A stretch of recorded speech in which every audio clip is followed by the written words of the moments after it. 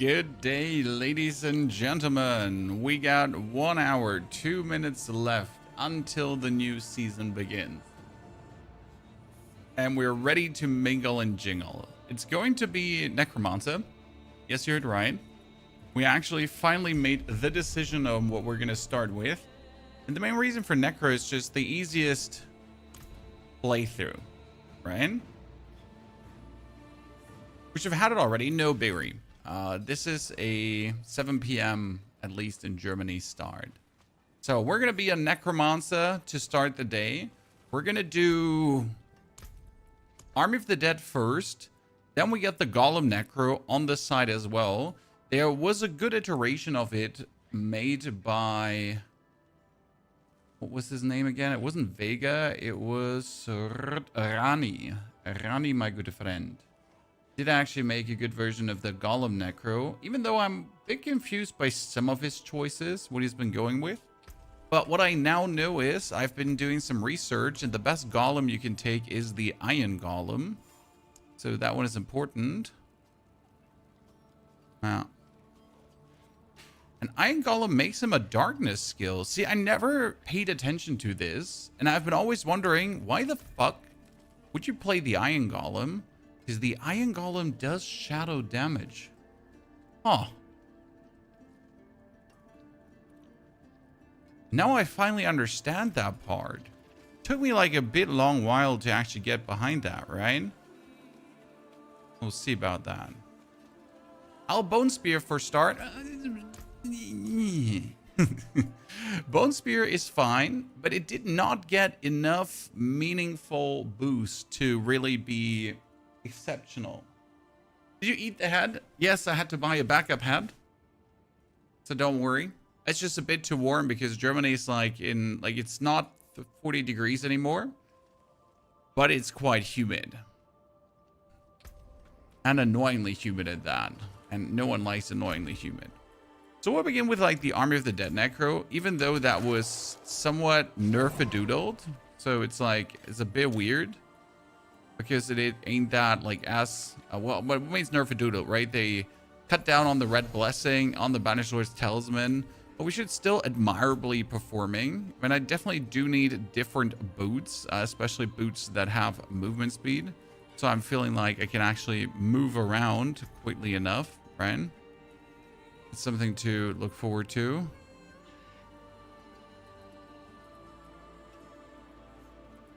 But we're getting there.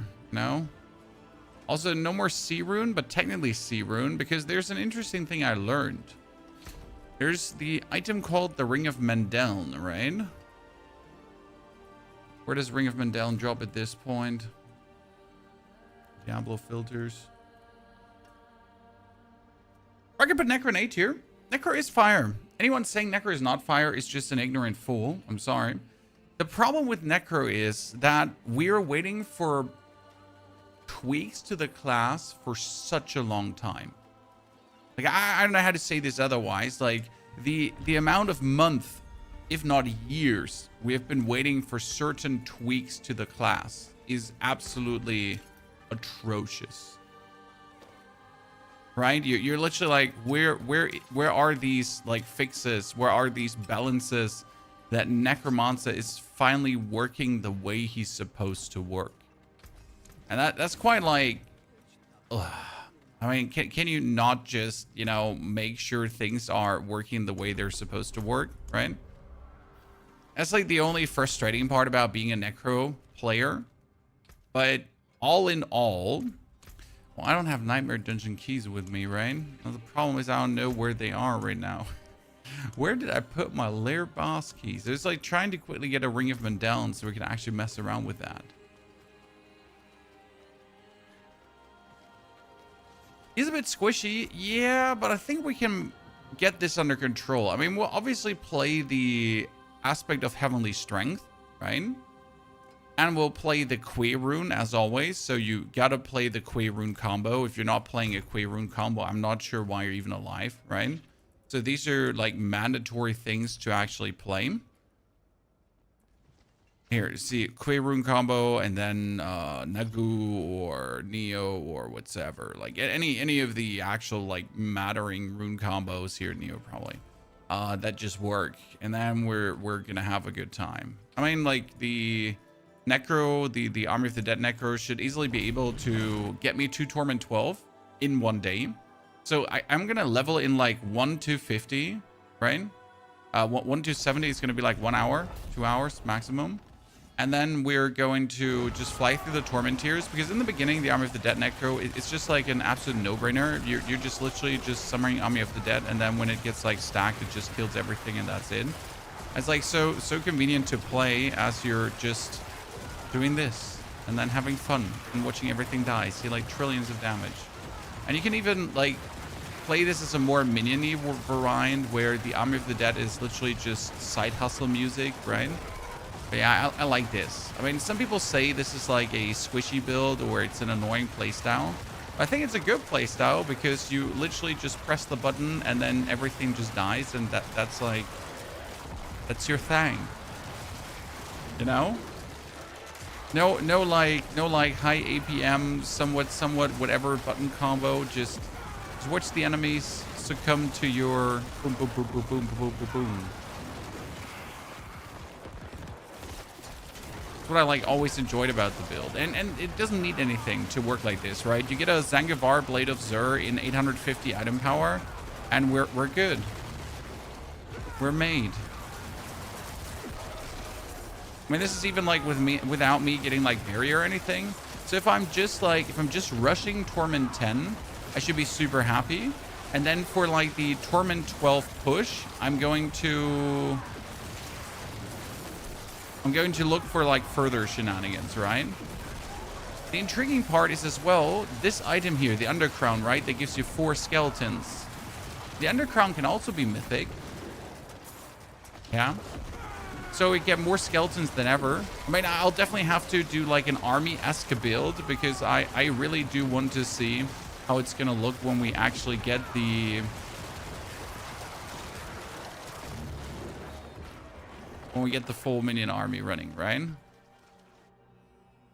Yeah, Army of the Dead is fine on to 120 metal. I fully agree with you. But that being said, since every single build got nerfed, right? Since everything got like a damage minus, I guess making it to 120 is quite fine. Right? Like, all things considered. Like, people gotta get rid of that notion, like, you need to do at least, like, pit 140 or something, because that's not going to be the norm anymore, because they, like, took everything down a notch. So just be happy when you're, like, doing pit 110. That's like the thing, right? Pit 110 is what you need, because with pit 110, you can get every glyph to 100, and that's kind of like a break point, where when your glyphs are level 100, you're at a very adequate spot to do everything in the game. Right, even before, obviously, glyphs to 100, but still, like, you know, it's a very nice, grindy spot to be in. I usually, on every character, try to reach 100, and then on a character where I want to push deeper into the pit, I go further. But yeah, I think that's where you then just swap the Necro builds, right? This is like the laid-back, I get easy into Torment 12 build, and then you go into the different Necromancer builds. This is how I feel about it. And you get on the Warlock front. So Warlock is going to have a few interesting things. First, the Lunatic build. Then it has going to have a Profane Sentinel build. Here now, we're going to summon the minions. Look at the life. Look at the life of him. Right? And Gonzo. Ah, just too fun. I like it. Look at that. Triple Ancestral Boots. What I can't wait for is just crafting items. By the way, chat, did you notice that... I tinkered a bit around the sound, and I tried to take down the sound distortion that you have with Diablo.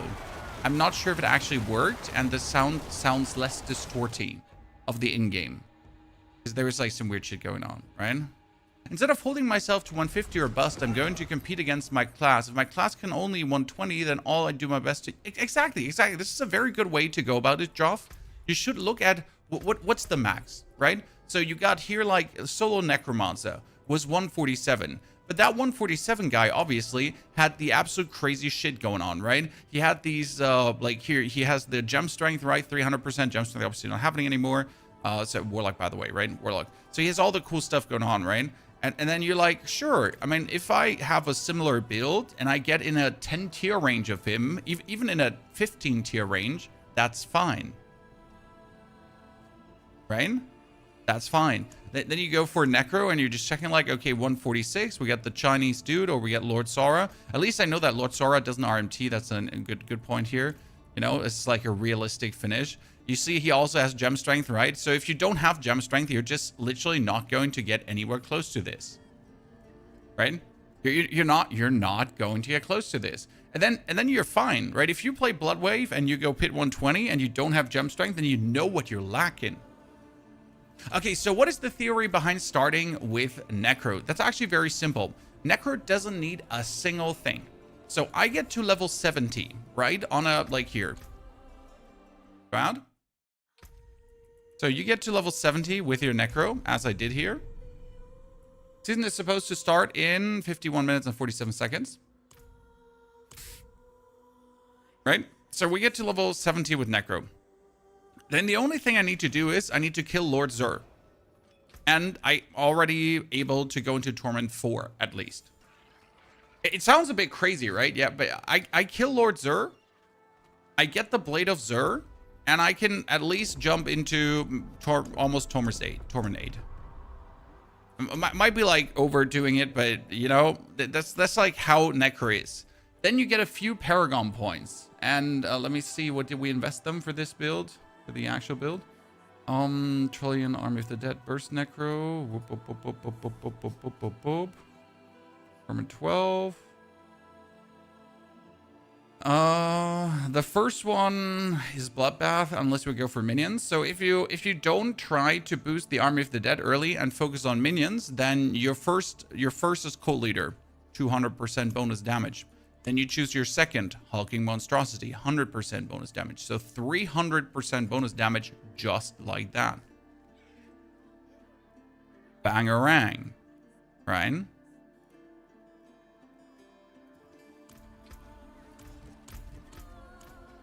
It could be that simple. Sometimes. What I would like to know is if my skeleton mages, right, are raining down blizzards. This is 9,900 damage. Does that damage of the blizzard is obviously relying to what my weapon has, usually. Yeah. So my weapon does scale the damage of that one. But does the percentage multiplier of 290% rise with ranks in my skeletal mages? So if I now put like 5 more points in, does that multiplier... Oh!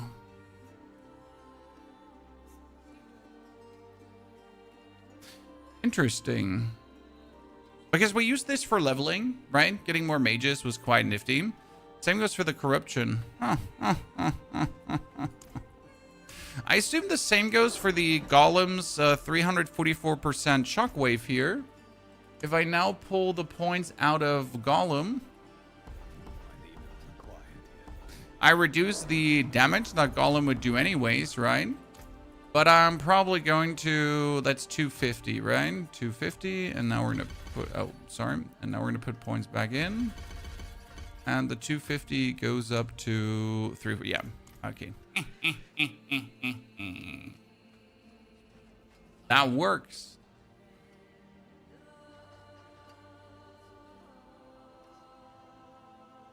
I really Paragon 261 on day 1. Sir, this is not the start yet. Start is in 48 minutes.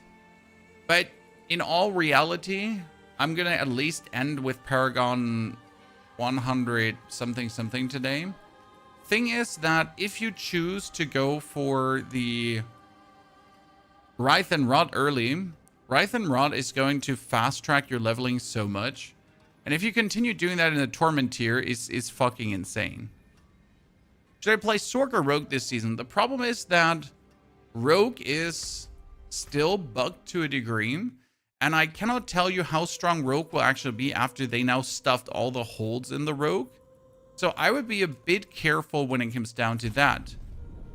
If you then look at, I said Rogue, right? Yeah. If you then look at Sorc, we all know Sorc got nerfed.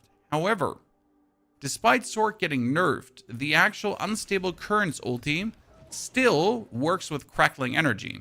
So right now, Unstable Currents has increases shock skill damage, okay?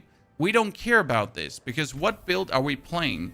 We're not playing your average daddy shock skill build. No, we're playing the Crackling Energy version.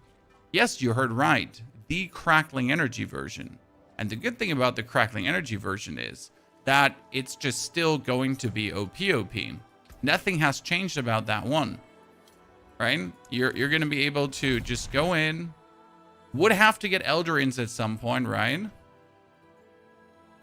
And then you're going to activate this, and you're going to still just teleport around. And your goal is to now stack Crackling Energy, like, right, as quick as humanly possible. Because the more Crackling Energy you then stack and overstack and get the stacks. I mean, this is obviously going to be less efficient than it is right now. But, like, then you're going to farm a pit 120 in 2 minutes instead of in 90 seconds. Oh no, boo-hoo, how terrible. I'm gonna like, oh god, no. How will I ever cope with that, right? So we're sitting like at 200 stacks for it, right? But you're probably then gonna sit at 100 stacks. So you're all in all going to be a bit weaker, but it is most likely still going to work. Especially if you then focus on the Crackling Energy version, right? I mean, problem as always with the build is going to be when you have it, you have a lot of damage. And as your ulti runs out, you're gonna have less damage. So that is definitely going to be still the only one thing that's gonna play in the build. But I guess that's fine. I mean, I'll definitely be making a Sorc, and I'll definitely test if this build is working again. Because despite having played this build last season, it is unarguably one of the most efficient builds to do things quick. Like, if I just wanted to farm cinders for Helltide, if I just wanted to farm gold in Nightmare Dungeons Escalations or something like that, I would still return back to this build, right? So my Necromancer is an easy way to power early on. However, my Necromancer will just not be good at certain tasks, right? If I really want to min-max farm something. So I'm going to start with that because it's just so simple to scale. It's so simple to blast through my seasonal rank. It's so simple to pretty much set up for success. And then I can take that success that I set myself up with the Necromancer, all the boss materials I've fought, all the boss trophies, all that kind of stuff. And then I can take that to the next level with another Necromancer build and or different class builds on the top with cheese and cream, right?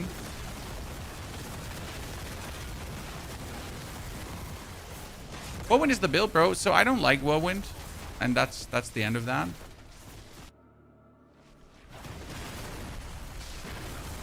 I am not a fan, and I won't ever be a fan. Not my cup of tea. I mean, the Ancients build is fire, so we'll do Barbarian with the Ancients again, yes. Because I'm really looking forward to make the adapted version without Mythics. Generally, I'm actually excited to just not play the iconic Mythics once in a while, right? That's always a good thingy. Who does not enjoy going quickly through things. What's your raw build? I am playing the Call of the Ancients here. Do you think Spiritborn will work in this season? Yes, but it will just not be able to dash infinitely. So before we go for the Barb, give me a second. Let's go for the Spiritborn because I think we can actually show how it's going to look. Right?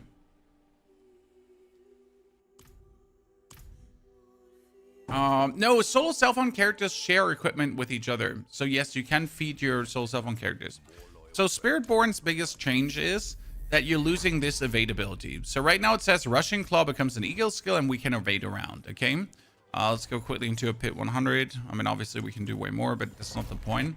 So you get the Rushing Claw, correct? And the thing about Rushing Claw is that it now allows me to do this, right? I can do this. And I can da. So the biggest change about this is going to be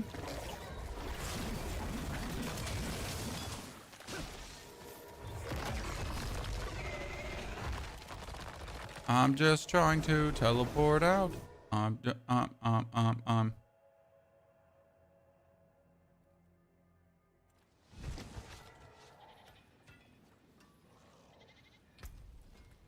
So what happens is that you don't have this evade variant anymore. You have to go for evolving claws, right? So now what does that mean?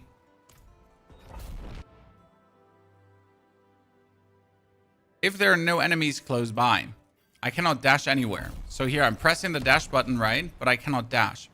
So now I have to walk towards opponents, but then as soon as opponents are there, I can still dash through them.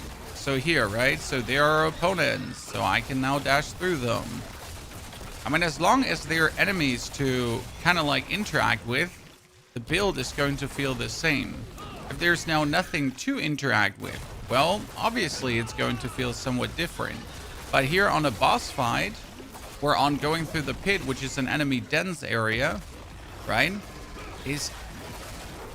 I mean, it's a high horse complaint, like, oh no, I'm moving like with 4,000 APM instead of with 8,000 APM now. That is so terrible. What shall I ever do?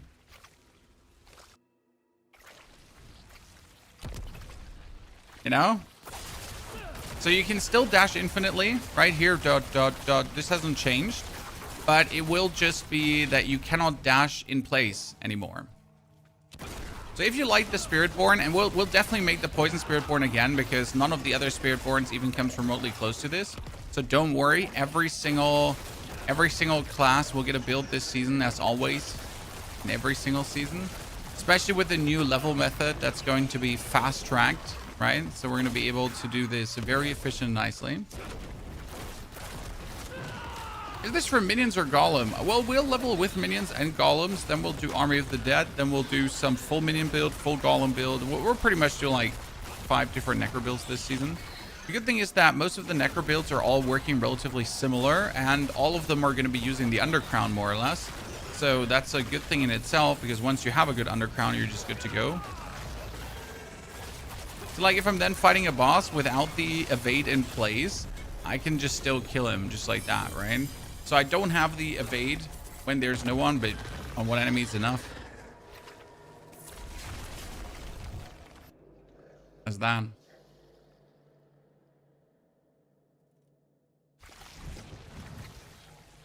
And then you said Barbarian. Barbarian is going to be Ancients.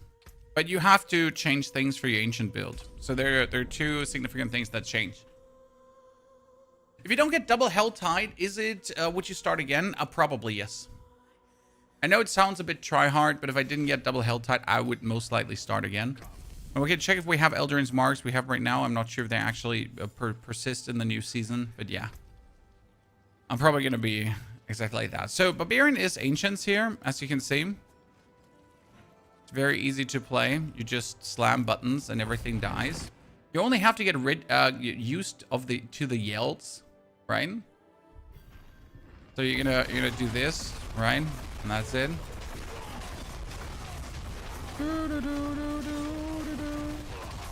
All of the ancient, all of the ancient.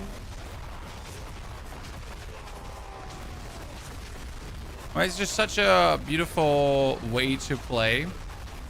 Because you're just jumping, running around, yelling at things, killing stuff. And it's going to be still this powerful in the coming season.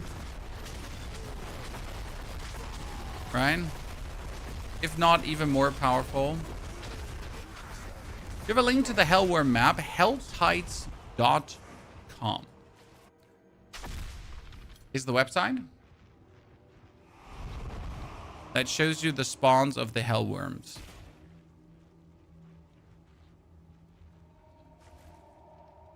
And that Hellworm farm, by the way, still makes sense in Torment 12. So if I'm now in Torment 12, right? Helltide is up for 33 minutes. I would want to go for 300 paragon points. I'm only at 261, right? Pretty weak. I would still head over to the Helltide and just farm Hellworms now.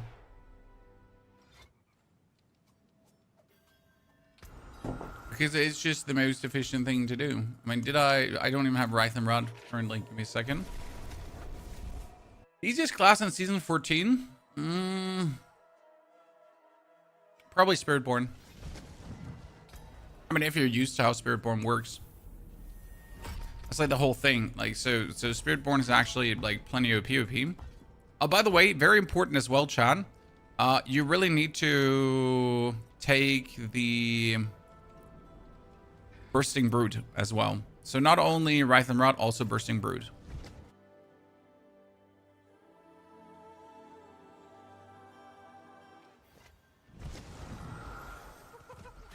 Season 14 out already, another 38 minutes. So you have time to ask your questions. Like, we would have to get our, like, this is Torment 12, right? We'd have to get our Rage up, our Wrath up quickly. And then let's see how much XP we can get in Torment 12 from the Hellworms, just even there. Just to paint you like a picture for how quick Paragon leveling will go. Because that even at this point, you're still going to get so much massive XP. Not funny anymore. By the way, chat, I need an important input from you. Because I need you to tell me if I'm crazy or not.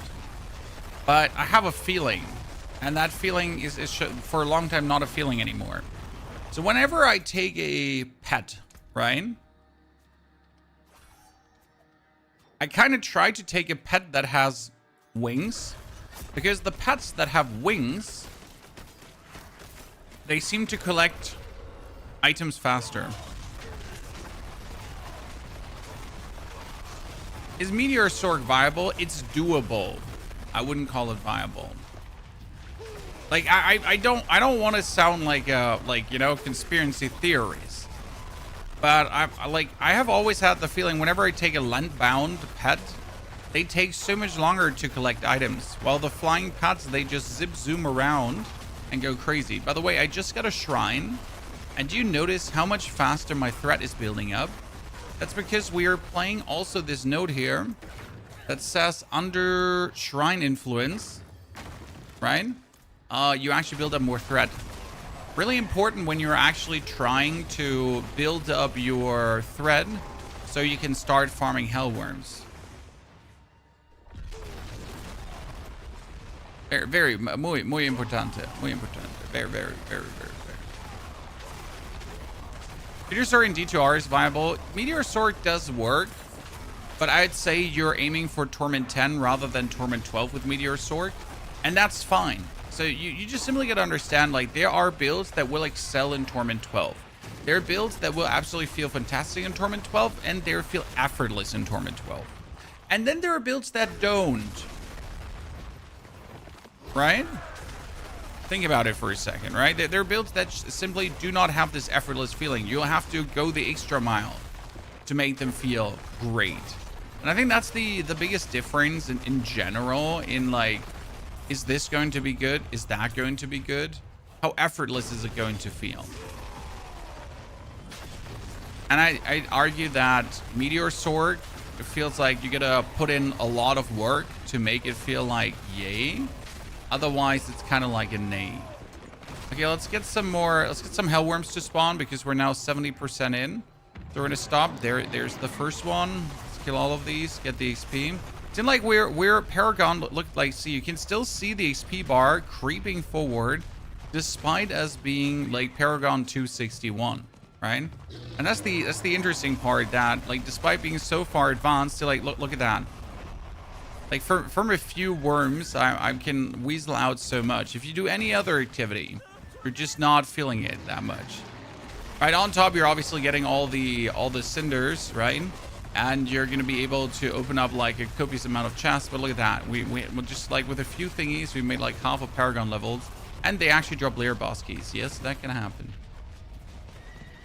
I would think that the wing pads don't get blocked. Well, I would think that the normal pads also don't get blocked, Zadik, because they're pads. But it seems like, yes, that normal pads do occasionally get body blocked and don't perform up to snuff. So, yeah. Why haven't you used all your paragon points? Because I'm at the pinnacle of power, more or less, and these 11 points won't do anything. I mean, there's a heavy diminishing returns, generally speaking, to where you can go paragon point wise. So it won't like really do much for the character. Sure, it's gonna make me somewhat more tanky. Sure, it's gonna add like a bit more like 30 more damage to the build, but it's not like at this stage it's not meaningful doing anything, right? That's why farming for 300 paragon is like useless, because there's not much gained. Did season 14 drop? No, season 14 drops in 32 minutas. Gilmore, thank you for the Prime Gaming subscriptions. Marisha, also thank you for the 27 months. Welcome to our first 2 supporters today. Hope you're ready for a night of entertainment, ladies and gentlemen. We're planning to be live for quite some hours. I mean, it's not going to be a 24-hour stream because I'm a reasonable human being. I have a family, right? And I'm old. So, no 24 hours for me. I'm going Necro this season, leveling with minions and then switching to Bloodwave. What's your plan? We're going for Necro too. We're just showing off builds here right now. So people were just asking for a few choice things. So we're showing. See, like, we've been now minimally in the Helltide 405 cinders. So even if I was now just trying to get cinders for loot, right? Like I get just cinders so easy, and I could go like open multiple of these 250 cinder chests, right? Especially if I just like farm like it for a few seconds more here right now. Like here, there's another hellworm, and then boom, we're sitting almost like boom, 500 cinders. So two chests guaranteed, 1 paragon point up, and now imagine doing this in paragon 1. You're young? Well, I'm feeling old today. I have an old day, you know? I woke up, my joints hurt, my body's heavy. The children didn't let you sleep properly. Sometimes it to be that way, and you feel past your age.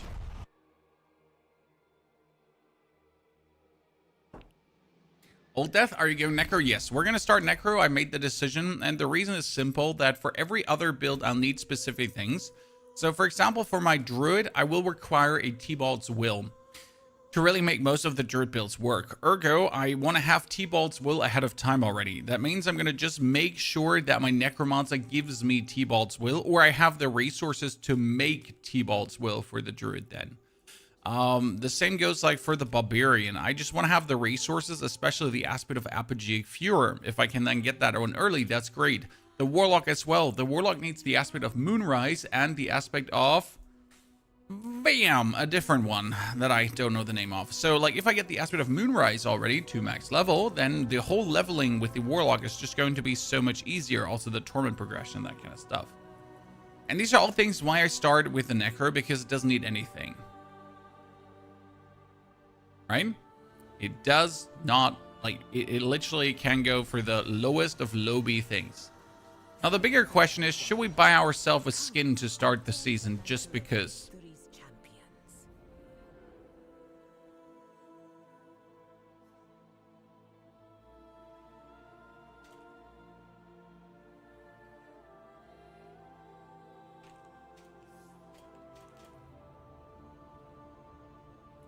If we should start the season with a new outfit for our Necro.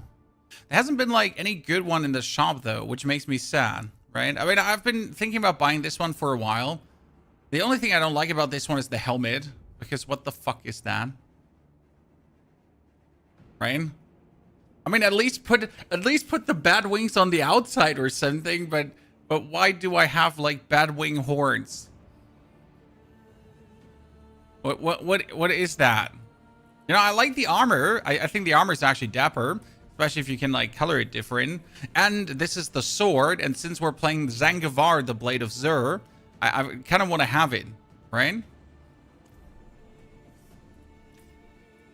The good thing is, if you buy this skin, I have a different crown for it. Let me show you. Give me a second. Where is it?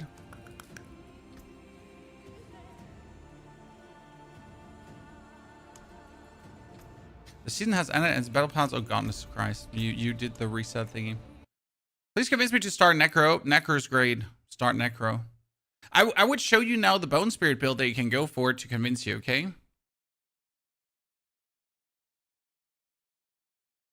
Thank you very much, Mr. Ruben.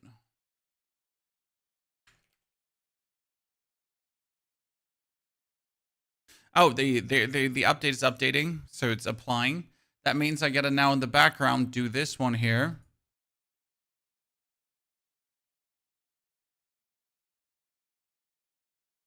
Please don't look at me, Chad.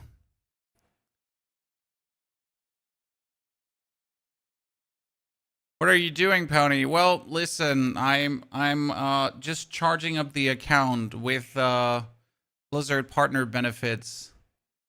Don't look at me! No! Don't judge me! Please.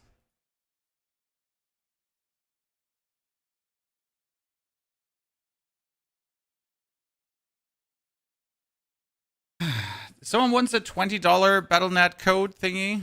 Yeah? Should I post one in the chats? I mean, someone's going to claim it faster than everyone, but I got one code. I got one code I can put in the chats. Anyone? No? No one? Okay, I can enter it here. No problem. I can just put another code, right? I have enough. Oh, okay, Mr. Mr. Heisenberg. Double and give it to the next one. So it's a $20 BattleNet code thingy. So if you're in BattleNet, you can go here for redeem code, right? In German though. And I can post it in the chat and maybe someone can redeem it and get lucky. But yeah, I kind of wanted it myself, but it would be the least thing I can do. So I can post it to all the chats at the same time. So it lands on YouTube and everywhere. I'm on PS is going to work. Johnson, if you're in PS, you're going to be too slow. Don't get me wrong. I mean, people are just going to go copy, paste, right? So that's that. I'm just going to spontaneously drop it in. Dropping it in 3, 2, 1. Let's see if my messages are being sent to all the chats. My messages are not being sent to all the chats. That's great. Oh, and there you go. Someone will probably have it. Okay, now let's see if this is properly updated. It is properly updated. So, like, don't forget to log out to apply the update. You still have to restart the game on in 25 minutes, right? But there.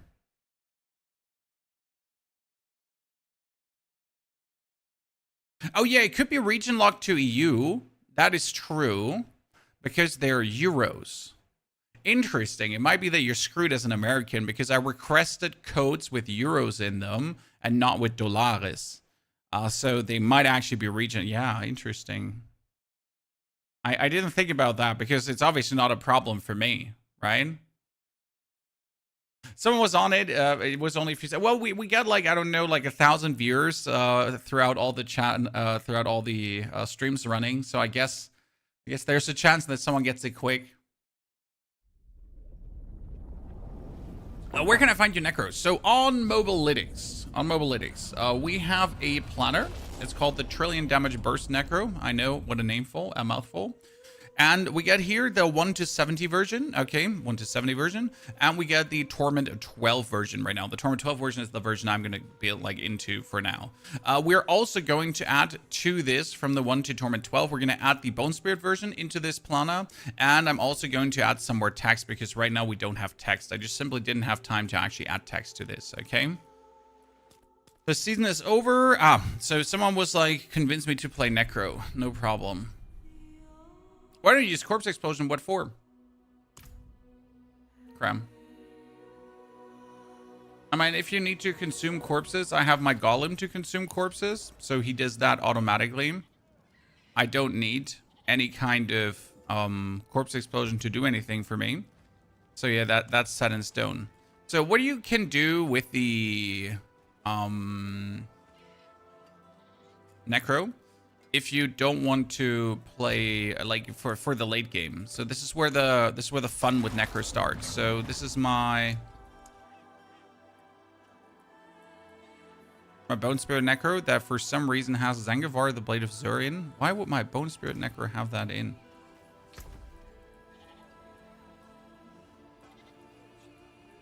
I'm not sure what kind of weapon we did play before. And my red herring here. So yeah, the actual Bone Spirit build.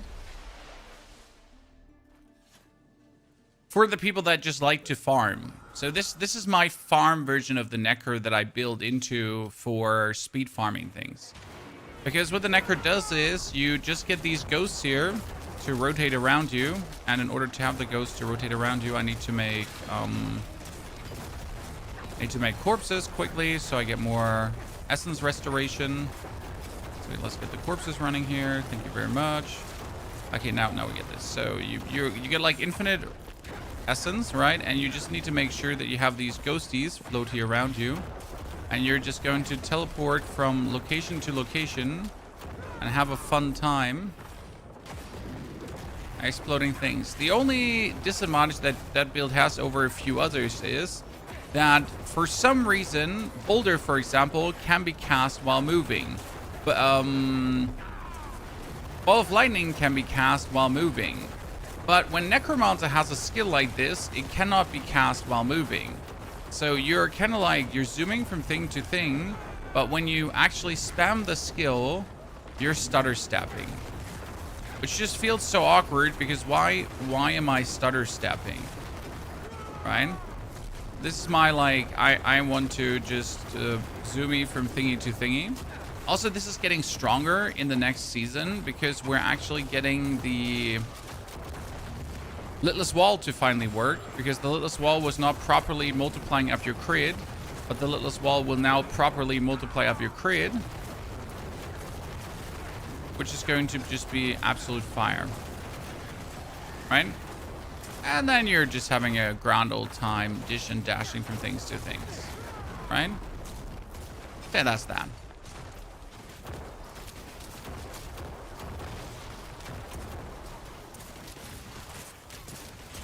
Zatine, good to see you there. Zatine, hope you're doing well, my friend. Good evening to you. Elder also, thank you for 64 months. People are playing already. I don't think the season is live already. As you can see here, you can go for the character. And you can actually start solo self-on and seasonal. But why?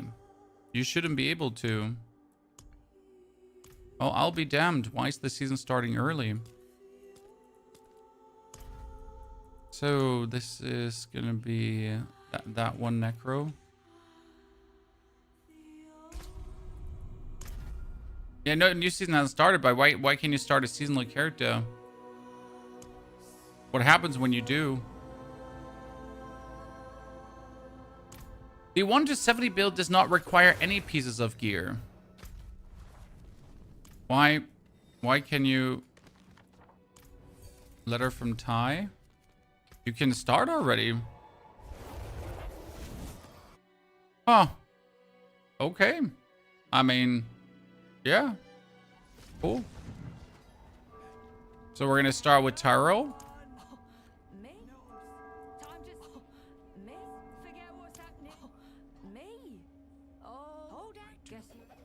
Okay, you need to actually talk to the person properly, because if you don't advance, she bugs out.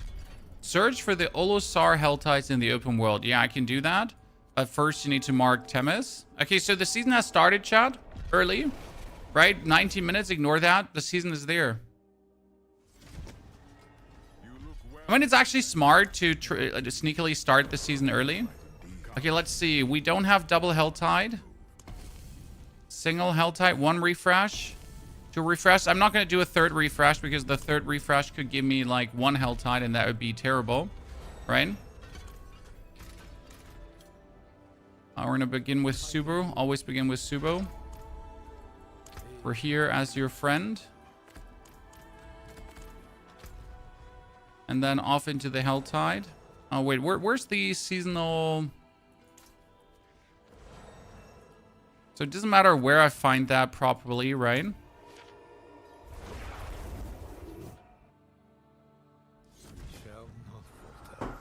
Or Necro again, because Necro is quite powerful.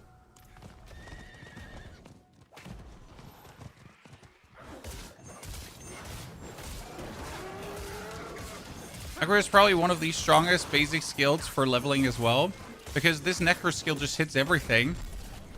You know, where other classes are just like trying to hit multiple opponents at the same time, Necro just hits everything. Okay, let's get our mages. And as soon as you have the mages, you can actually know Book of the Dead starts later. Okay, that's a level up. That was easy. Oh no, that's a... Okay, here is a... You gotta go to these tiers and now close these tiers. Okay, enemy density good. I like that. As soon as you walk in, they start closing and enemies instantly start spawning. Yeah, it's gonna be easy XP.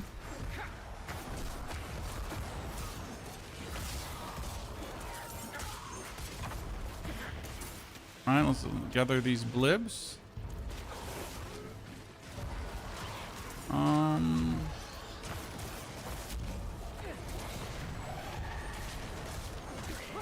What is there? Okay, there's an Archon. Okay, this is gonna be like this is gonna be like smooth leveling, and smooth getting the points really important. So right now I'm just trying to get my cinders here, and I'm out. Like I could stay now to do this longer, but we're not actually gonna do that. Oh my goodness, I am just trying to leave this. Let me leave this to Temis. Oh Lord. Let me leave this to Temis. Just to Helltide, no seasonal quest first. I have the seasonal quest. Oh, let's hope we're not getting the black screen teleportation error now, left, right, and center again.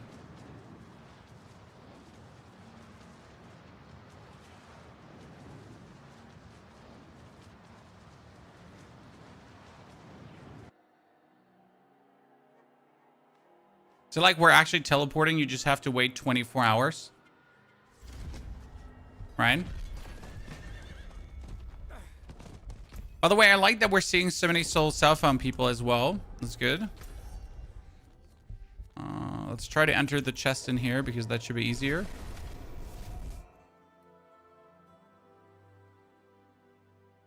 If you can't create a new seasonal char, restart the game. It's usually the way to go there. Be with you.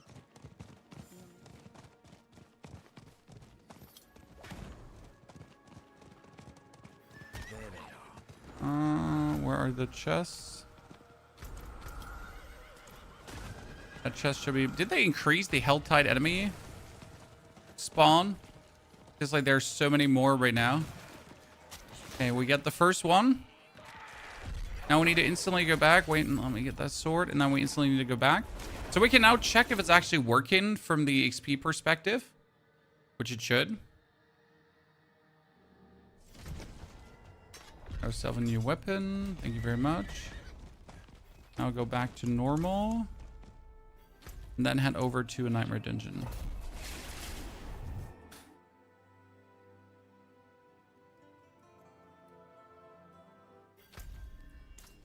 Yeah. So why we're doing that in Penitent? Because it gives more XP on the war plan. Just in case you're not aware of how that works. See more war plan XP. Okay, Skeletal Warriors is 2 more. Mages is corruption damage. And then we get another point for... that one was no. No, we needed more damage.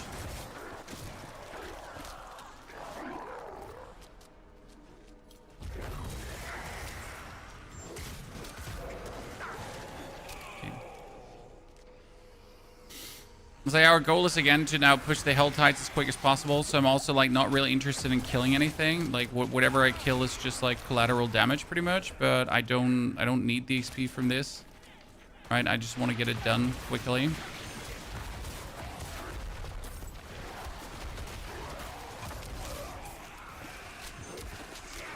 But is one Seaborn Goddess usually around here? No, probably not, right? Like the problem with nightmare dungeons early, like you don't have the movement to properly go through them, which can just lead to these awkward, slowly stumbling forward situations. We get our golem. No, we don't have the golem yet, but we get the... What was it? This was damage bonus when you command them. Whoop.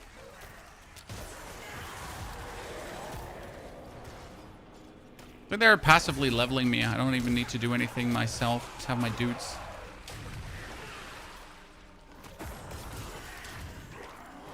Could also do this here in a higher difficulty, but there's just like no reason to, right? Because again, a higher difficulty would just only artificially slow you down. And I'm not sure why you want it to be slower.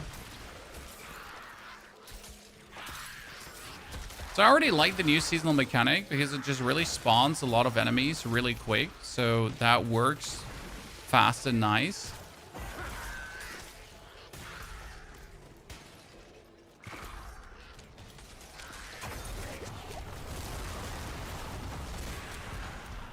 That's the next Seaborn goddess. Finally found.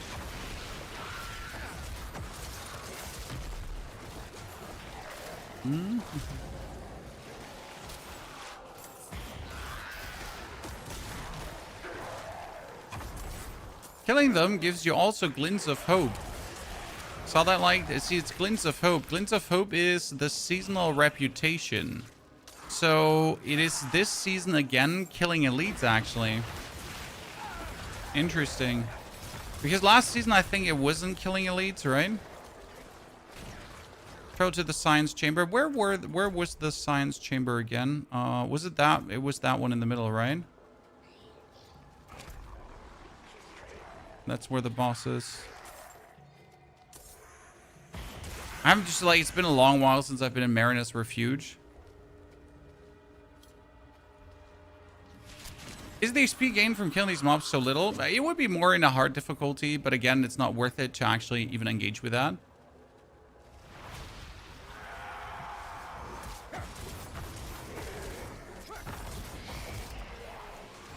We're just here to clear out the activity. Not sure you even need it. That's it. I told Miss how you're able to jump into Nightmare Dungeon. You open up your map and press teleport to Nightmare Dungeon. See, now we get this done. And that was our first. Bam. Already done. So that's level 12. Now we're going for double Helltide or bust. Come on. Yes. Fuck yeah. Super lucky. Love to see it. I got 5 skill points, which is huge. So we can do for vulnerable. We can do golem. We can do versus vulnerable enemies. We have increased damage versus crowd control. Thank you very much. We can reduce the spirit cost over here. Actually, no, reduce spirit cost. We need stacks of ferocity because the stacks of ferocity actually transport over to my minions. So that's really important. And then he goes for that. Our mercenary is once leveled up. And now in normal, we need to jump over to the Helltide once again.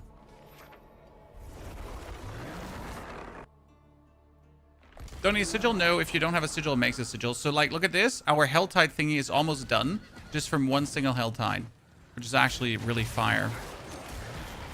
And now we have the minion support already to farm this one here so quick. Shit, Helltide is only 4 minutes. Oh, man. This is going to be awkward as hell.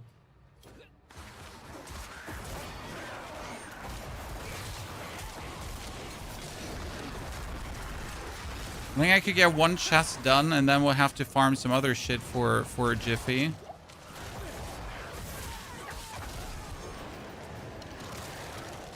There's a problem that's like wrecking my skeletons. I mean, the seasonal mechanic does at least give like copious amounts of cinders. So like for clearing this one out, right? Then for spawning these enemy dudes. Oh, we might actually get the cinder. You know what? We might get 150, Chad. Yeah. Okay, full risk. Full risk because I really need to get the 150 here. That would be so... It'd be huge if I managed that. Yeah, double. Let's go. Ah, yeah. I like this.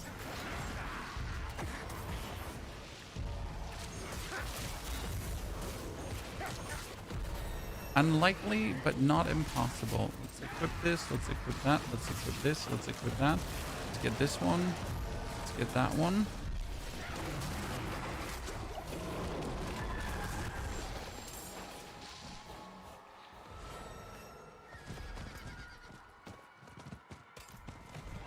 Okay.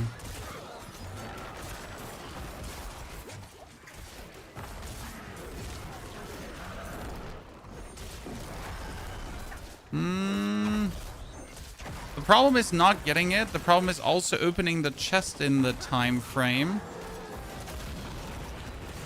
I know there's a chest here close by. I need to teleport back, swap world tiers, teleport in again. I think we're not getting it done for both. Ah, frustration galore. No, I'm gonna get one. Yeah, we're not gonna get both, but we're gonna at least get one and then do PvP stuff, right? Pancake, good to see you there. This is the new season, yes, which started early. Space McNasty also, pleasure to have you with us. Dankeschön. Hope we're all doing well. So Penitent again, jump over and end that in quickly. Yeah, one is better than non-backstar, exactly. Like, don't be greedy, don't ruin your progression because you just couldn't be satisfied with like at least getting one. I mean, I could still try to kill penitent enemies quickly to maybe get this up. So there is a chance that this works. It's unlikely, but there's a world where I can just ride over. Are you not ready? This season started early. It's illegal. So like, usually never recommend doing this here in Penitent. There's no way I can safely tell you that this is like what you should do. But there's a chance.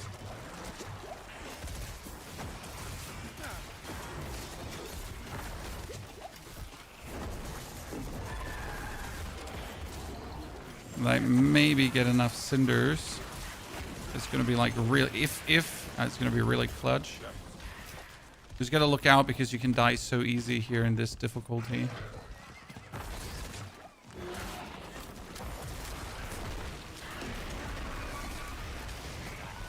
No, yeah, we try, Chan. Let's get out of here, back to Temis. And we just gotta wait for the next Helltide, but we can do smart things while we wait. Okay, so with the one done right now, this is good. Like, we have this locked in. So this is 43 experience. So we're almost over. We also can claim 2 skill points. I completely forget about that. Oopsie doopsie. We could do an Undercity run just to get ourselves the next skill point. So that's an easy squeezy thingy to do. Now we can swap over to the normal difficulty. Put our 4 skill points in. This is double essence harvest. That's going to be the less cost, more damage per stack of ferocity. And then we also have the level up of the mages. Yes. Because mages are going to be our main damage for leveling further forward. Okay, we're going to go into the PvP area.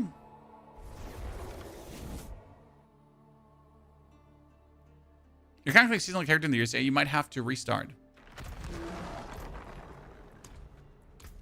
Okay, we need to try to get like the Reapers. Thank you very much. They're going to be important for cooldowns down the line. You're in Bloodwave Necro? No.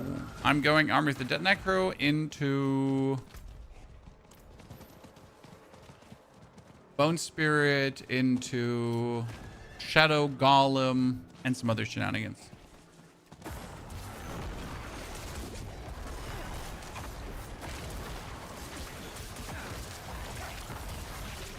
Why kill this guy here? Easy XP, Chan. I mean, it's a 5 favor thingy to do. So it's just an easy level up for our skeletal mages that will now restore my essence faster.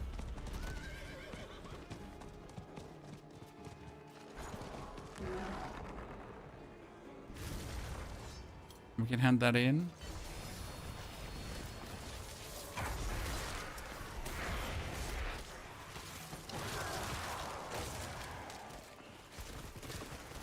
Watch my dudes restore my essence faster.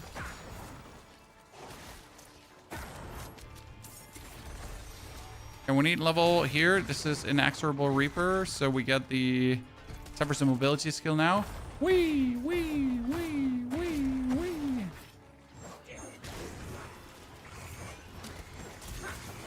War plan account wide? Nah, sir. Come on now. We don't have the technology for that. War plans account wide. How do you even imagine this would work?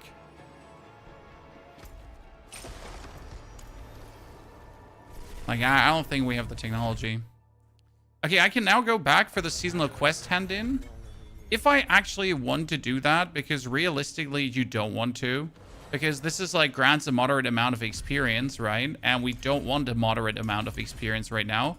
It sounds a bit weird. Why would you not want a moderate amount of experience? It's actually quite simple. Because I want to stay a certain level to not advance my... Like, if my level is too far advanced, I'm already going to roll for the next battle passes. For the... How do I say this now? If my level is too far advanced, then my war plans will give me 3 options instead of 2 options. And it's going to make it longer, right? So getting only like these 2 options in the battle plan at a lower level is actually to your advantage, if that makes sense. That's not a downside. It's kind of like, it's fine that it is this way.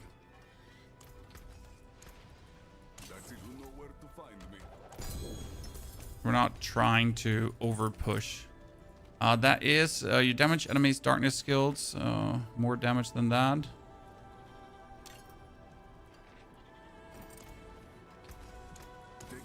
Same goes like for the Whisperer. I should now... I can take the Whisperer, but I'm not going to open up the box yet. Right? So that's 1 level. If I open it up, that's even more. We're going to get more warriors. That's going to be a huge amount of warriors, actually. It's going to be beautiful. Okay, Helltides. Helltide.com is up. 1 more minute until we get the Helltide. Probably going to kill the next PvP boss because it's so simple. I saw you TikTok how to level pretty quickly this season with Helltides. Thank you for the info. Well, I'm happy the TikTok reached you. Thank you for putting out the bar planner. No problem, my friend. That's what I'm here for. Putting out planners left, right, and center. Gotta put more text in the planners. It's the only thing that's still missing. But I'm only 1 man after all. I'm not max roll.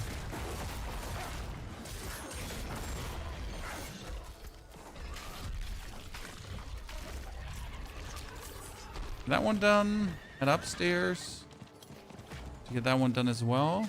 What is that? That's someone with PvP on. There's someone running with PvP on. People these days, Chan. People these days.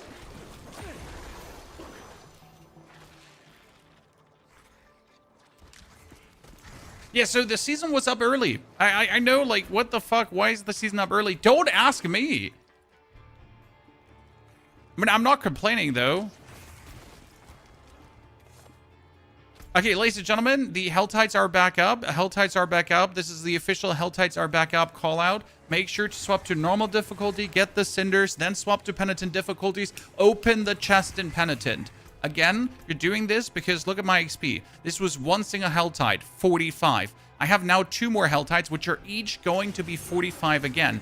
Bam! I'm almost going to be level 2 Helltide and almost level 3 then, as soon as possible, right? It's going to be huge. Now we're going to head over to Virgin Han, and we're going to try to instantly go for... I'm going to probably overfarm cinders because it doesn't make sense if I now would only farm... like the 75. Then again, if I farm 75 quickly right now, I could get like already the Hellworm upgrade, which is actually working very nice in my favor. But again, you don't want to teleport. So technically I should farm 225 if I'm smart. Ooh, 200 size this early. Okay, we're Necromancer, so I can now teleport around. What is this, Chad? This is a new thingy. What is that? Oh, it's a Realm Walker. I don't even know how that event actually works out right now. Slay the dudes, disrupt their ritual, and then what? I mean, might as well just stay here because I need enemies for cinders, right? How do I get enemies for cinders? Just do the seasonal stuff. I mean, it couldn't actually be simpler because every single terror here that you clear, right? Every single one, the enemies drop cinders, and clearing the tier itself drops cinders as well. So this is probably the easiest way to get cinders right now.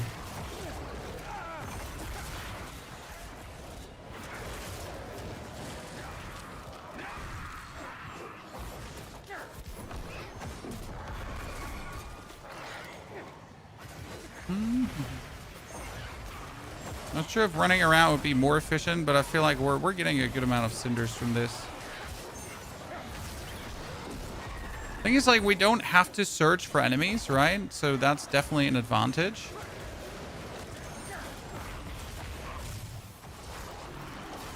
Yeah, we got cult mages with level 18. So that's the first 75. I could now go and open up the chest piece, but as I said, I feel like it would be more opportune if I farm a bit longer and try to get more out of it.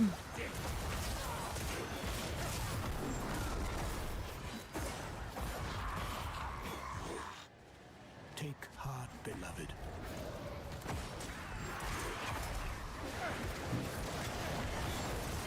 How many tiers we got? Like 1 tier, 2 tier. There's a 4 cinder. Thank you.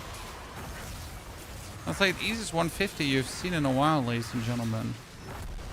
Okay, so this is shrinking now. What does that mean? Does the dude come out of his? Actually, let me swap over to that one.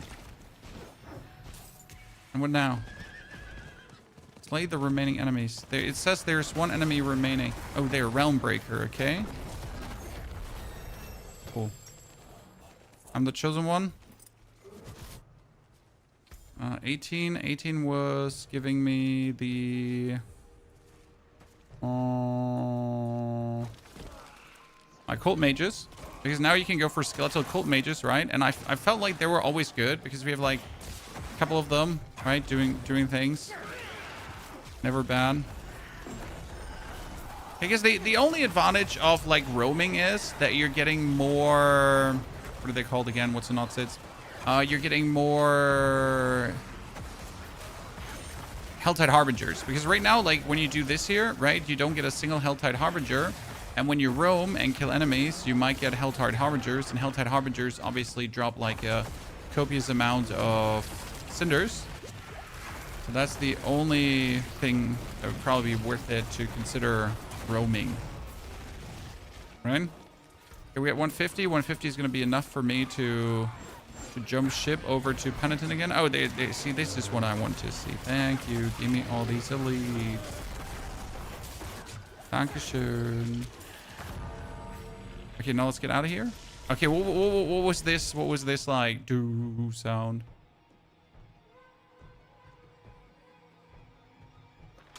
Are you skipping portals? I mean, I'm not really interested in doing anything seasonal mechanic wise yet. I know that sounds a bit like what the fuck, pony. But I like as soon as I have my like I can interact with the seasonal mechanic as soon as I'm like deep enough in the game, right? I just want to get 70 right now. It's just like not worth it to interact with the seasonal mechanic, and then even more with the seasonal mechanic afterwards. Zader, thank you for the brand new sub. Zader, good to see you there. That's just like, that's the way how I do it. You obviously don't have to do this. You can just interact with the seasonal mechanic, level with the seasonal mechanic, have a good time. But realistically, if I level with the seasonal mechanic, I'm gonna take like 3 to 8 hours to level. While if I just completely ignore the seasonal mechanic here right now, I am stuck and I cannot get further. We will just be so much faster through everything that it's just really defeats the purpose of like trying to be efficient here right now.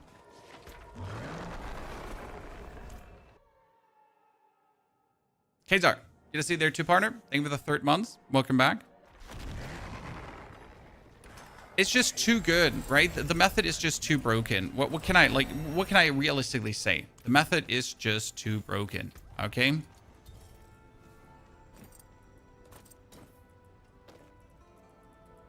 I wish it wasn't that way. It is that way. So what can we do? So now we get double Helltide again. Yes, that's huge. So if you look at this now with the double Helltide, I'm going to be almost fully done. Triple Helltide would obviously be better, but I'll take a double Helltide over nothing. So now we can go back to normal. As I said before, we get the 2 more points. 2 more points gives me finally the ultimate. Thank you very much. It gives us our ulti, our Grave Plume. That could be 3 smaller golems. Triple golem gang. And then we need 32. So we can now hand in the Whisper. But again, I am not going to open up that cache, because it's just not needed currently. Gang. Those higher. Back to Helltide. The lower one, I think I could farm more cinders. Mr. Goofy, Viddle also. Thank you for the 87 months of support. Welcome. Good evening to all of you, Chad. We're definitely going to play until midnight today. Probably a bit longer. And I got my snackies on the side. So I'm good to go. Well, hello. Would you look at that? Easy opponent. So why are we not swapping over to hard difficulty? I did actually try that. And it made me slower. Right? It got me more levels going for hard. But the problem was, the more levels in hard, again, pushed my my war plans to this quad tier. Because right now, I only have to do, like, below level 25, you can only get Nightmare Dungeons and Helltides. If you get level 25, you can get actually Nightmare Dungeons, Helltides, and Undercity. So for the sake of, like, not advancing too far, it is surprisingly more opportune to actually say, hey, what if, right, we're getting less XP?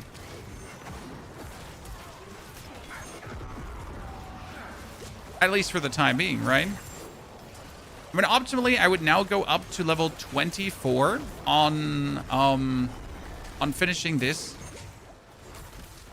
war plan, but I think I'm gonna go up to 25, sadly, and that's a sadly.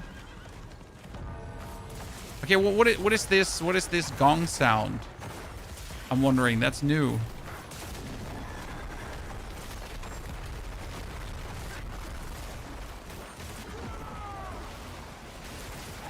That's 150. Instantly back. Don't even hesitate.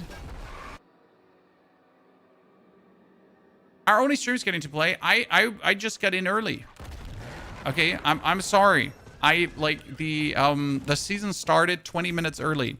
They sneakily, and I say sneakily, they just started the season 20 minutes early. They were like, hey, hi, GG.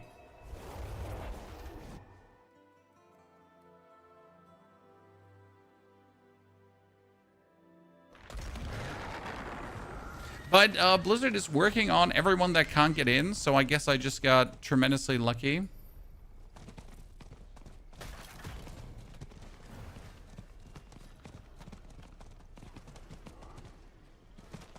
It's funny, there's so many people currently in Penitent running around. Oh, run away from the Hellborn!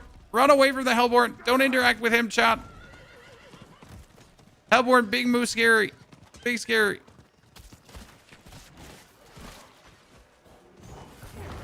That's why I keep the Golem, because see, if I go in with my Golem, he actually taunts everyone. And I don't really have to fear for my life. I mean, I still have to fear for my life, but reasonably. No, no, no, no, stop shooting butterflies at me. Ay, ay, ay. Chad, he tried to kill me. Death by butterflies. It was clutch. So, by the way, who of you is starting to play solo Southbound like me, Chad? Who is going for trade? How do you feel? I mean, I'm really personally excited about solo Southbound, and you will see Mr. Ponyhoff care about the leaderboards a bit. Not too much, but at least a bit. Ah, finally. This is how I love doing Nightmare Dungeons, right? So this is why Necro for the win, Chad. Because now I have to destroy these shrines of the Seaborn Goddess, right? But that's also the only thing I have to do. So from now on, I can just go through this here.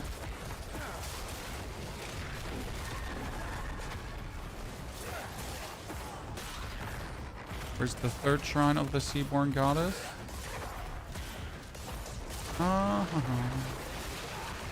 Like, Necro is just unmatched movement speed monster.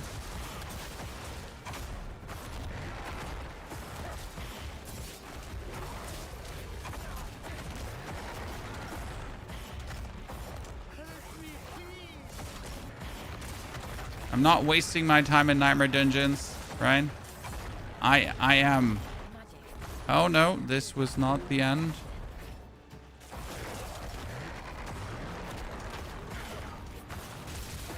How do we have this much resource so I can just go and go? Oh, that's actually very simple. I choose to use the skeletal mages that give me essence cost restoration. So I can do this here. How do you trade? Diablo.trade is the website. Yeah, shit. We're going to be too high level now. So I'm going to return. We are currently level 23. So this is going to push me now to 25. And if I'm unlucky, I'm not going to get double Helltide. Ah, it's a bummer. See, like here. Oh, wait.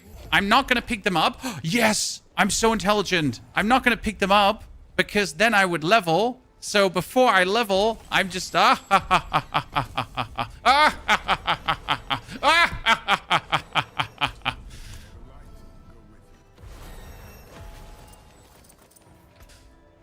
sorry. You shouldn't be glazing yourself that hard. That's kind of embarrassing. But what can I say? I felt very smart in that moment. What can I say, ladies and gentlemen? I just felt very, very intelligent.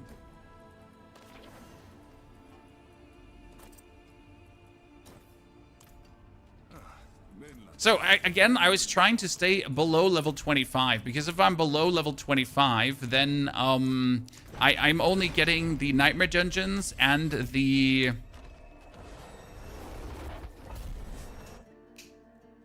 Only getting the Nightmare Dungeons and the Helltides to choose from, but not the Undercity and the Pit. Okay. What do we got? Boost, Glynn's Hope, boost materials, boost chance of upsize, chance to earn extra improvements on the rune. Ancestral caches from the Whispers. Those are my favorite one. Now with the next one, we're going to exceed 25, obviously.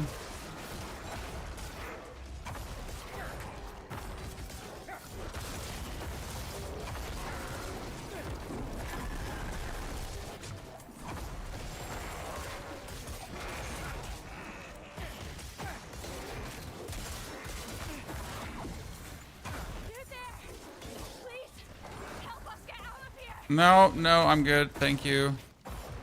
Wasn't planning on helping you get out of there.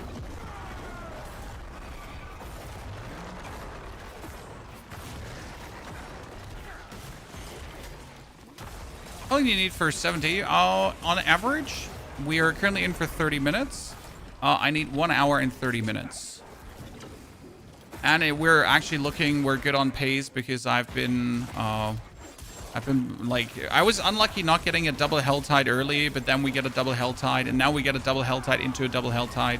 So we have been like, not the perfect start, but like 80% of a good start, I guess.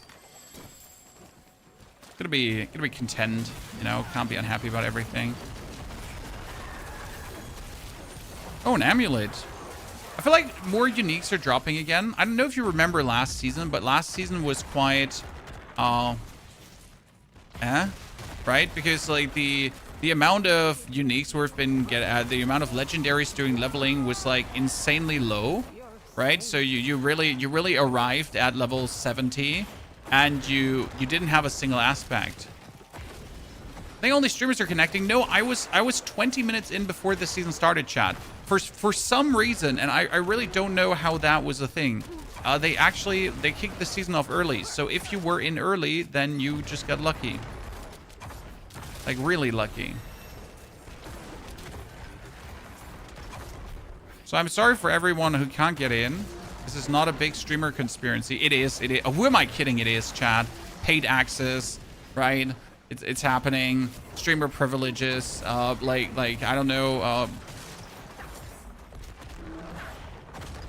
Blizzard partner benefits. Invited to private islands. The usual. You know how it is.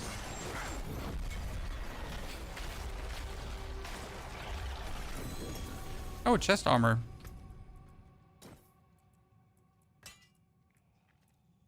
I'll take that. I can't get in on Xbox. I'm sorry. Chances they kicked off this season early. I mean, generally speaking, if I was an ARPG company, right, I was always trying to sneakily start off a season early. Because chances are that, yes, a lot of people are trying to connect. Chances are that, yes, a lot of people are trying to get in. So realistically, if you start a season early, you're always going to avoid this initial rush. You're going to be 70 by the time you lock in. Yes, I am.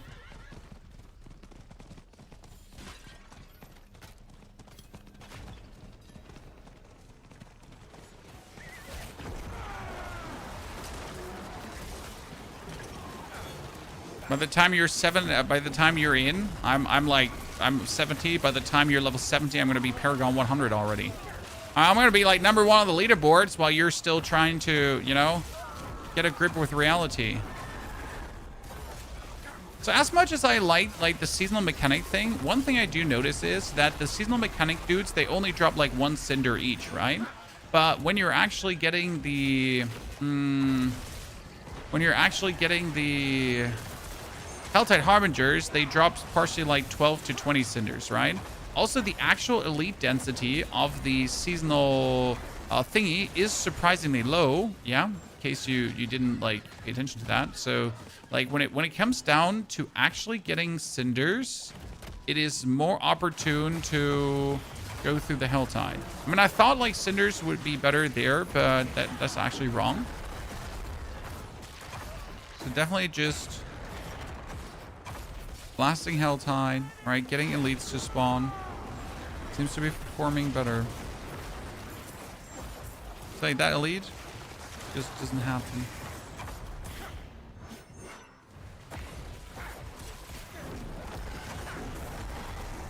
Okay, did these dudes level up?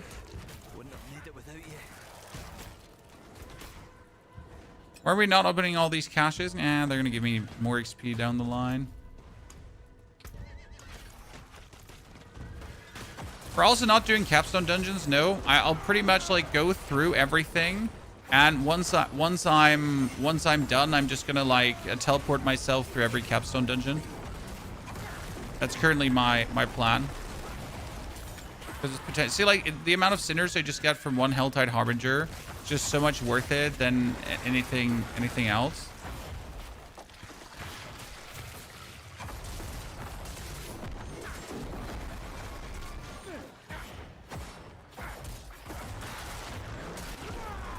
Seems weird, but it is what it is.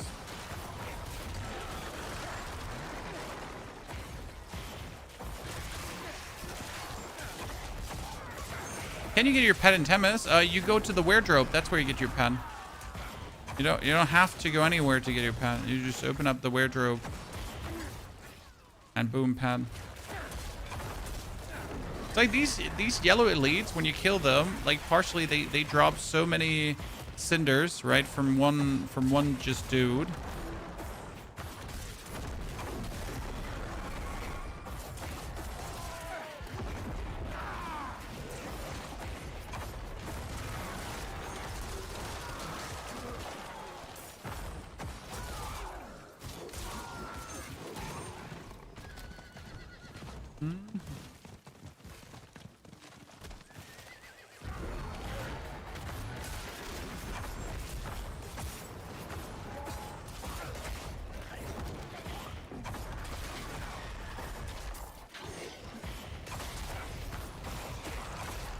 Come on, give me 150 so we can leave. We're almost at 200. We have enough Helltide to definitely finish a 3rd one. But we gotta hope that we're getting a double, chat. Because double would be huge at this stage. Come on, give me something. Oh, yay. Thank you very much. And that's 150. Let's go. Back to Temis. Mickey, get a C there. Thank you for the 5th month already. That's a lot. Purple, Dean, everyone, howdy. By the way, the Opal vendor in Temis can finally drop uniques. In case you didn't know that, now you know.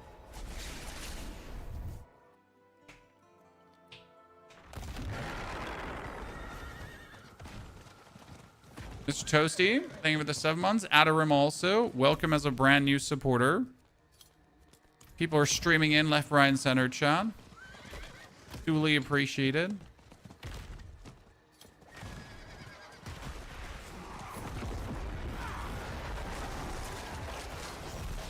I mean, if you, like, the problem right now is if you're not getting Helltide, you're definitely not going to make your character again, right? Because that would be too risky.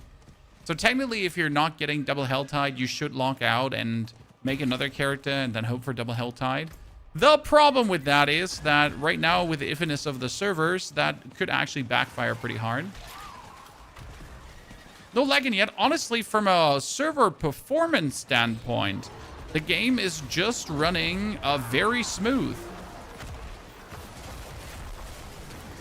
Because last season it was more like, honestly, it was awful. Oh, these are Bloodseekers. That's bad. Yeah, I'm out. I'm not even gonna pretend I want to fight the Bloodseekers because they're downright horrible to try to kill impenitent. Right? If this was normal, sure. This is penitent. We're not going to get them killed.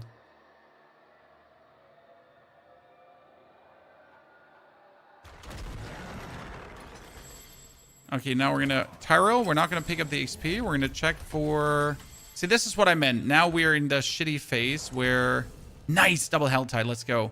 Okay, Undercity, Helltide with material spoils. Okay, that's huge, Chad. That's huge. We're lucky. Okay, ring. Banana phone.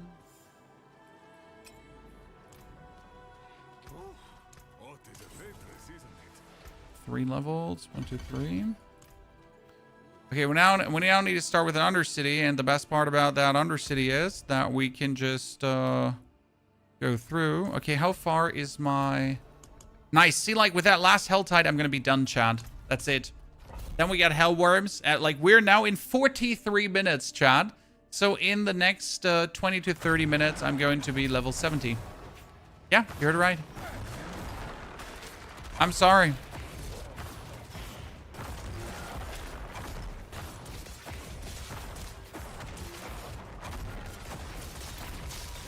Our streamers logged in first because I start, like, someone said the season has started already at 6:40.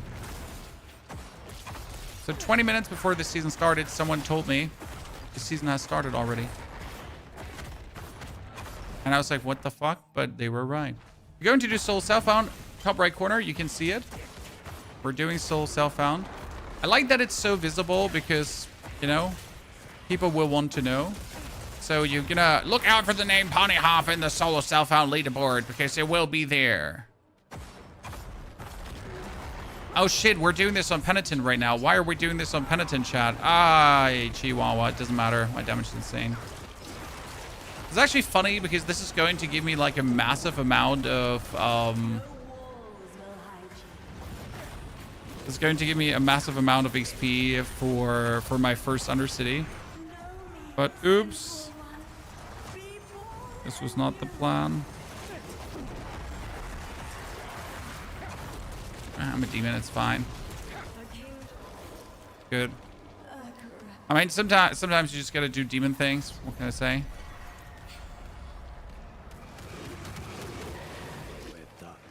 Necro's strong, chat. Necro's strong. It is what it is.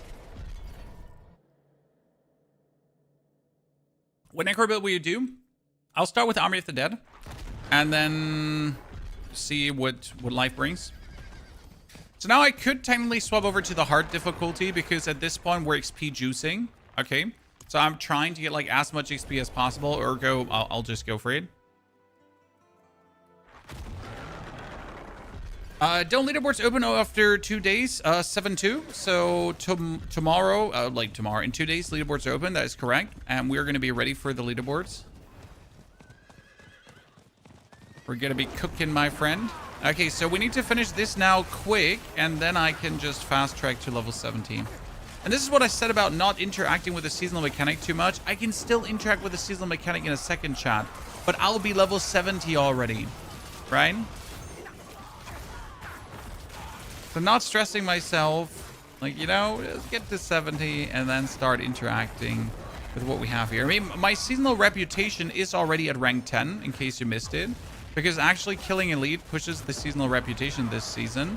So it's kind of like...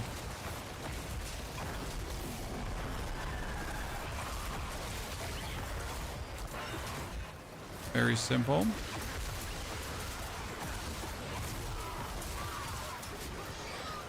I like how many of these tiers are everywhere. I like the general tiers, right? They're just... plenty around in the Helltide. It's not just rare occasion. It feels a bit like the Witch Tides again in terms of density. We're almost level 32. Then I can get my dude. Killers are likely still alive. If I can find them, I might know where I need to go. The smoke from stoking the fire. Do you start the war plan? It doesn't matter where you start the war plan. It matters where you hand in the war plan, okay? So if you hand in the war plan in Penitent, that's what matters. If you started on Penitent or not, that does not matter at all, okay? This is like the misunderstanding. Like the game needs to register. You spend the Cinder in Penitent.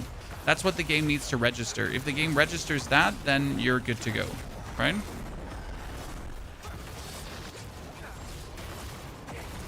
That's what I meant, by the way, swapping over to hard. Like when you swap over to hard early.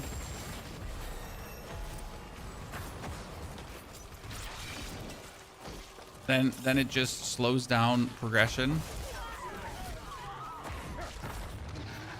Oh, here, Bloodseekers, but we can kill them, and they should provide us a meaningful boost in cinders. Yes, thank you very much. Should actually write down Hellworms and just try to, because we have Hellmouth already. We're gonna get invaded in a second, so that's gonna be good.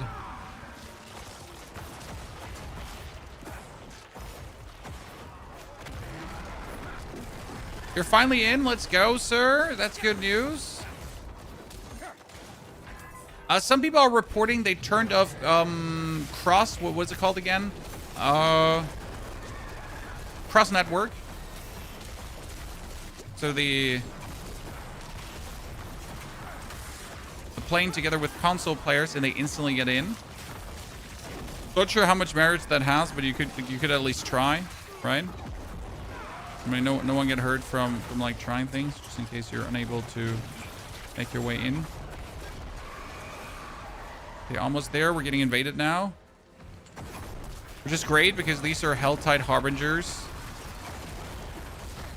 Give me that sweet cinder, my friend.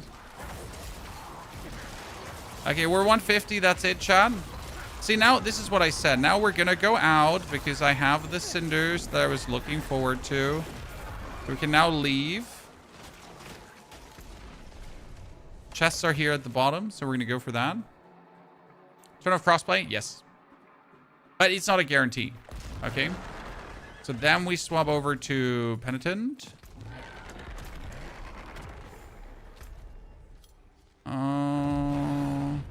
I'm gonna do chests up here. My minutes for login is ticking down. Well, at least that something is moving, right? The worst part is when you're in a queue and the queue is just fake moving. I think we had that during the New World start, where you literally had a queue. Like, I mean, who remembers the New World start? Because the queue was like, it was a couple of 100,000 players long in the beginning when we had 1 million players, and you actually had to wait like 10 hours to get in. I mean, I would literally wake up at 3 a.m. in the morning to go into the login queue, to then at 8 a.m. after 5 hours, hopefully be logged in.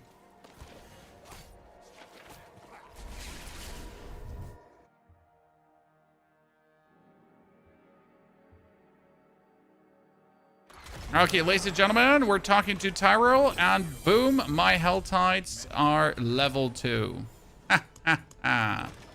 Let's fucking go. Then we're gonna re-roll this one, try to get a double. Nope, that's an Infernal Horde double Helltide. That is a... But we're now not going to complete another war plan until we're level 70, okay? So this was now what we needed to get to this point.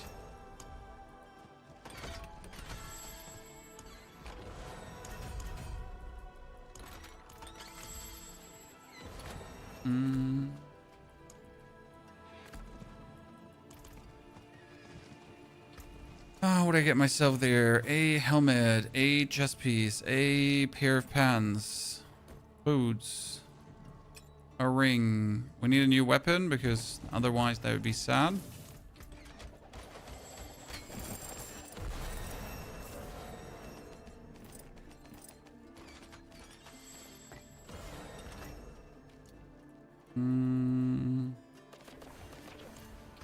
We're quickly going to take our 300,000 money to rush down.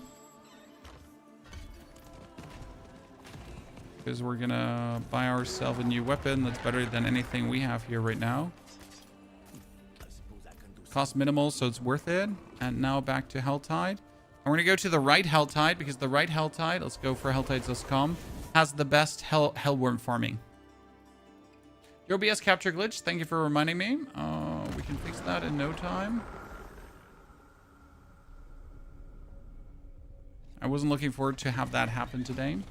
So we're now playing for 53 minutes, chat, or at least the recording is running for 53 minutes. We're still in Penitent difficulty. That is a mistake.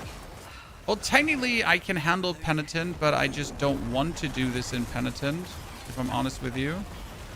I'm going to do this in hard. Let's get out again. Sorry. Doofus Copter happens. Thank you, Jay God. Good to see their partner, by the way.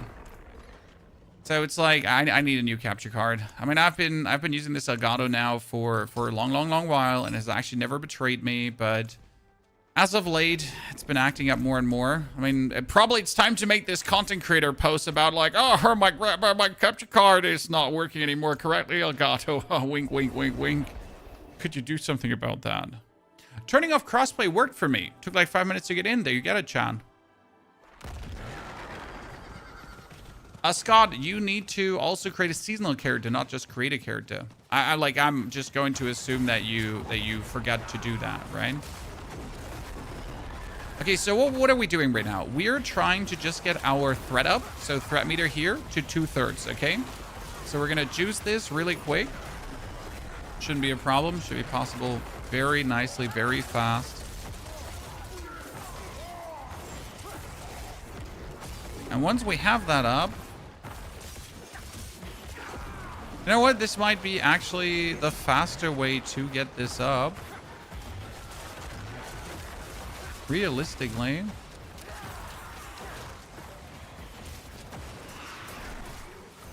I know just like a lot of enemies are going to spawn around here.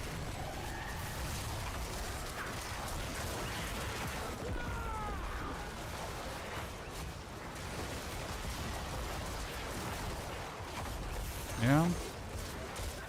Okay, where's 32? I can finally get my meaningful golems. Thank you very much. I've been actually waiting for these guys.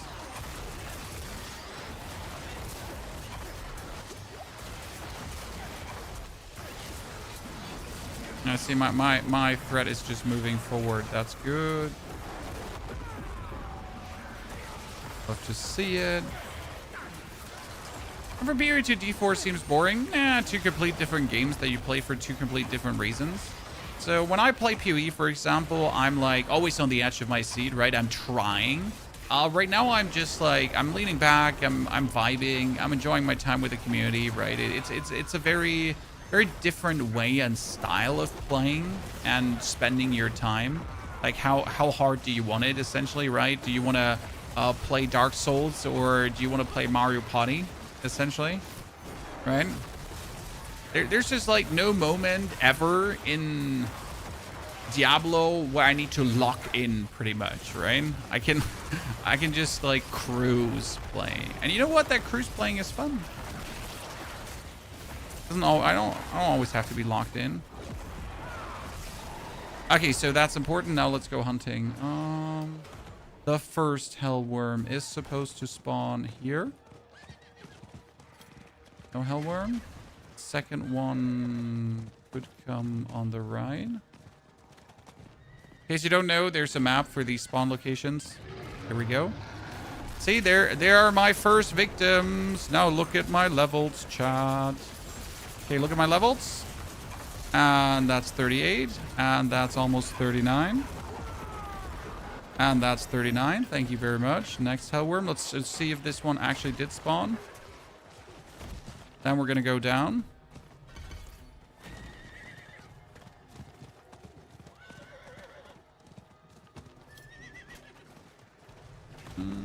To the right, to the right. Come on. Yeah, there we go. Dankeschön.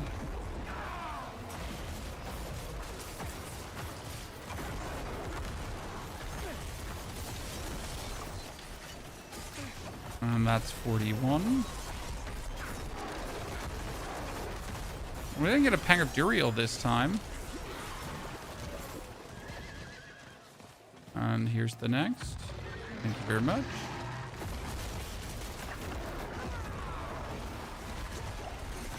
I feel like they slightly nerfed the amount of orbs that each one is dropping. Minimally, not by a lot, but definitely noticeable. Without telling us, even though I asked if they did anything. I mean, it's not like meaningful making us slower, right? In a way, it's just still insane what we're raking in here. Next one is here. There we go.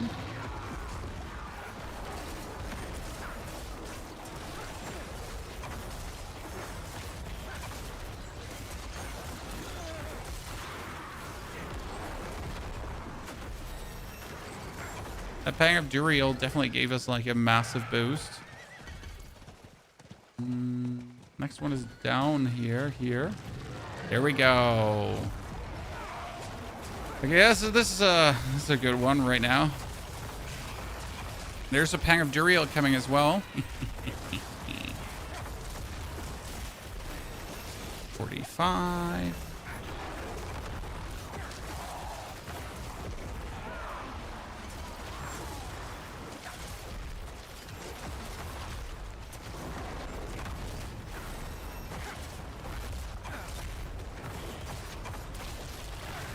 Good.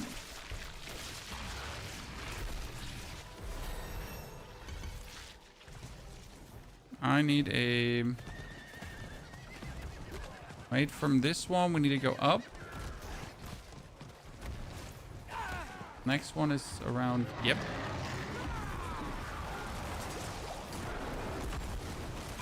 Is the map is on Helltides.com. I don't have like my own map because it's like an interactive map they put together. So I have the website called Helltide.com. Like I have that open on one of my monitors, right? That's how I get that going on.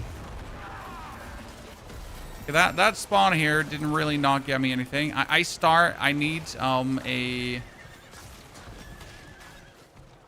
need a new weapon. Let's hope this gives me a new weapon. No, it gave me a ring. That's bad.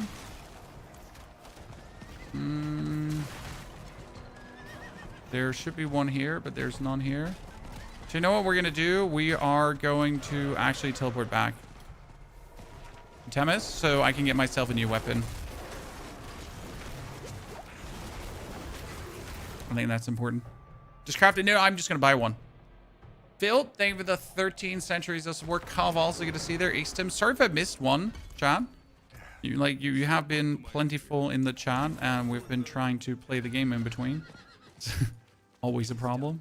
A greater collection of talismans. Yes, pretty pleased. I mean, getting already set items early, right? Might be kind of cool. I mean, I doubt we'll get anything meaningful. But you never know until you know.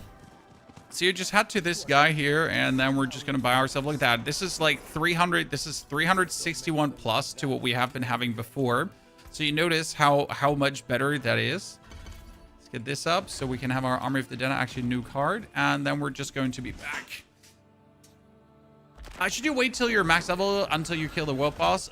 You don't want to open the cache of the world boss before you're max level, I would say. Like, I don't see where it makes sense to open his cache before you level 70, preferable in Torment 1, because that cache is actually really valuable and has like a good chance to get you an ancestral item early on. So yeah, you really don't want to open that cache early. No Hellworm. So I might have just been passing through here and stealing my Hellworms for me. Here's another one. No. Next one is to the left of that. Also not. Damn.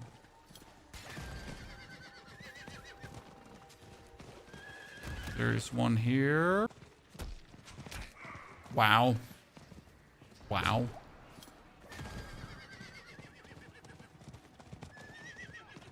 That's horrendous.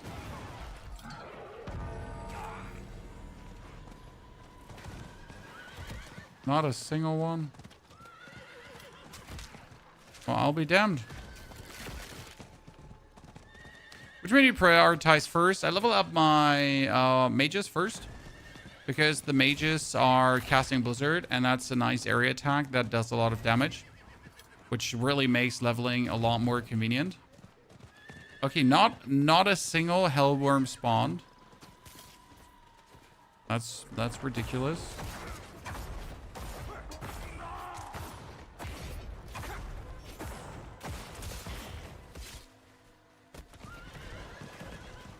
Damn. Okay.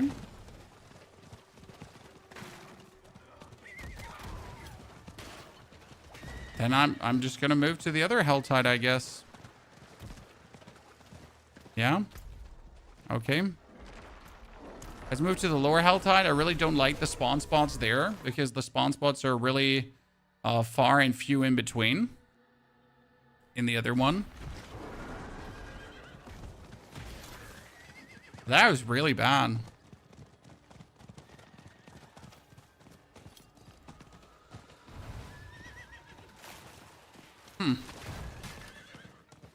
Being cursed. Oh, random. I mean, it's like, it seems weird because, right, all this riding around, is it really worth it? The answer is yes, still. Right, but because the XP when you then finally find them is so significant that even like all of this riding around and technically getting nothing in that time is not in any way slowing my progress, because as you then get it, it just speeds it up so much.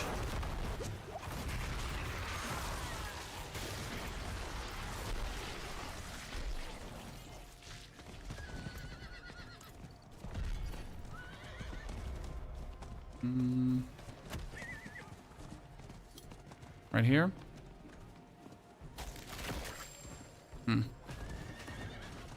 Next one is below this. Unless someone just triggered it.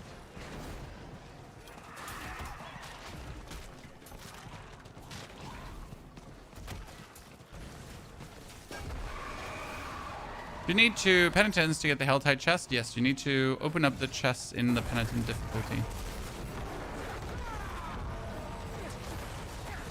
Okay, we're being invaded. That's bad.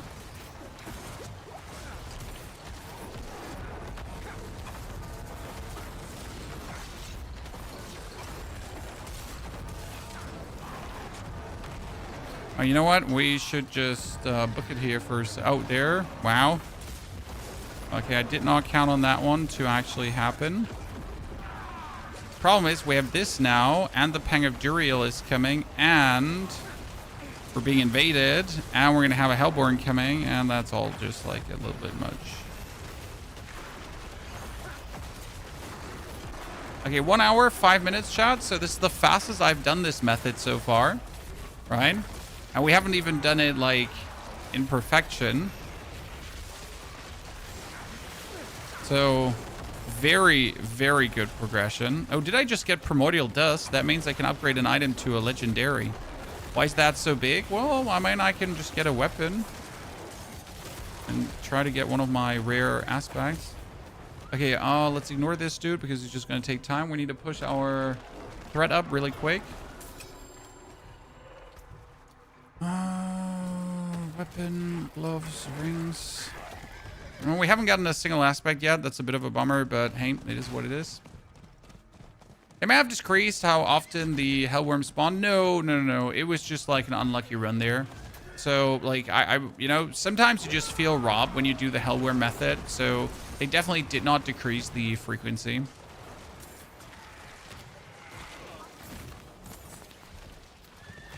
This has happened also when we're, like, on live, pretty much. Because you just run around and sometimes you're unlucky. It might have also been that just someone else passed by and just triggered the thing a second ago. This is literally like normal.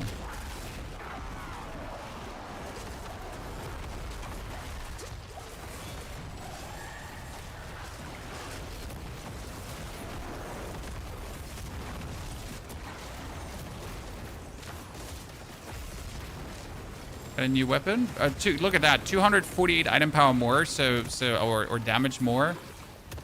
Item power juicing, ladies and gentlemen.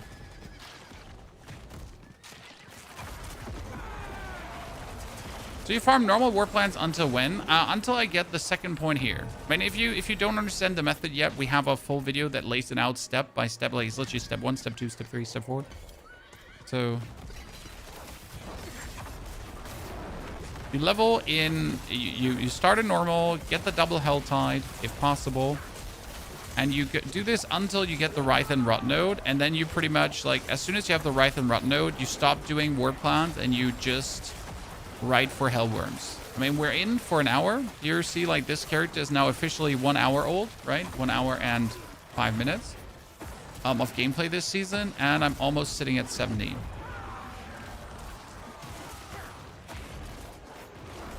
A Realm Guard? Oh, we gotta kill that guy now, right? He looks cool.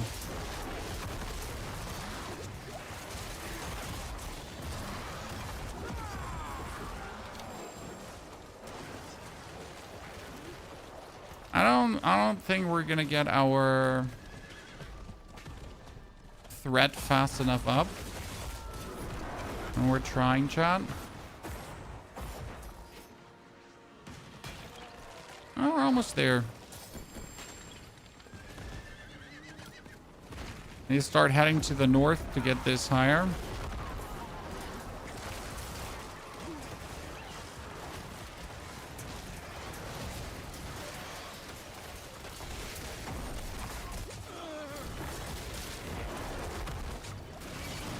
And the thing is, like, you can also, without being 2/3 up, by the way, get the Hellworms. So generally speaking, what I recommend is when you're close to 2/3, that you already start riding over the Hellworm spawn spots, because despite not being fully there yet, there's always a chance that a Hellworm actually spawns. But as look, Katrini PoE 2 looks better. I agree. Fully agree. I love the art style of PoE 2 vastly more.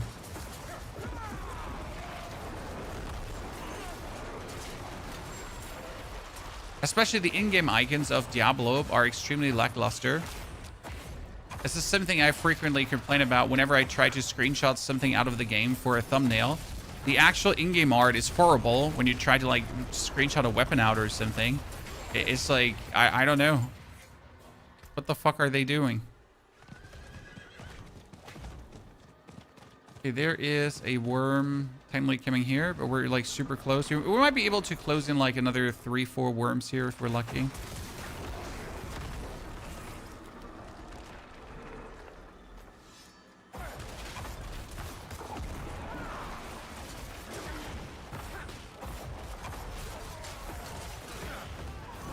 Come on, give me that threat so we can write down, like, 2 more.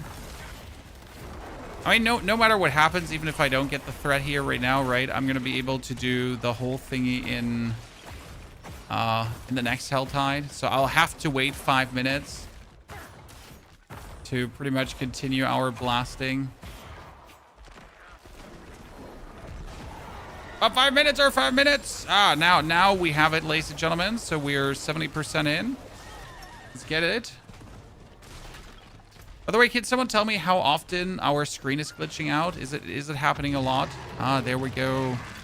Or is it just occasionally?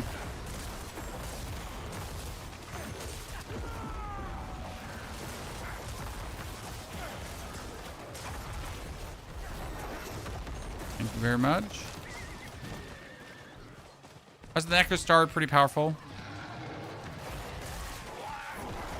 It's working exactly as I wanted it to, so I'm not in any way worried, concerned, right? We're doing fire. I still have to do the capstone dungeons, but they're obviously going to just fall in front of us, right?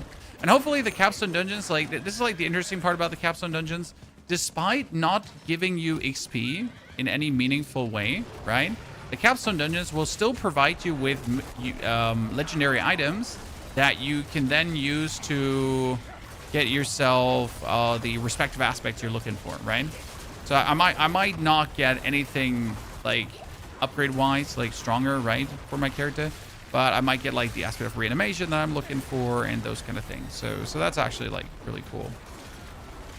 Okay, 2 minutes, come on. Amazing.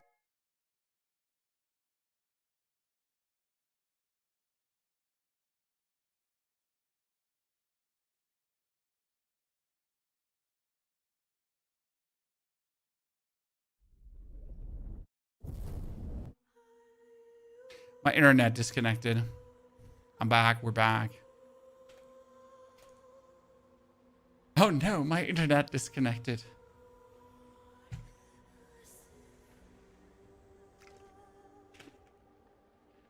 It's bad, Sean. Bad.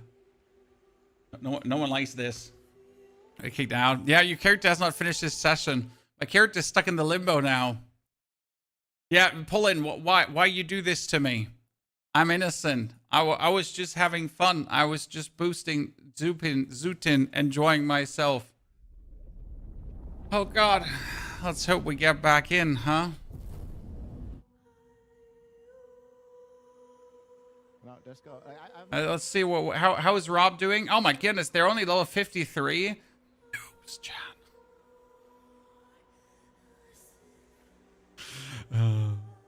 Look at me, just being faster. 1 hour, 15 minutes to level 50. Come on, guys. The Diablo blasters, they're too slow. What can we say?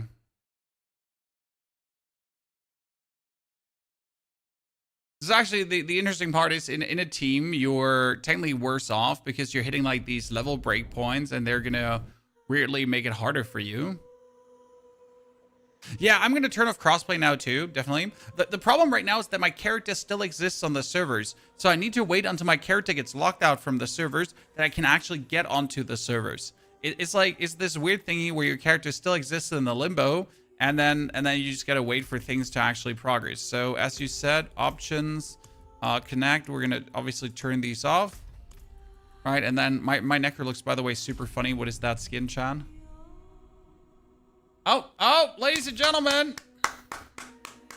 I have this boosted streamer connection, obviously. Right? Easy boosted streamer connection. High five in the chat.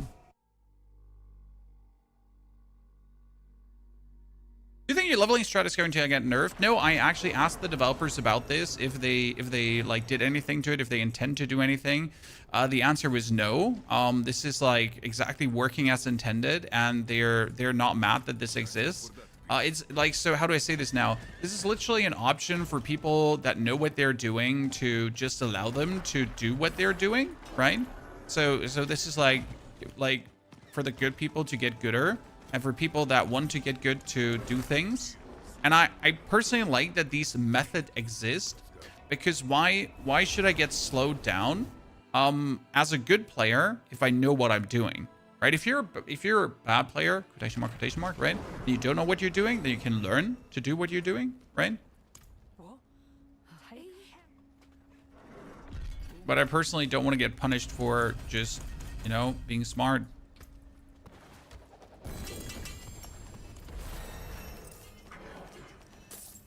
So now we have to wait 2 minutes for the Helltide.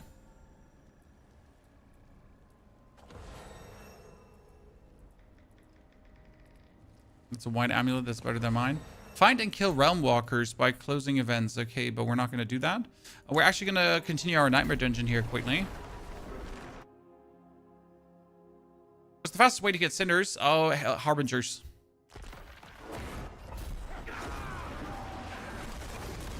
Harbingers are the fastest way to get cinders. So actually trying to slay elites.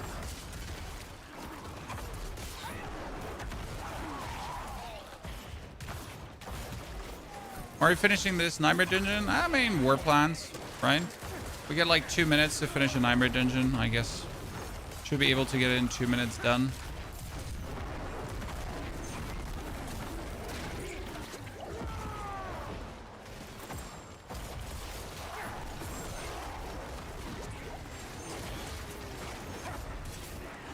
Obviously an annoying kill all nightmare dungeons, the worst one in this case. Because I can't just zoot through.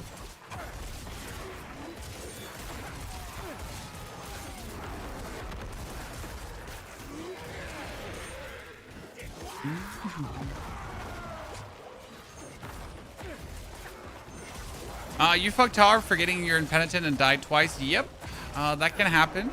I mean, that's what I said about the method. The method is, end of the day, a high risk, high reward method, because not everyone is going to swap over to penitent and open up a chest without dying. I mean, I even have died in penitent, like doing this, which it happens rarely, but like the occasional fuck up does happen. So technically, as good as the method is, right, it is and stays a risk reward thingy. Like to swap over to penitent and then try to open up a chest. Now, again, it is not that hard to do it, but still, there's a margin for error.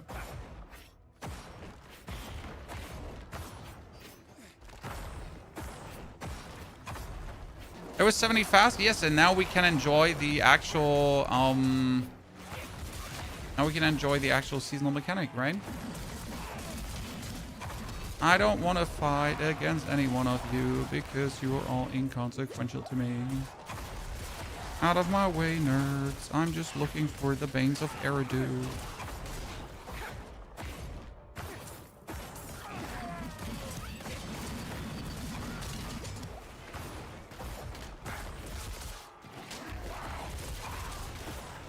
Okay, where are my Banes of Eridu, Chan? Like, seriously, Nightmare Dungeon. Stop making me travel. One. I think the other one is here on Narnia. Oh, my lord. The problem with the... why are we sometimes getting stuck? Because our dash is not a... our teleport is not a teleport. Our teleport is a dash. So I can only dash where I can point my mouse, and if there's anything terrain-wise in the way, I'm gonna get stuck on it.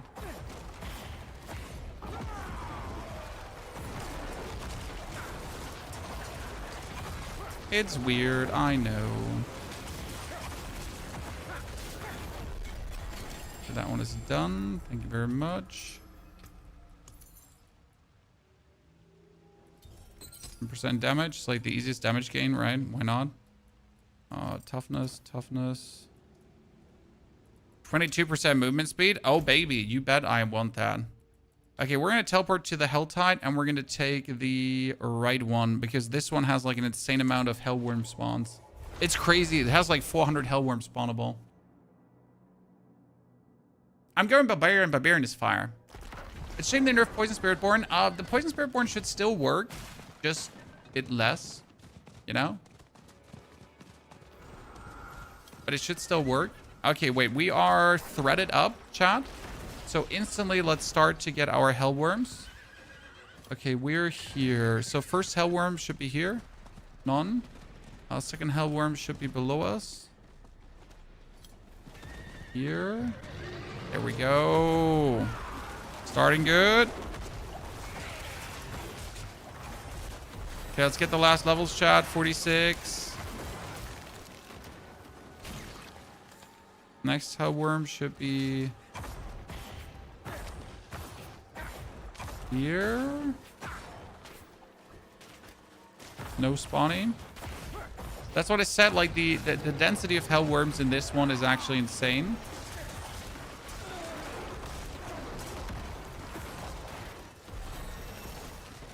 $65. Next one is here. It then spawns. No. Then we get one here. And one down here. With another one on the side. And technically two more at the end. There we go. At least we didn't travel all this way for it. Oh, my lord.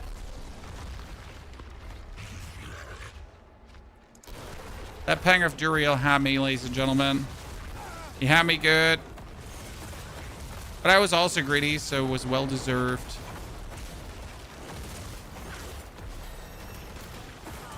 Well deserved, Chad. Sorry for the fuck up.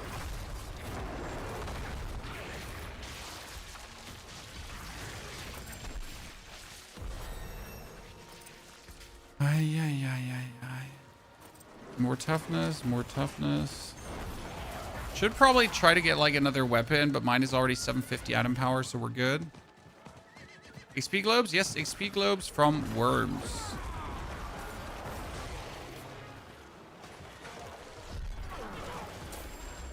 So ultimately, I'm now going to push my threat up again.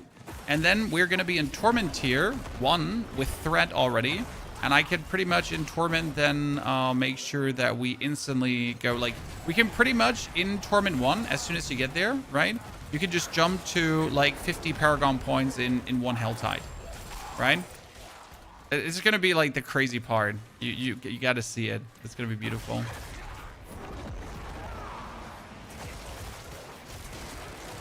Okay, 1 hour, 24 minutes because of that disconnect. Is Paladin still okay for endgame? Paladin actually did get buffed, depending on what build you're playing, though. But yes, Paladin should be still going very strong. I mean, generally, you should just expect everything. Everything is going weaker, okay? Everything. Every build is going to be somewhat weaker because every build get nerfed in a way. However, since they have the mythic item shenanigans, you can technically also make every build stronger to a degree. So there's a level of awesomeness that we can reach. Why are we doing world events now? Because usually there is a... There's something in the seasonal rank that has to do with world events, right? It's usually world events on a certain difficulty, but hey... If I already have one world event waiting for me, I might as well do it.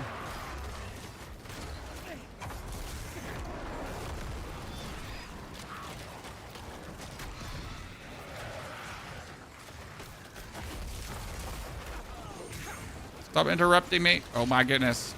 Stop interrupting me. I got yogurt in my backpack.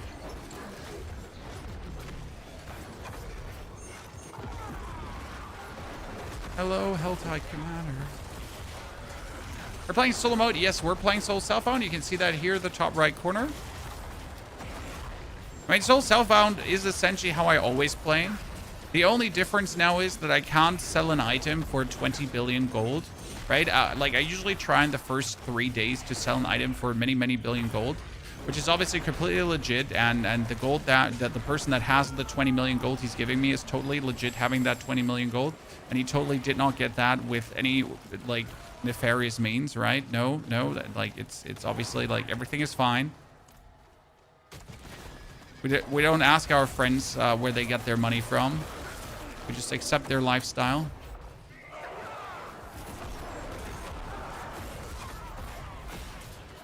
Okay, so I know that along this wall here, there's, like, 4 or 5 hellworm spawn spots.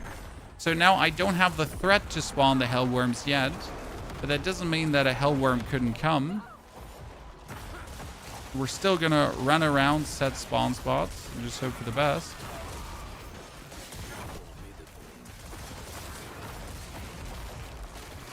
I mean, the only time I actually didn't play solo last season was for Echoing Hatred, because it's just a shame to waste your Echoing Hatred invites and use them solo.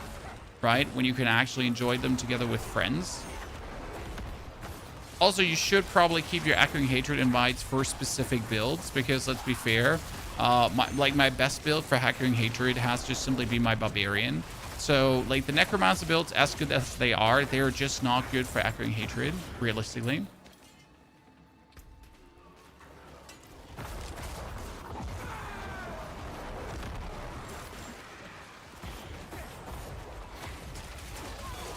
Almost there, chat.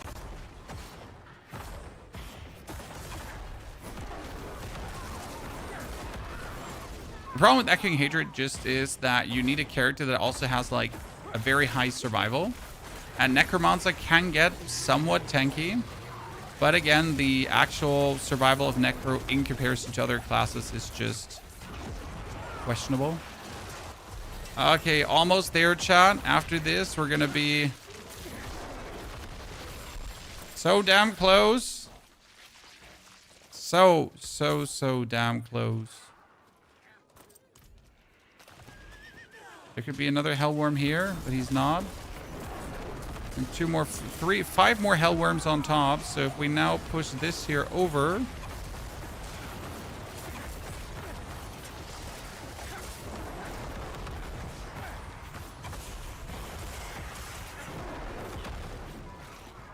Okay, give me. Thank you. Oh, nice. Unique glove. A bone skills. No, that's useless. I mean, the only advantage is that it has physical damage, intelligence, and whatsoever, right? That one has 20% movement speed as well, so that's good. Okay, there could be one here. Then there's 2 more up here. Oh, wait, we actually haven't... Have we gotten the turning point? No, we haven't gotten the turning... No, we have gotten the turning point yet, yeah. Where are my hellworms?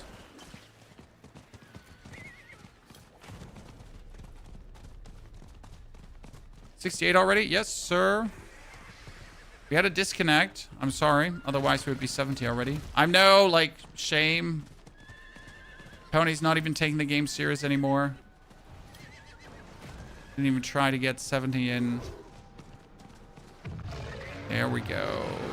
Oh, wow, that's a big spawn.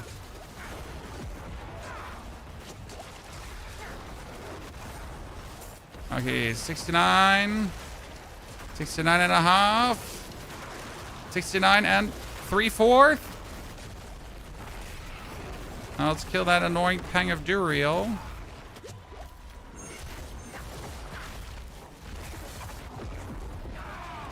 And ladies and gentlemen, lo and behold, boom, level 70.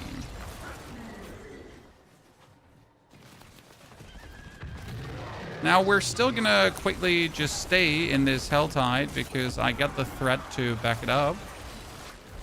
Right, so that's 3 paragon points. And then we're gonna try to...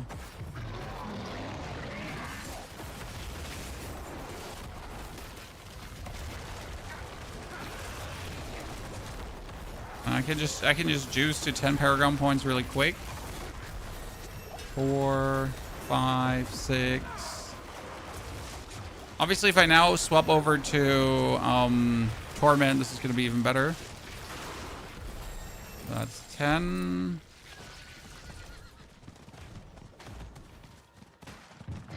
Thank you.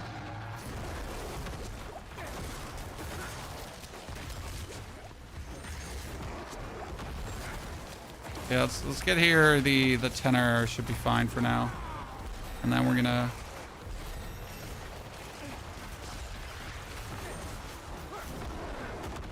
That's 11, and that's 12.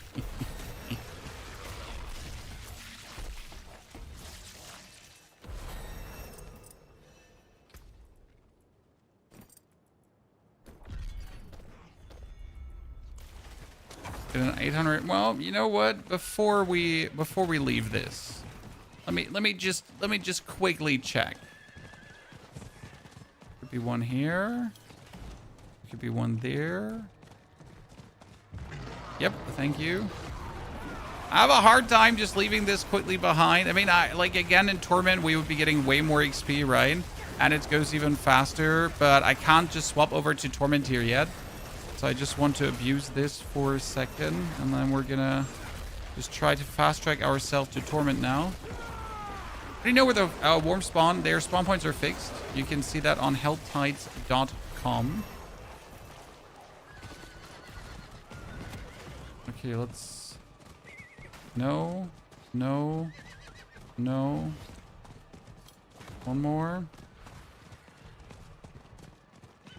World bosses are not locked. Everyone, like, world bosses are still a team activity. Nice. Okay, that's it. That should be enough. Good start.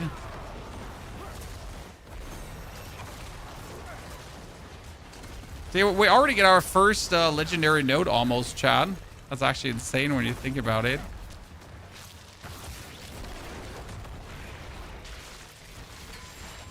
Right, so close, ladies and gentlemen. Let's go for cult leader. I haven't even joined the Torment tiers, right? Let's get out. Back to Temis. Whoo!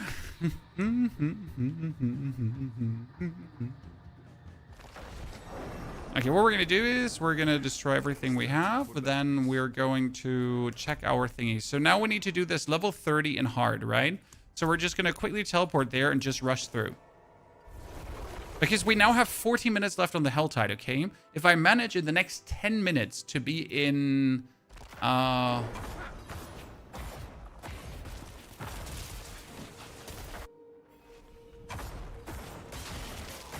managed in the next 10 minutes to be in the...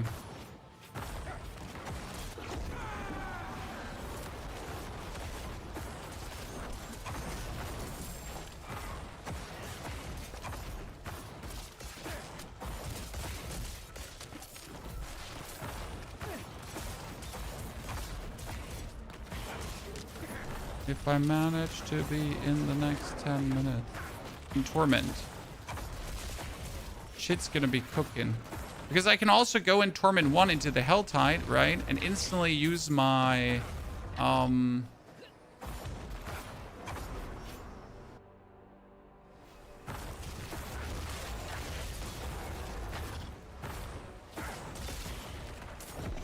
instantly use my... Cinder to get myself the rare chests and all that kind of stuff, you know? That's gonna be huge anyways.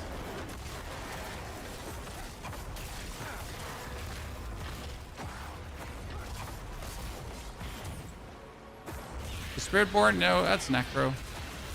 For blasting, well, I told you Necro is a good starter. When it comes down to early mobility, Necro is actually unmatched because I have an infinite cooldown dash, right? It's kind of funny how Necro went from being one of the slowers to one of the fasters. Oh, unique. That's Blood Moon Breaches, Chad. It's only a 300 item power Blood Moon Breaches, but it still gives me 56% critical strike damage and my minions apply curses. That's sick. That's actually sick because now I can get the curse. And we can get the bonus movement speed. And we can get the cooldown reduction. Yeah.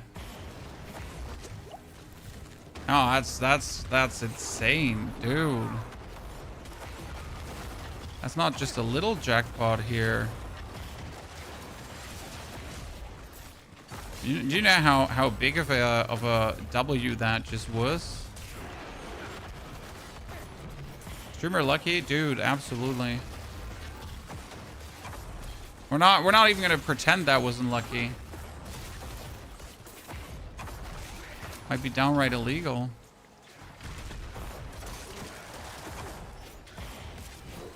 This vault I particularly hate, chat, because right now this is like, it's not a speed question, right? I need to take my time going through this. I need to kill these enemies, like despite them only being level 30, right? They're dying with one hit, but regardless of them dying with one hit, we still have to go and actually kill them. I mean, you should still be pushing to the exit, right? That when you arrive at the exit, you actually have it. But you actually might arrive at the axis and not have it.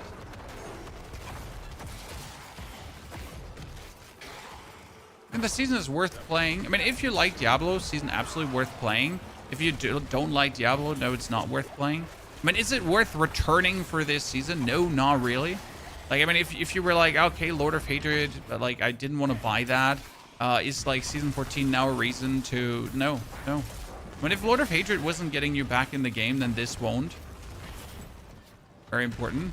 However, if you actually did enjoy Lord of Hatred, then absolutely this is something that is worth playing.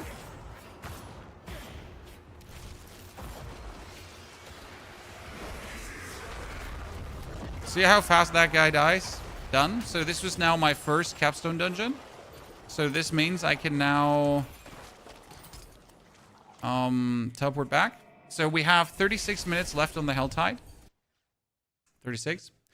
Which of you guys are you following? Right now, the first Necro.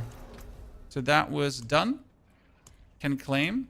Then in the second, I can also claim this instantly. Fire. Pop. We now have to do the other one in Penitent. Get more skill points. That means I can go for Blood Orbs. Okay, this was...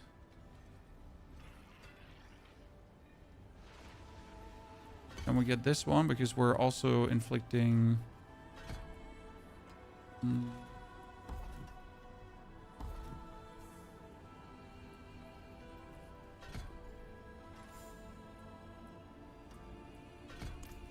Okay, now I should be able to... You must increase your difficulty.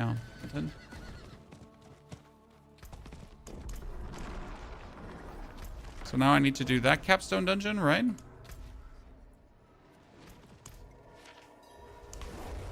You're leveling build for the Necro, yes. Here, I'm going to link it for everyone. I mean, it's also in the description of the YouTube video.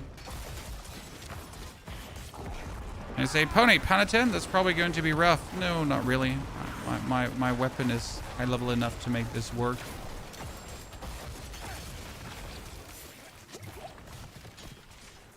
See, this one is like by far better because I need to like slay 2 door guardians. Ergo, I don't actually have to care about a single other opponent but the door guardian. Right, I can just make my moves here.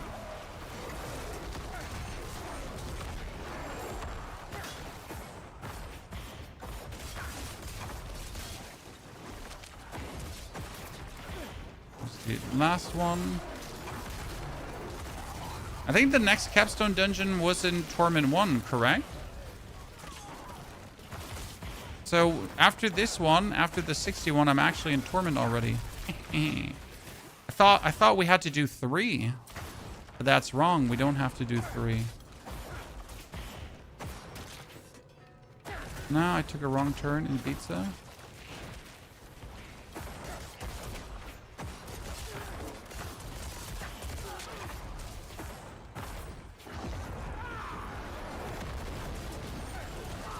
Yeah, the other one, the one that is the Dark Citadel style, is the Torment 1-1, right? The Torment 1-1.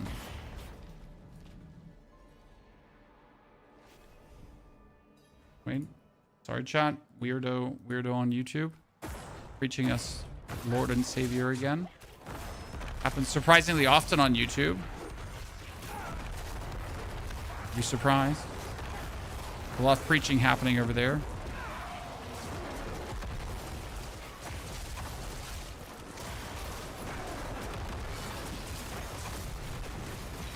That failed.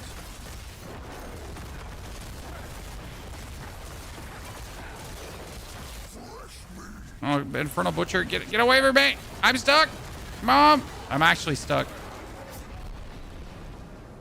We get fresh meat. My hardcore character's gone. Start from... Imagine that was your hardcore character, Sean. I mean, seriously. Just thinking about it for a second. Okay, why am I being teleported back all the way in this part of the dungeon? I know because I didn't kill opponents, but still kind of ludicrous. I mean, we're already in the 2nd floor. It teleports me back to the 1st floor. I'm sorry. I don't think so. That we want that happening.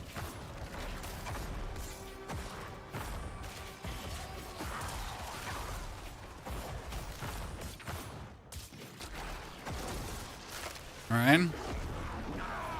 Okay, so let me just not stand in the middle, I guess. Slide to the side.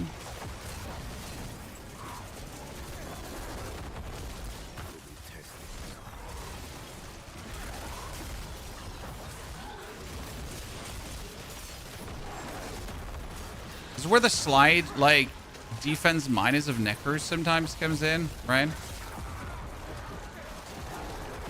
Oh, he get nuked. He get nuked, chat. Big nuke-a-doodle. Okay, we got this altar also done. One more altar, and we're... Oh, God. No, he has me. Oh, Stop molesting me.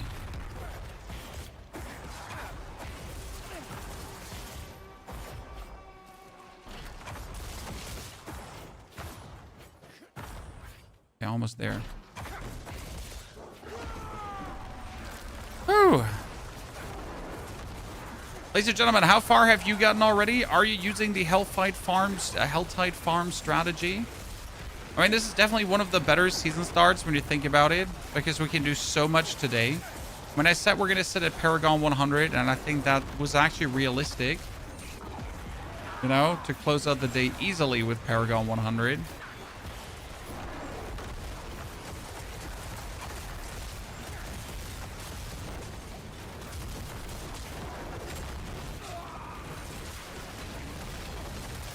Okay, we need to kill the Ritual Master, the Door Warden.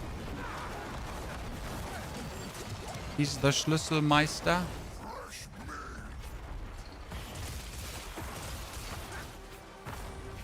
And we are... not the demonic corruptions. Okay, how long is the Helltide still? 30 minutes. Jeez, this took us like so far 15 minutes to do. Stupid capstone dungeons. Is there a new season? Yes, this is the new season. This is season 14, my friend.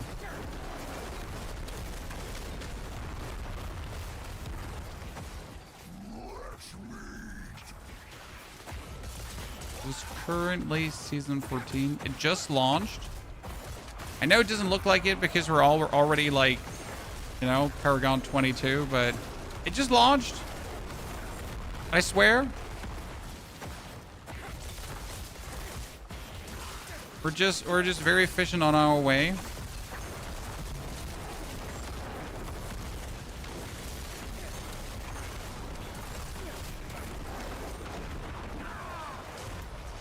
Okay, where is the... Oh, wait, I need to slay the Infernal Corruptors. Oops, I almost missed that. Okay, there are these 3 Infernal Corruptors. Froyo Night Fist, Froyo Flash Ripper, and Rothrothter. And the Barius down there. Okay.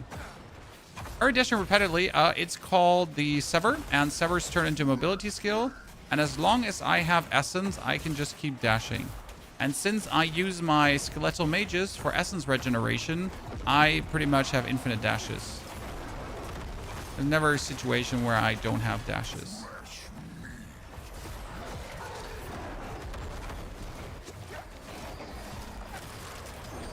And that's it, ladies and gentlemen. Ready for...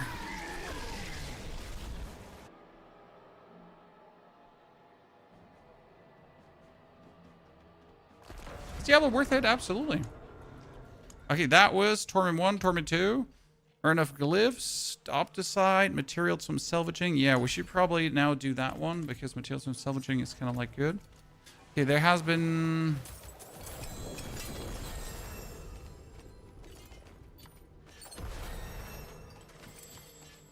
Okay, easy, 2 more skill points. We get this one all. Oh, what do we got here? That's 850 item power. That's a ring. That's 850 item power, so that's actually like the max that we can have. Corpse guild, but essence regeneration. Movement speed is important. Another 850 item power ring. The rest is 850 item power pans. Yes, thank you. They don't have max life. Actually, 1,000 max life is going to go a long way. Okay, then we get finally a yellow seal. I've been waiting. Corpse guilds. Yeah, I'm sure, why not? The rest gets destroyed. Good. In order to finish this, we need to do 1 Undercity, but I can actually now go to Torment, right?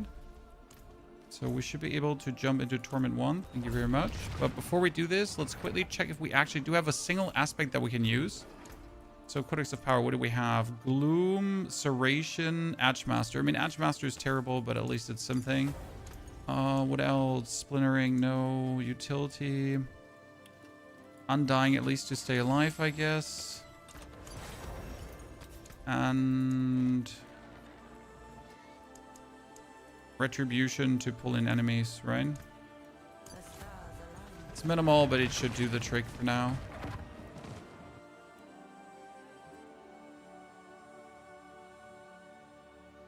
Jinx, there has been a bug last season where this happened to people as well, where they just kept their paragon points. It's super weird. So yes, this has been a bug from a season prior.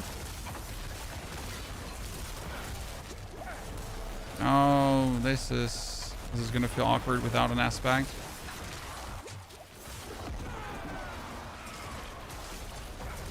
Should be fine. Not gonna be as quick as I would like it to be. Like this dude is gonna. Oh wow, these tears can appear in the pit. Oh, that's so interesting. Holy Christ, that's cool. I'm stuck. Oh Jesus. I take everything back. It's not cool. It's super annoying.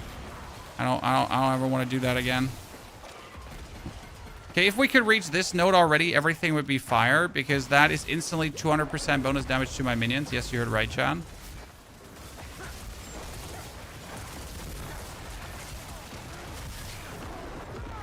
Does that mean we can fight the Reaper?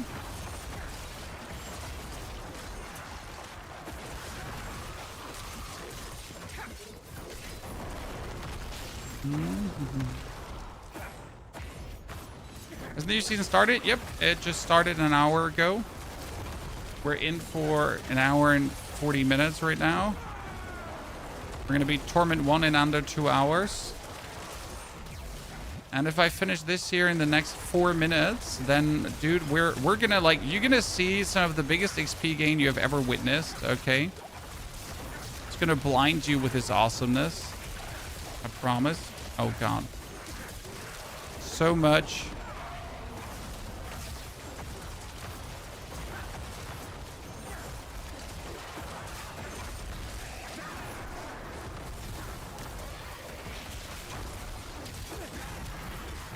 It's gonna be like what, a 6-7 minute finish probably. We have 15 minutes left then, so it should be fine. Oh Jesus. You know, like spawning this many enemies is kind of good, especially when you get the Heart of Stone, right? This is gonna be intriguing to just get this done. I wonder, just finishing these portals doesn't really push it forward, right? It just gives me minions to kill.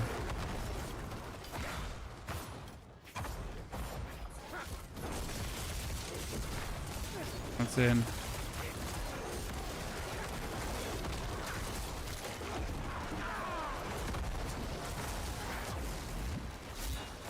My main damage is currently when my Army of the Dead triggers, so we're trying to get that cooldown as much as possible. As you can see, we're getting quite the cooldown reduction, and that has to do that we already have the we get the Decrepify running, right?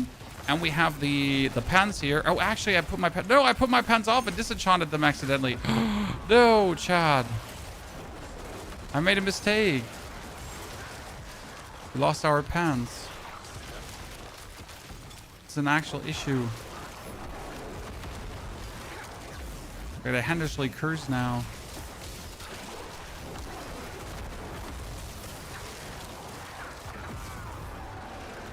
Oops. Completely over-equipped then. And then we disenchanted it, which is twice as bad.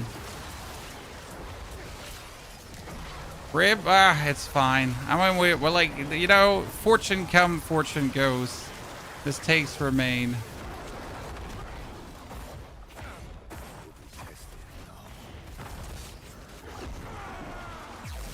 I'm just gonna have to curse Handish enemies. It's okay.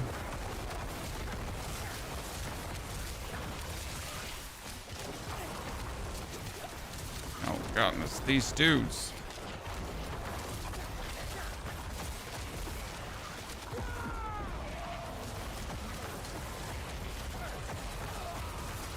And the good thing is I don't need a basic skill anymore at this point, because we're essentially having infinite resource due to my skeletal mages and the way how we play them.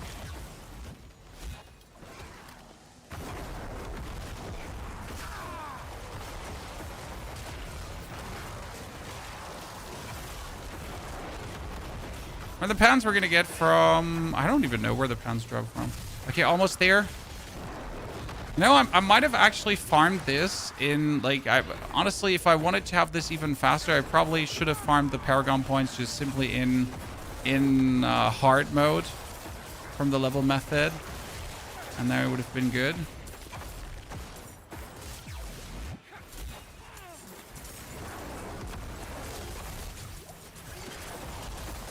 I hope they don't, like, see how quick we're leveling this season. And they're like, you know what? This is not the vision. Oh, nice. Artillery Shrine. Yep. Cheat code, ladies and gentlemen.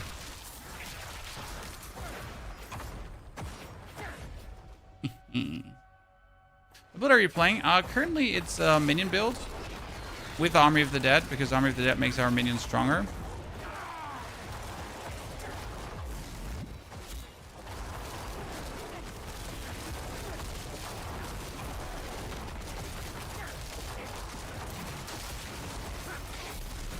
Okay, ladies and gentlemen, ready for Torment?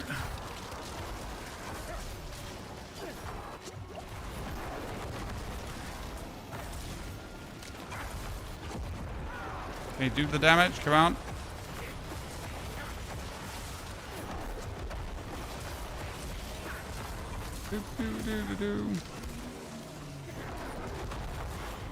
Is it greedy to jump into the Torment tiers without a single aspect? Yeah, it is. Who cares?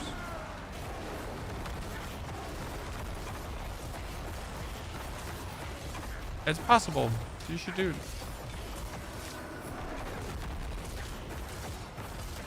I think I should, like, I should try to go back to a different golem form, though.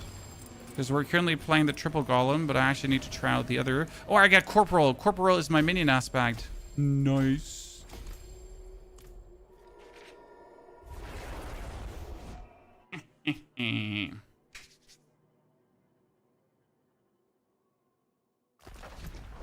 We get that one. 2 more skill points. Almost there, chat. Just 1 more.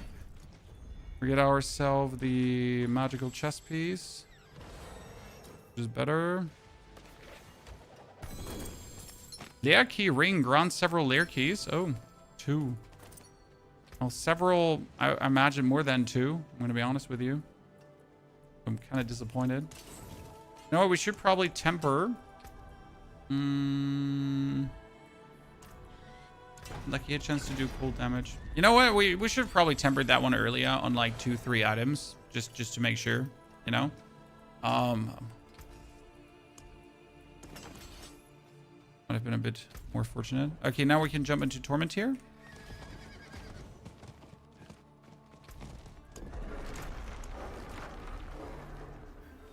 First thing we're going to do in Torment 1 is 2-handed swords.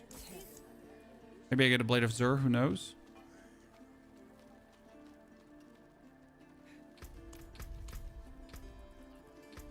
But our mercenaries leveled up. Yabba dabba do. We got all the mercenaries leveled up. We're opening this in Torment, so there's a chance for a greater affix item already.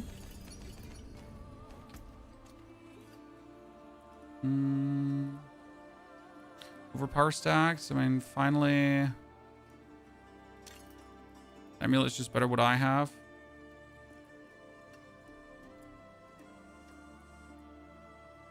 Vulnerable damage, movement speed, armor, intelligence. Let's take that one.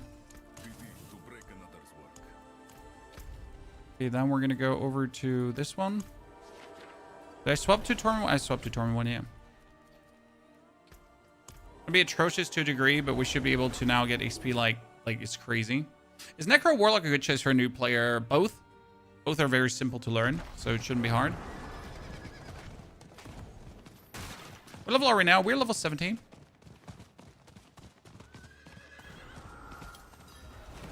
Oh, my threat resets when I go into Torment? That's bad. I thought I'm going to get in with maximum threat now. Let me change my skill point here from triple golem over to single golem with flesh gluttony. Because I feel like I'm doing myself a bigger favor here.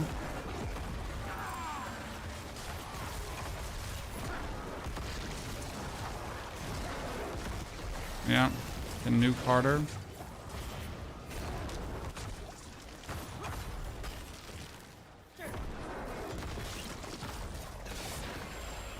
Might also have to make our mages now be barrier mages. Bit awkward, but required. Okay, the good thing is we have all the cinder. I told you this is like going to be the fun part. So I'm gonna join Torment 1 and I'm gonna have 600 cinder because you just literally take your cinder with you, right? So now I can just instantly go and open that 250 chest. Right? Okay, one more. Then we instantly get a huge damage juicer, chat.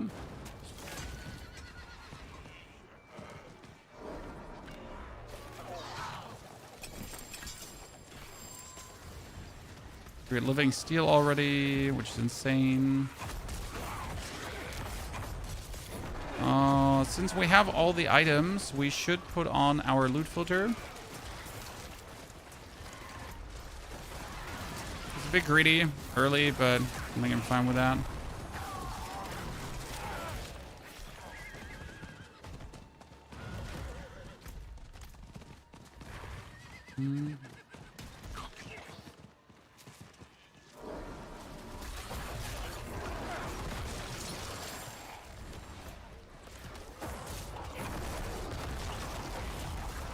Like, technically, I have, like, all the items, so I just need legendaries right now, and I can upgrade items to legendaries, so we're fine.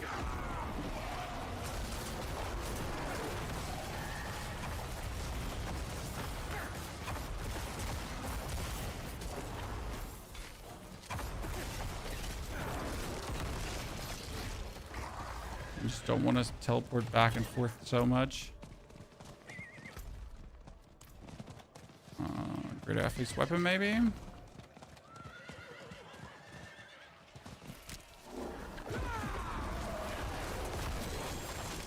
An infernal compass? How absolutely useless.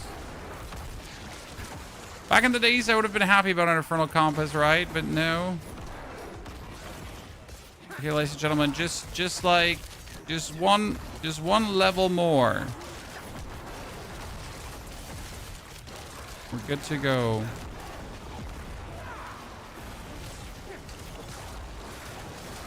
A lair key, so we could go kill Lord Zur.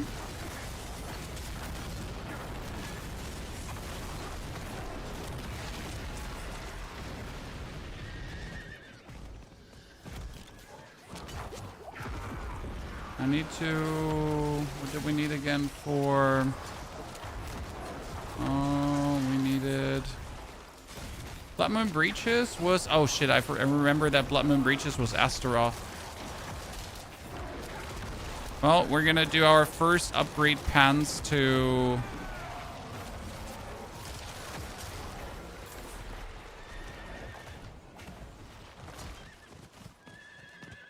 We have the threat almost up. Do you have a link for the loot filter? There on my latest YouTube video that says 14 things that you should know. There's a link to the loot filter. I sadly don't have it right now, but there... Like, I put my loot filter on diablofilters.com. There's a website called diablofilter.com, right? And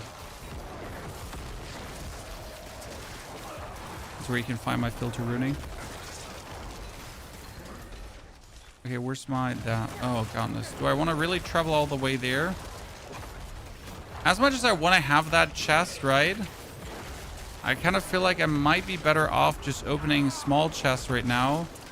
For... Yeah, you know what? I'm better off opening small chests.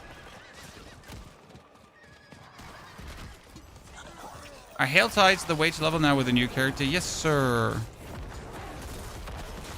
Helltides are absolutely the way to level now.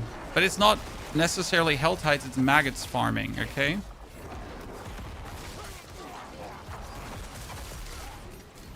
It's not about Helltides, it's about maggots.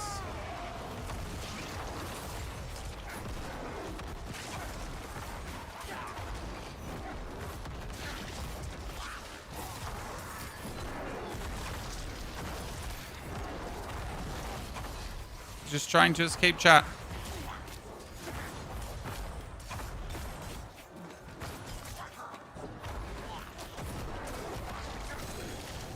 Oh. Why was that focus purple? That means it's an upgrade to a aspect. What is upgrade? Always purple.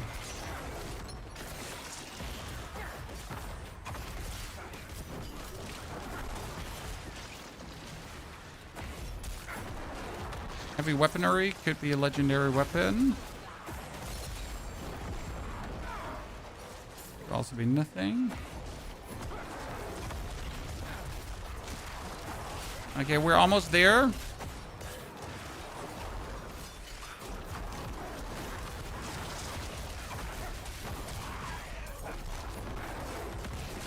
I need to teleport back to the right side.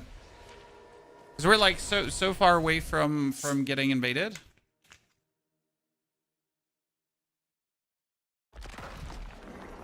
Fix this. It is fixed. Oops.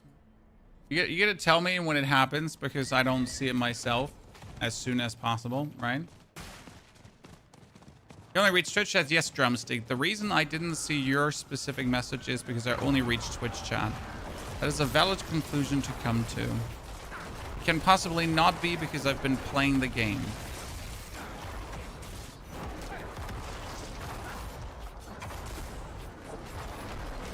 Ay, ay, ay.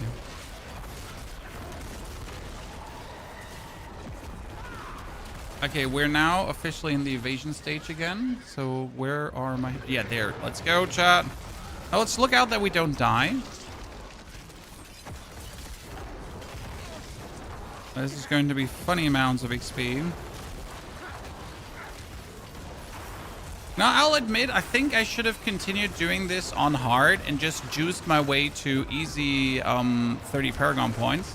Because I could have done that, like, simple as cake, right? So I think that might have been more efficient than what we did here to, like, get to Torment first. Thing is that in Torment, obviously, there's a chance now that things are dropping. So that's the reason why we went for Torment. Because now, obviously, ancestral items can come. And that's why you wanted to just go over here.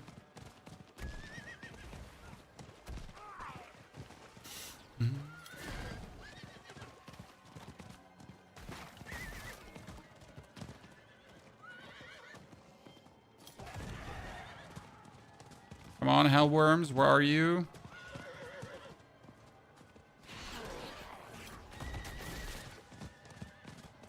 Ones that are spawning here are extremely shy. I'll tell you that much. I mean, the last one has been spawning regularly. Probably because no one just goes there. There we go. Look at the amount of cinders of that one, Chan. So how are we doing this much damage then suddenly? Because now with attack speed, my minions are getting stronger. So if I now somehow get my attack speed up, we're doing good. Like, for example, I could choose here now, instead of cursing my enemies, instead of afflict enemies, sacrifice now applied to your minions, granting them bonus attack speed, which would make things like even stronger. I don't think it's actually worth it to do that. Okay, 36 paragon points. This is what I meant about like super XP. Right, I'm sitting at 40 paragon points. So we just started with the juicing again.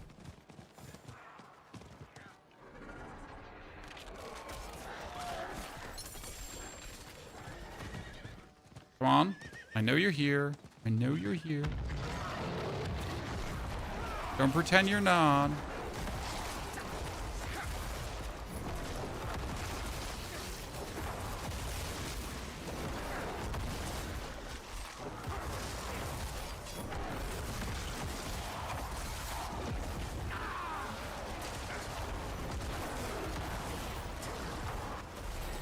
Okay, 40 and 41.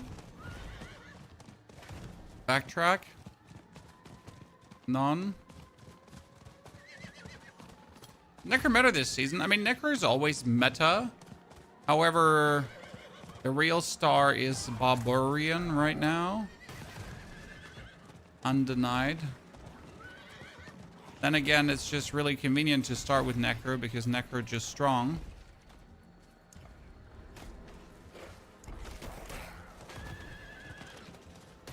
There is one here and one potentially down here.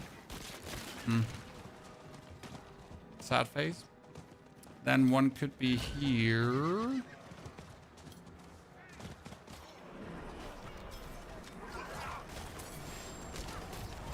Ah, haha. Luckily we checked. Sometimes weird how long it takes for them to spawn, right? Sometimes it's instantaneous. Sometimes it's like 21, 22, 23, 24, 27, 28.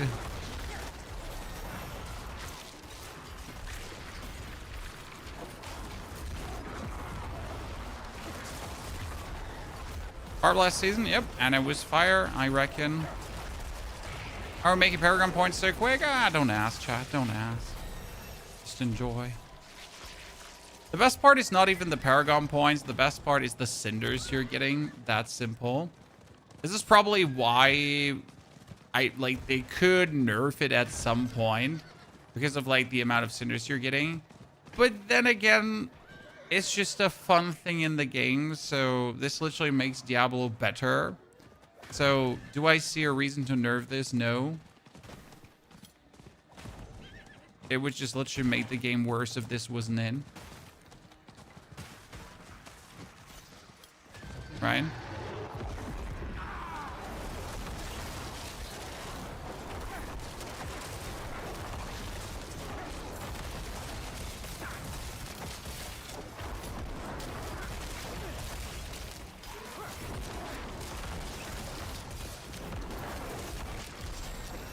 Good.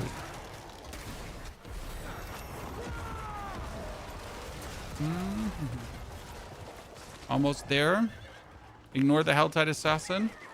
That would just take way too long to fight now. Ooh, yes. That's Paragon 50. Sorc is good this season. I mean, Sorc was godlike last season. This season is still going to be good, yes, but not as good as, if that makes sense. Definitely weaker than it was before.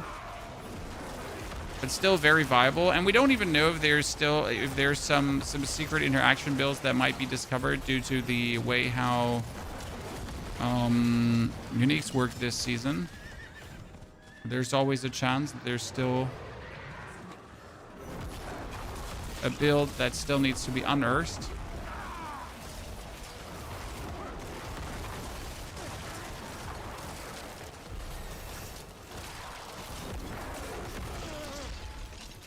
Well, I mean, sometimes you get unlucky and you don't get a single Helltide, but you have the chance to re-roll, obviously. Don't forget to use your Eldarin's marks, right? Okay, 50. 1, 2, 3. Come on. There. Yep, there's one more in the corner, ladies and gentlemen.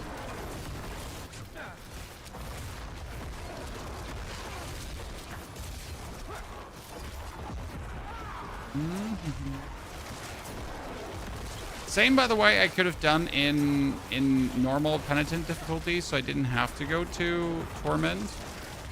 Again, I just wanted to go to Torment for a chance for better loot.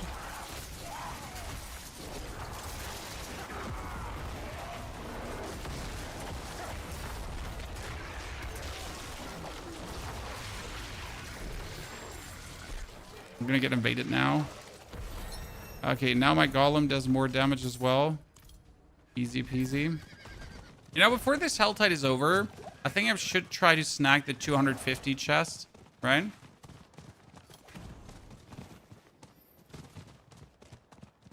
One button class this season. I mean, usually none of the classes is really one button in this game.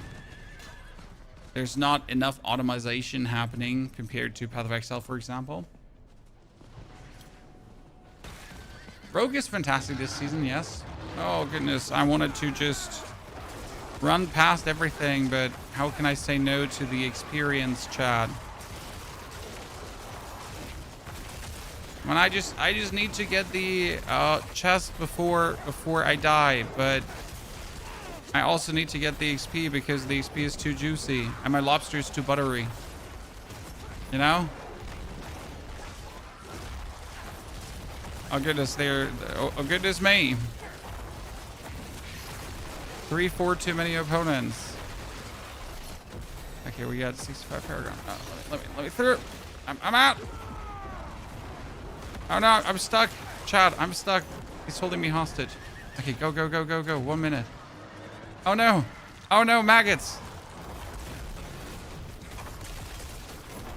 Okay, listen, I'll just take these quickly, and then I swear I'm gonna rush towards the chest, okay? I'm totally not going to get sidetracked again, or die, or both. Come on, kill him! Quicker! Nice. Give me loot. Okay, 59 paragon points, let's go. Faster, faster, faster.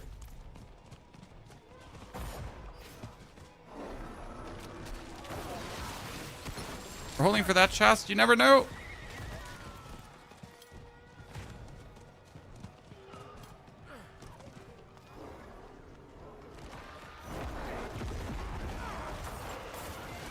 Oh, there it is. You got it. Fantastic.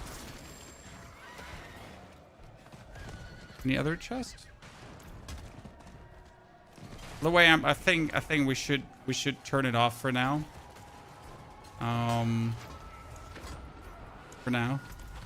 So we've been having the whole loot filter on for a while, but I still need 2 or 3 items. For example, a better chest piece that's not that one, right?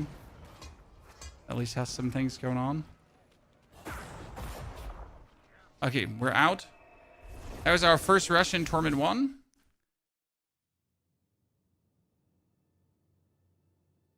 You get with all extra perk points, prestige points if you start endgame. You know if you complete everything in the story. What do you mean?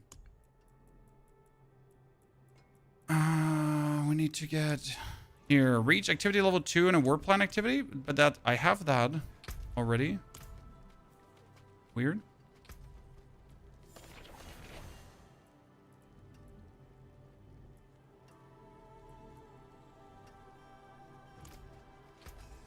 Okay, what we can do now is we can go to the Horadric Cube and I can just take my pants, for example. Actually, I can take my ring and I can just upgrade that to legendary. Because upgrading that to legendary might give me an aspect that I don't have. Your defense and mobility skills gain cooldown rate while moving. That's obviously shit. I'm going to upgrade the gloves also to legendary and that gives me well channeling, also shit. I can actually buy a weapon. Maximum ferocity stacks, no use for me. They don't make them like that. This one has weapon damage. Terrible. Check the vendors if they potentially have great affix items, because they can actually have great affix items, right?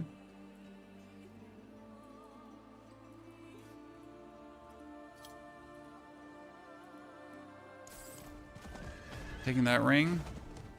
Like, I usually never use the upgrade to legendary, but right now, since I need aspects, it just makes perfect sense to use. Casting and ultimate skills increases damage. Thank you very much. That's a good one. Where is the bottering girl? Is the bottering girl, you have to go for actual this to get her back, right? To Temis, probably.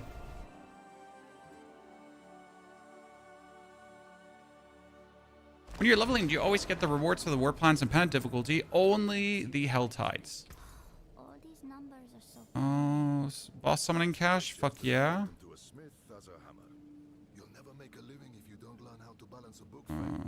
Not a defensive one. I guess. Crippling darkness. Utility aspect cash, yeah. Utility's good. Because it could be something amazing like nothing. It could be something amazing like nothing. Good.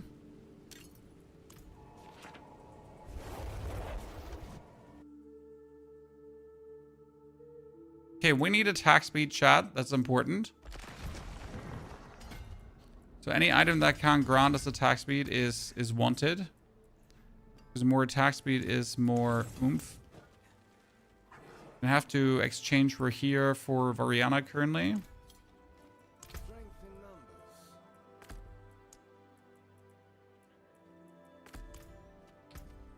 Then we're going to take our shit to quickly annihilate Lord Zur. At least we're going to try to annihilate him.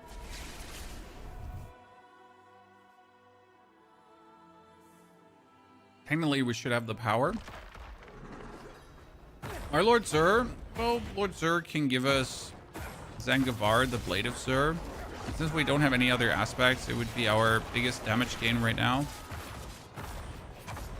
So what we're going to change here from a damage standpoint is now that my Army of the Dead is going to get more damage per minion, and it's also going to get stacking damage on the enemy.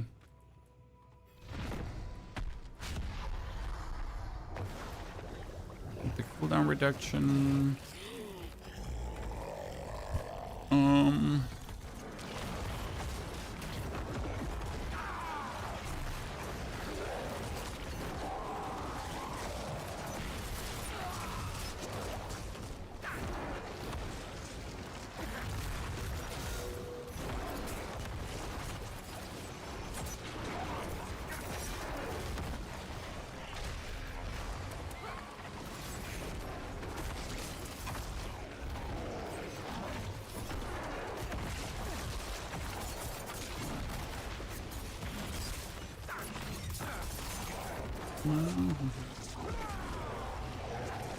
I need Set. I completely forget the power of Sets, right?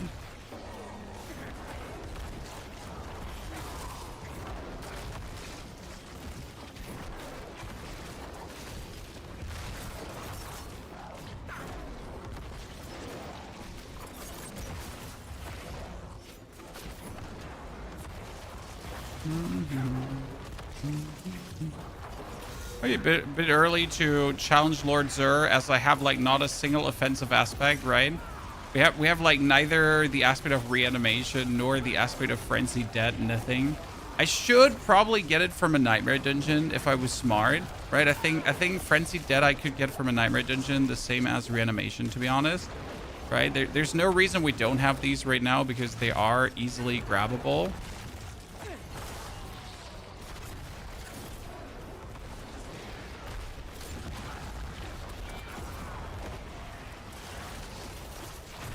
Oh no, oh no.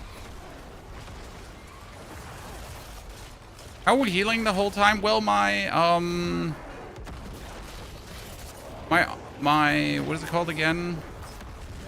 My curse makes blood orbs, and that heals me. I feel like all these blood orbs are being made by my curses.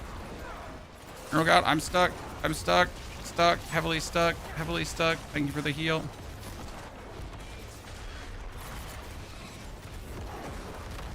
What a mess. Okay, I'll admit that I was a bit greedy going in here without a single aspect. You know, it's okay. Sometimes we do things that are not particularly smart. You know, we would do them again, so I regret nothing, and I would do oh god, I'm stuck. Right? We would do this again, exactly like this. Zero regrets.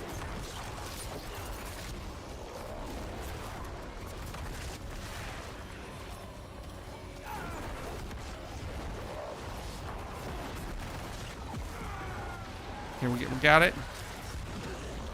Come on, kill him. Thank you very much.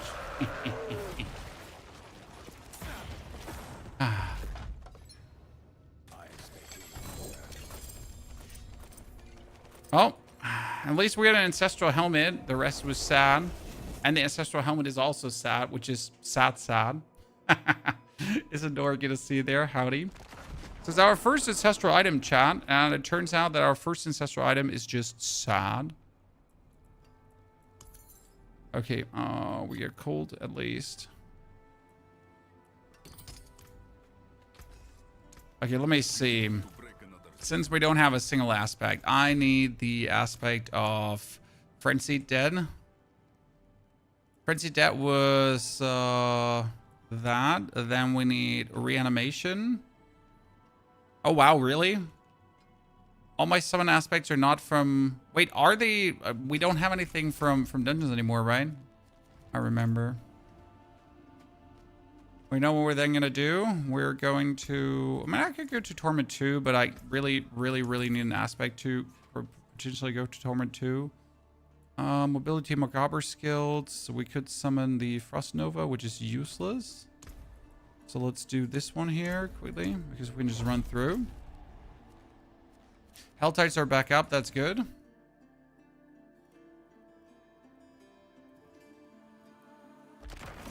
Is this hardcore? No.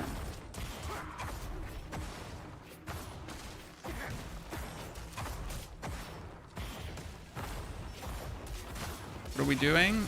We're just finishing the Undercity. There's no reason to actually do the Undercity. It doesn't give like meaningful rewards right now enough to kind of like do it.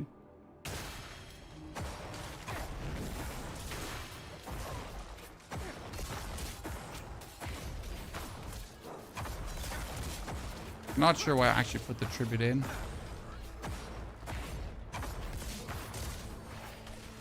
Is the way to force Harbingers to spawn in Helltides? No. I mean, you pretty much just kill enemies to get your cinders. If you find a Harbinger, you want to kill him because, again, killing a Harbinger is just very beneficial for you. Right?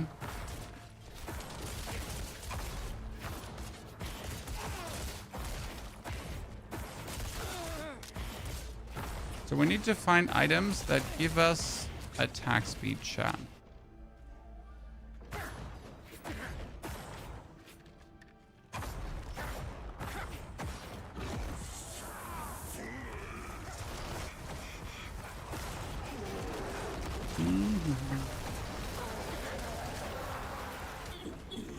Poor dude. So we actually need to look at items here, and see, that's not attack speed, so we don't want it.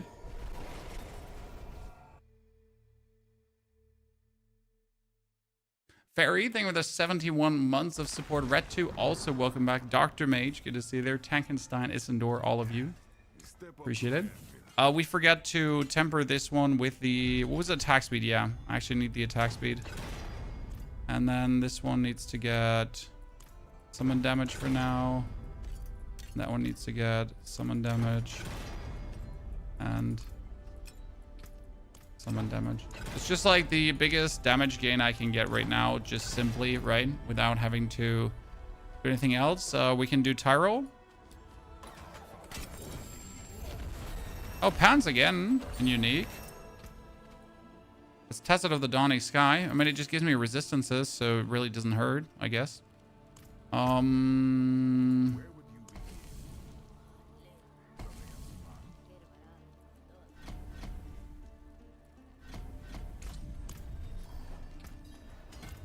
Points.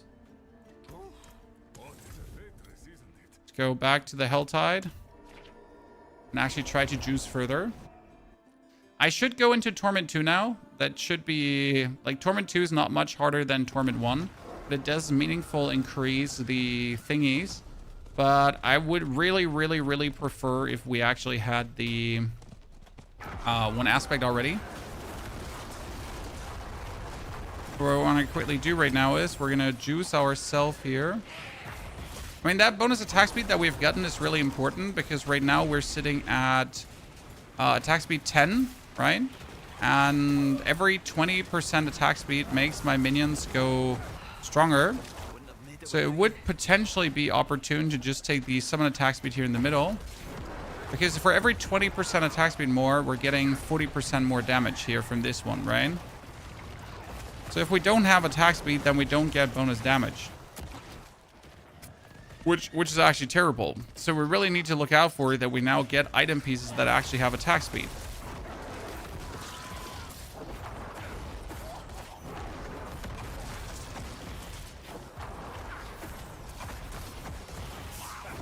Because otherwise, no bonus damage. Kind of also explains to me why we're doing not as much damage as I expected we would do, right? Because we're literally missing out on the most important juicing aspect. What is this? Oh, this is currently the Army of the Dead Necro.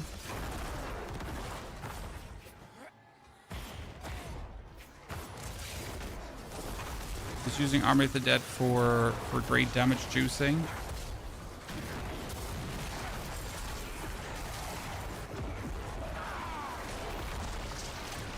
I could probably try to kill the Queen of the Helltide. Be my first one.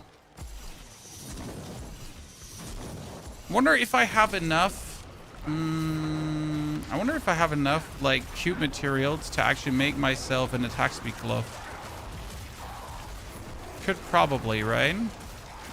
What do I have? I have one single aggressive tuning prism. Let's forget about that. Right?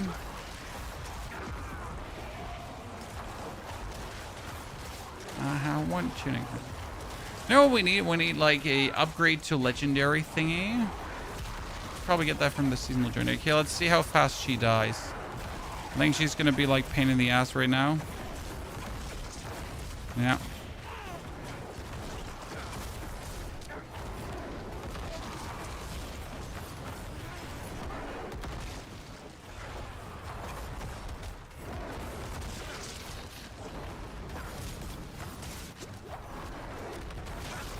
Okay, reduce my cooldown, please, so we can use Army of the Dead. Thank you. So when Army of the Dead is like triggered, look at her life now, how it just vanishes. So that's like what you need. Obviously, when she then goes away while Army of the Dead is triggered, plenty illegal. I'm trying to kill you here, lady.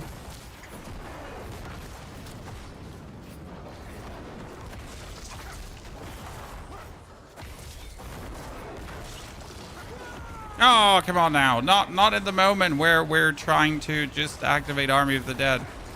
No. Oh, we got her. Longer than I'm happy with.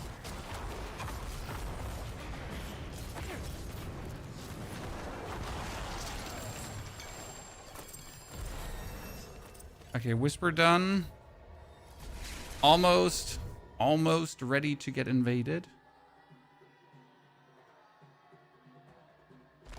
Is it better to kill faster in lower difficulty? No, because right now the higher difficulty gives me so much more XP that it's crazy. It is done. Better collection of gauntlets. Yes. Please with attack speed, chat.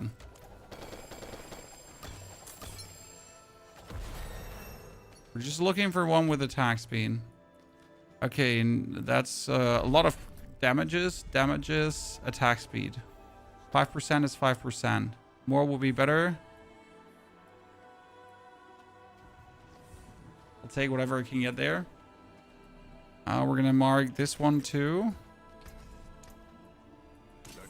Okay, that brings us up to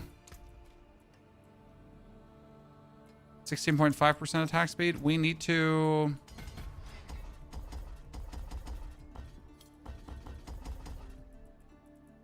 actually invest points.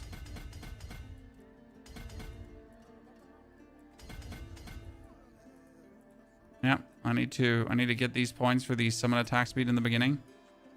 We also need to make Variana our main merc, because she's going to get us Bloodlust for an attack speed boost.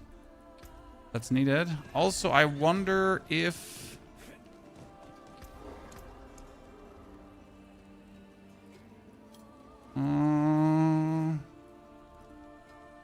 I could do maximum ferocity stacks, because then we are able to use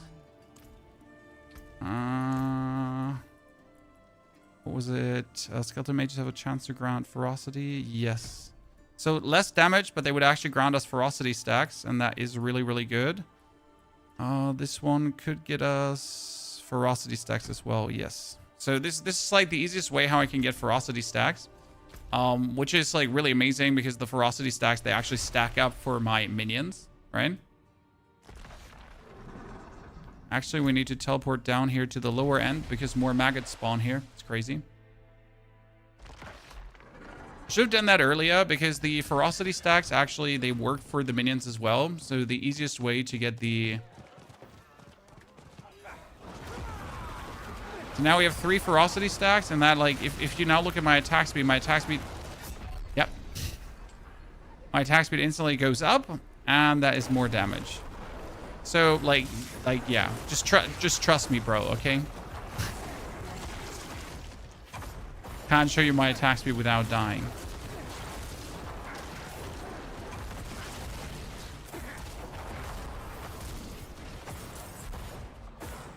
The problem is now that we died, we're losing out on...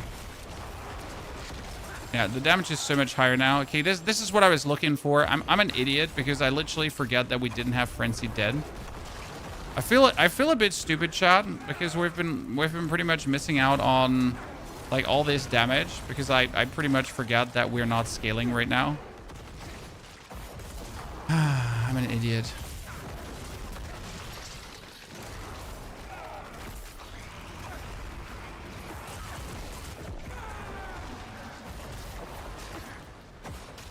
I mean, sometimes stupid, sometimes smart. Very stupid today.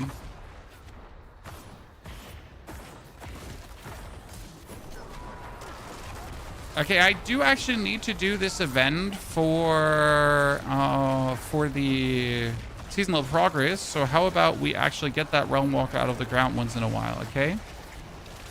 Chan? Let's actually do this here. Then we're going to jump into Torment 2. Now that I got the attack speed juicing, so I got 8 stacks. And 8 stacks are going to bring me up to how much attack speed? See, 8 stacks is 66% attack speed. Each 20%, that's 120% bonus damage. You notice how useful that is, right?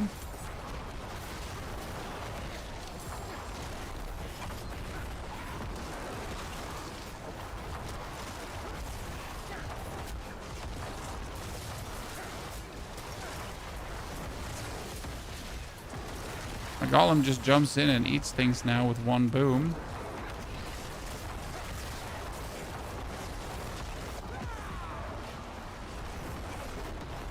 Okay, so we got the thingy summon in the middle, right? Slay enemies to expand ritual circle. I did.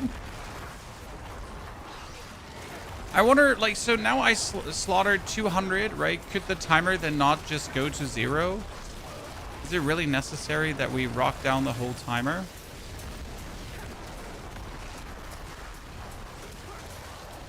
Wonder if I should put Army of the Dead down to the 20-second timer for now.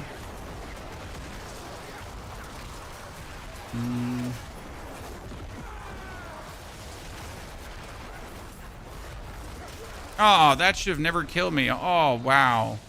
I feel so sad about this right now.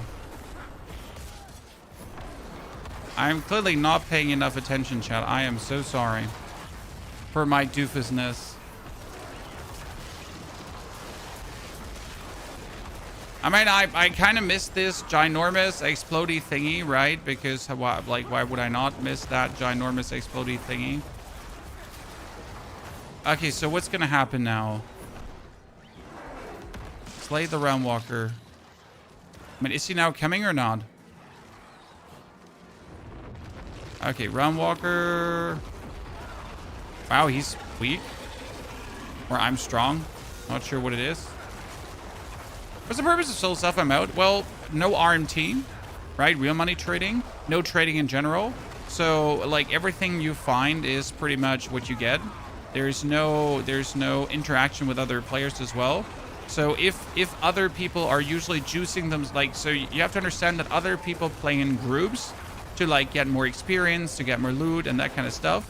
And you as a single player are always going to fall behind team players.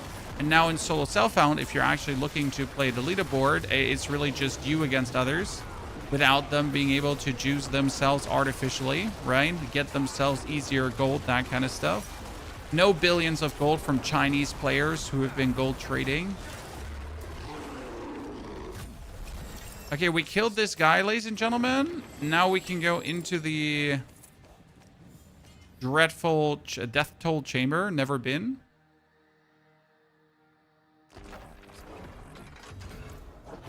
Death toll pillar activated. So this is my first time I'm in this now. Slay enemies to expand circle to the maximum size. Okay. So I just need to kill dudes now as quick as possible. And if I get this, Soul Eater will be spawning. Soul Eater Shrine. Oh, what's a Soul Eater? A Soul Eater is a Gobby? Okay, there's a Wailing Exarch. I have not played the test servers, if you wonder. Like, I wasn't on the PDR, so this is new for me. Pretty much. Okay, that was the chamber.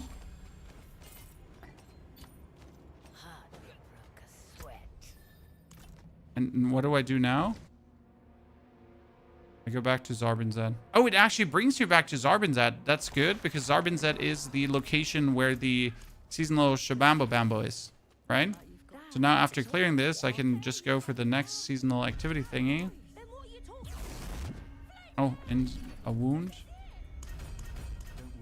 Okay, enter the Pandemonium Threshold. What do you take with Variana? Left side? You want the bonus attack speed. So what you're really looking for is the bonus attack speed here. Because with Variana, it's easy. Like, if I now get my here, look at this. I'm sitting at 62% attack speed, right? With everything kind of stacking up, with Variana going on. And I need 100% attack speed, because 100% attack speed is 200% bonus damage on my dudes.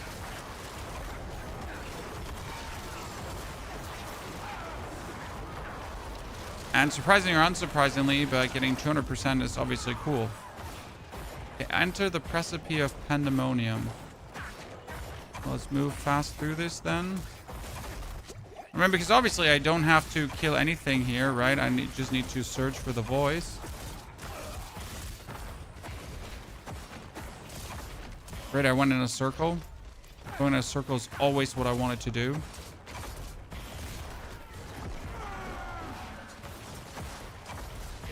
Hey chat, let's just create a level, okay, that has like no clear path to take, where we're gonna bait our players to go in a circle with the sole purpose of frustrating them.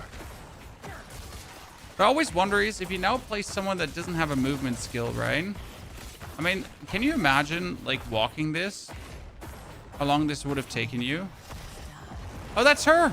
Chat, we're already fighting the Corrupted Reaper? That was a short quest line.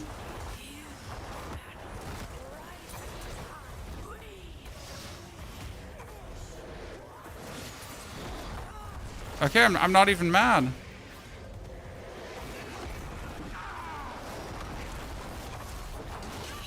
Okay. That was her.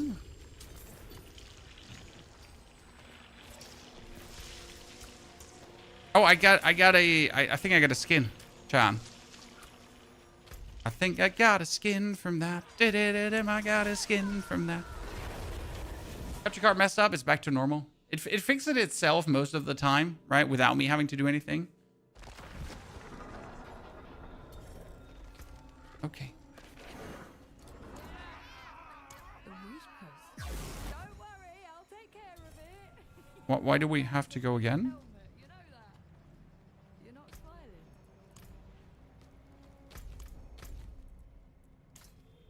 I mean, she sends us back again. That's weird.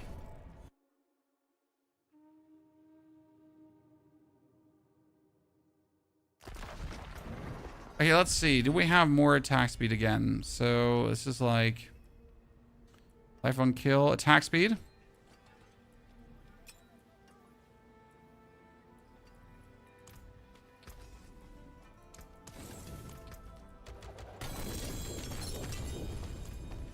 Two-handed sword. Chat, we got it. Ooh, ladies and gentlemen. Zangivar, Blade of Zur, 45% with weapon damage, all damage, damage over time. Not the best, but it'll do the trick.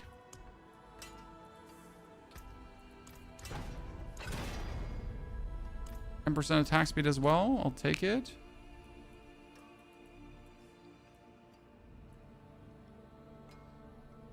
Great, also the aspect of Glin's Anvil, which I actually can play.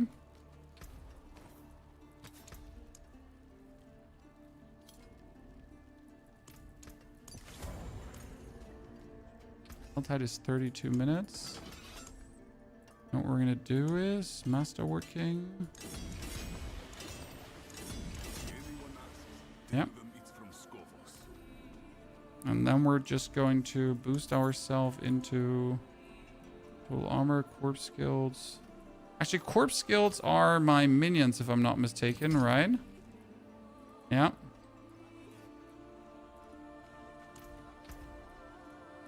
Okay, let's go Torment 2. What endgame build are we doing? We're going to do multiple endgame builds for multiple challenges. It ain't that simple to just say you're doing one. At least not for the Necromancer. Necromancer is a multi-trick pony, not a one-trick pony.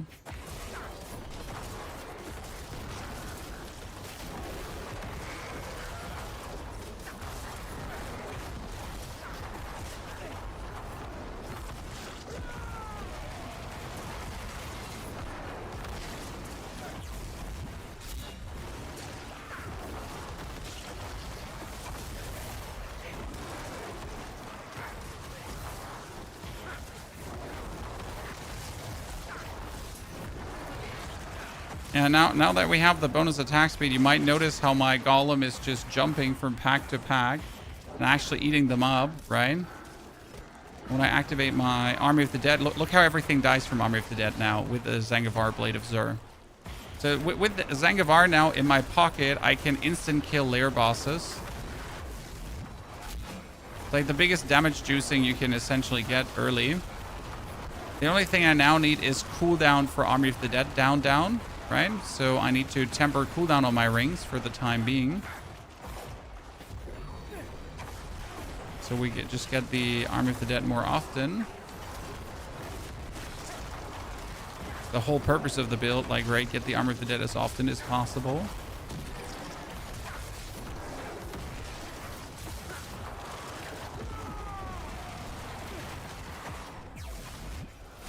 So the incredible damage you're dealing with it.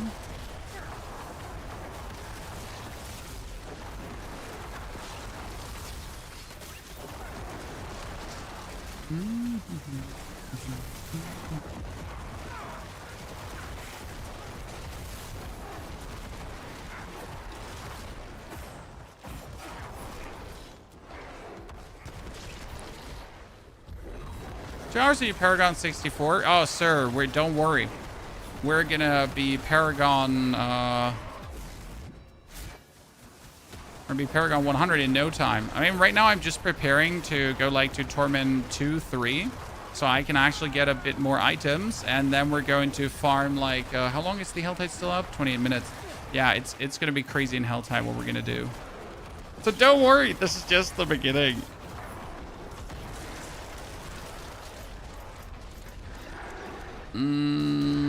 We have Soul Runes, Gar. I mean, actually, we can take Gar here to make sure that we're critting quite severely.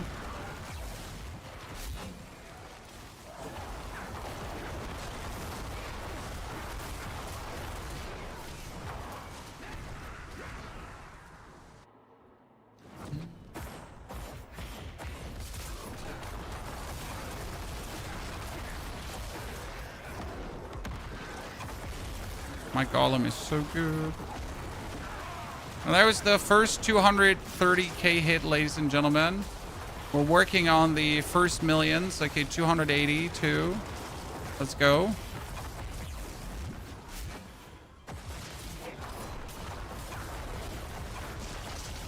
Ultimately, I want to like get rid of that curse so we could play the Reap.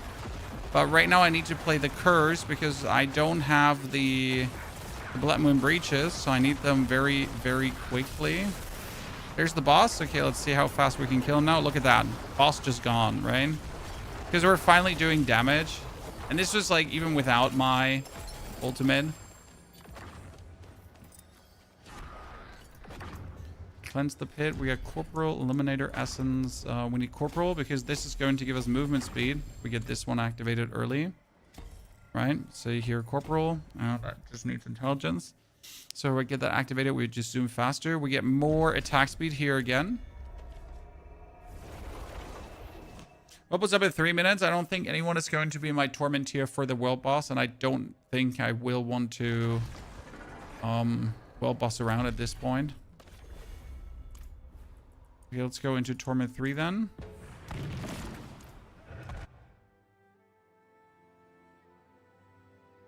thoughts on the overall best Necro build? Maybe Bone Spirit. I mean, it's still Blood Wave if we're just looking for overall strongest Necro build. However, Blood Wave is just shitty to play in certain encounters, so it's kind of like Necro is not a one build. Like if you're a Necro player, you're not just going to make one build, you're going to make multiple builds for multiple purposes, and that's just simply the way it is because it's just better, right? As Necro builds are relatively easy to play. I forgot to get cooldown reduction. Shit, that was a mistake.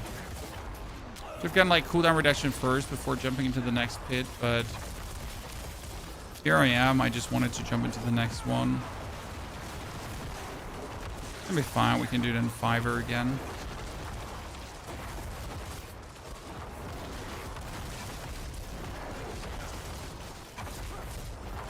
Thing is, if enemies survive longer, then technically I can actually do like more cooldown resets because enemies are finally surviving for the duration I need them to survive to get proper cooldown reset.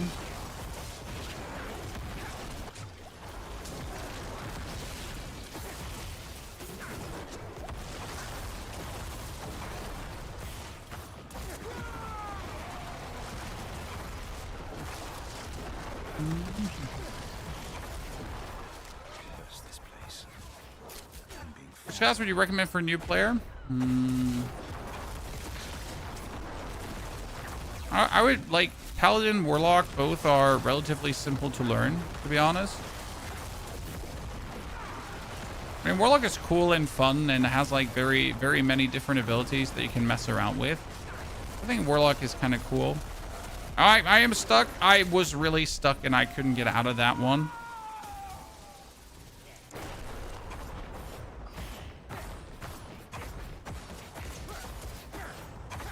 I'm going back in. You stuck me. I don't like that. I mean, I saw the giant explodey circle. Don't think I didn't see it, Chan. I just couldn't move. Okay.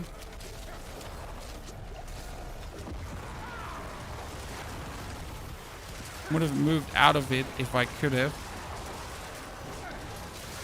Can we do this one like even faster than the last one? How are we doing Torment 3 faster than Torment 2, Chan? Explain. The reason is that enemies take more hits and therefore reduce more cooldown.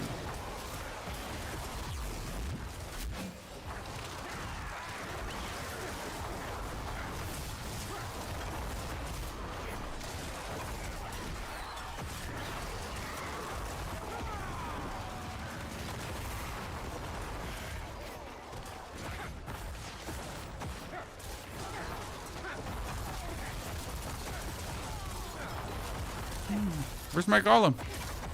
My golem is not coming. He's stuck somewhere. This is like one of the weird bugs. Kekskiller Moinsen. Grüße nach Landshut. So my golem was like somewhere back in the level, and he was just refusing to walk forward because that's what golems do. You know, sometimes they just don't wanna go.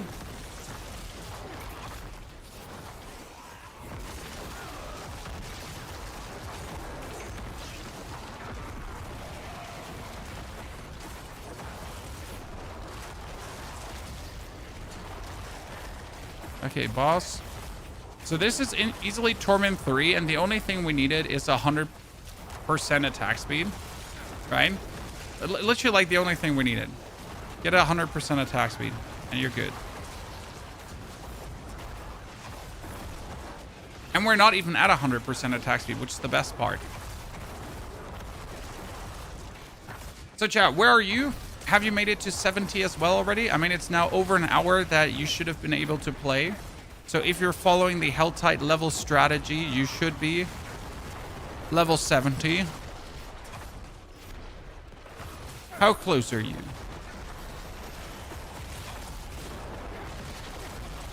No level shaming, don't worry. Attack speed.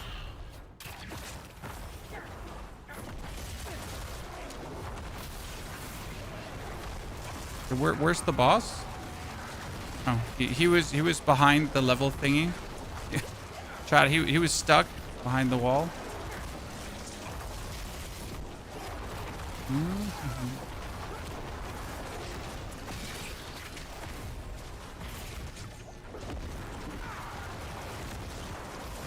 And my Army of the Dead is killing this guy.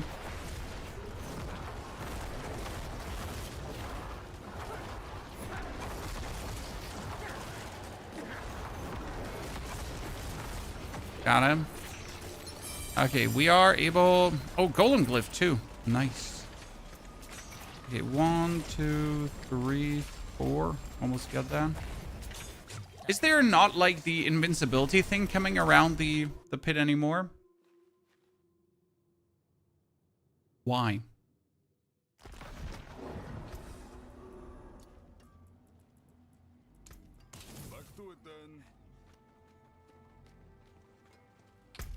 I can't do which is better this season. Probably the probably the Druid down the line to get everything together. The Necro is just a very good starter to get you along the way. Okay, we got Nightmare Dungeons for the double.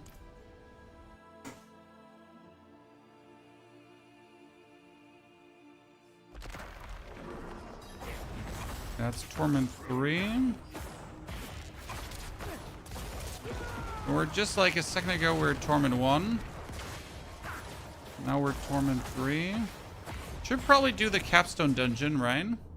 But the Capstone Dungeon takes so long. You're 68 already? Damn. Let's go, sir.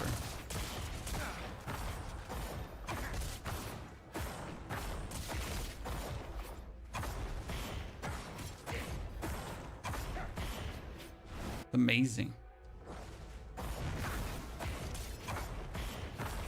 Whoop, whoop, whoop.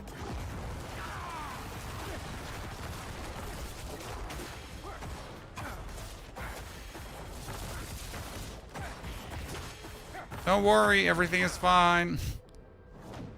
This is normal gameplay. Peak S tier gameplay.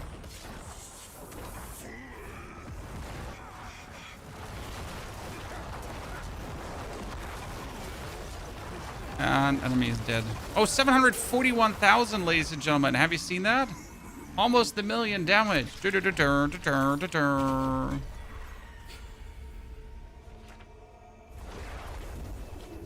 Almost the million damage.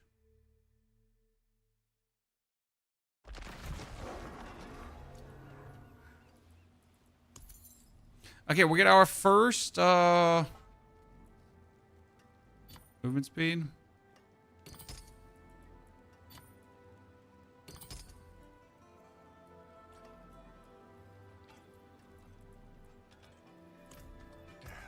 Step up to my anvil. Okay, we're gonna go into the Helltide now to get ourselves upper or lower Helltide. Lower Helltide, actually. Lower Helltide is better. More worms. How does your essence regen so fast? We choose the upgrade on the skeletal mages that restores our essence. So it gives us more essence restoration, 143% to be precise. So yeah, we're just insane.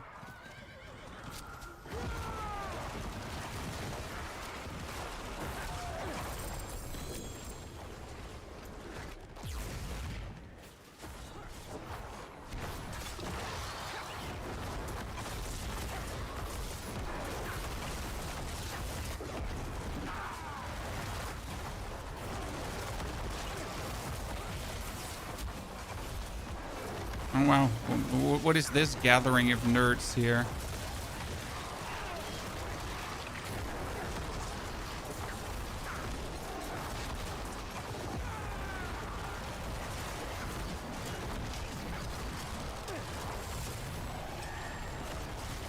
Pick up your Horadric Cube materials, Chad. Don't ever leave anything behind.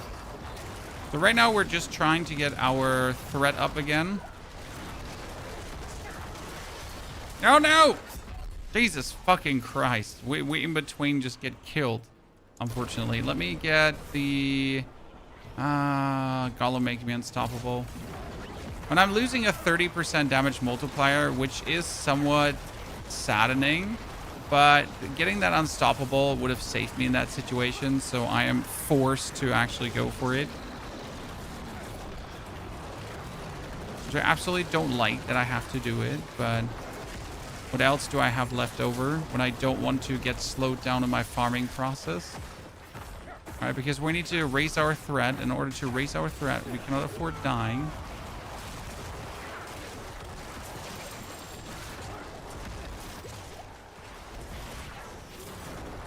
And we wanted to also get cooldown. We still haven't gotten cooldown, chat.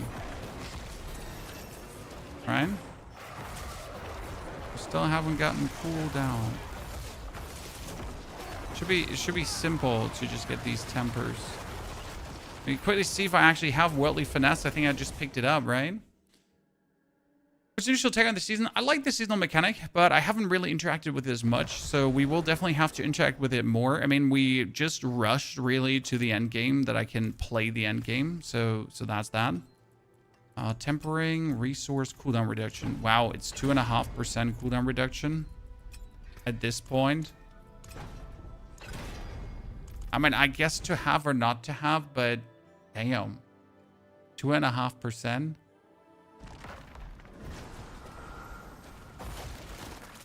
Not really impressive, is it?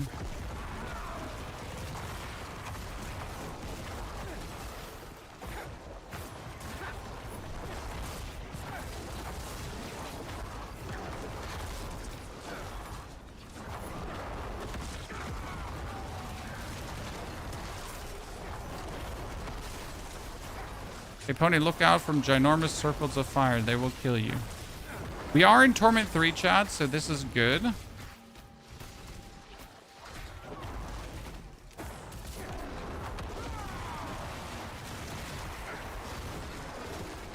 So I feel like we're finally getting XP for doing things. But the only thing we want to have is, again, our threat up so we can do more maggot farm now.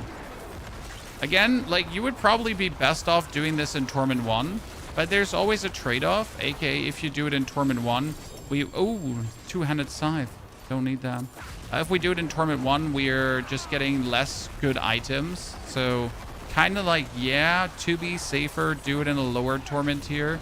But also to get more loot, do it in a higher Torment tier.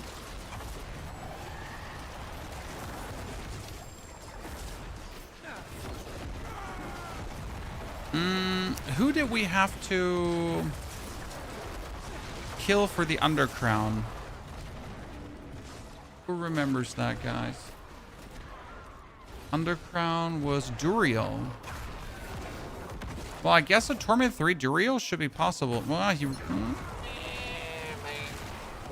yeah? Yeah.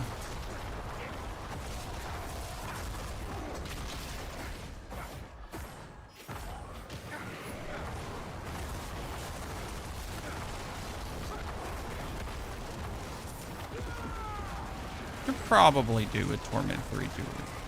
Okay, where are chests located? There's a chest located. Not able to find you on the Twitch D4 page. I mean, have I forgotten to... No, I'm in Diablo 4.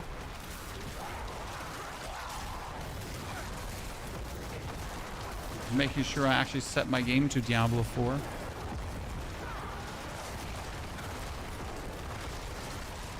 We did. We're Diablo 4. I'm surprised Diablo 4 actually has 50,000 viewers right now. Damn. I mean, nothing compared to actually what a Path of Exile season gets, right? But I like to see that there's interest, you know, chat. Makes me happy to see the interest. Okay, well, let's go back to Maggot Farm. I'm sorry we have been so slow now. We need to get the temper recipes as well, because this is blood, this is fortify.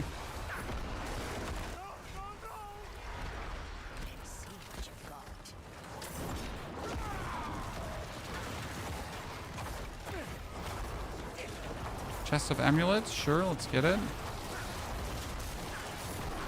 I'm just hate watching. Yeah, I mean, I've heard of that. That practice, sir. The art of hate watching.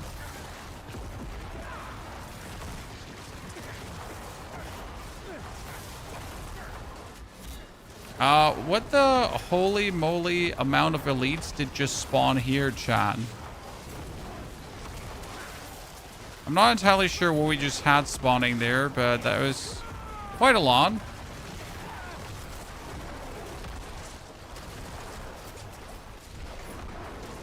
Gonna look out that, like, we're not dying here again to some unfortunate circumstance.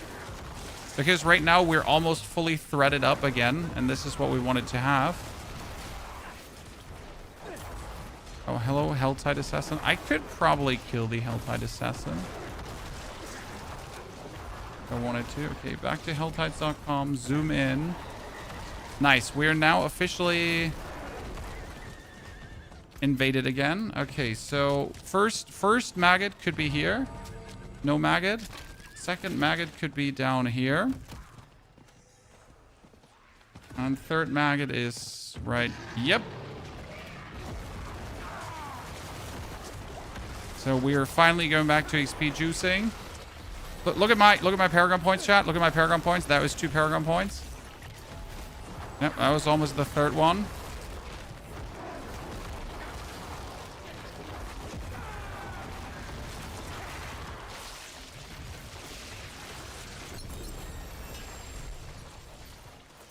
We're doing well. Just trying to reach the next. Ignore the Helltide Assassin. Next worm ambush. Come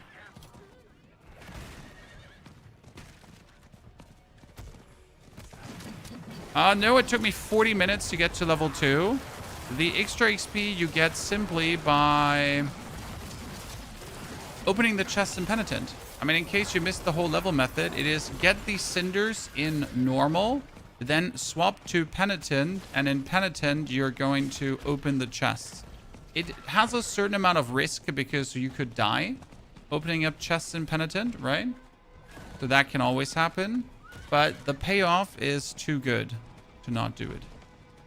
Okay, there's no maggots spawning here. That is scam. There we go.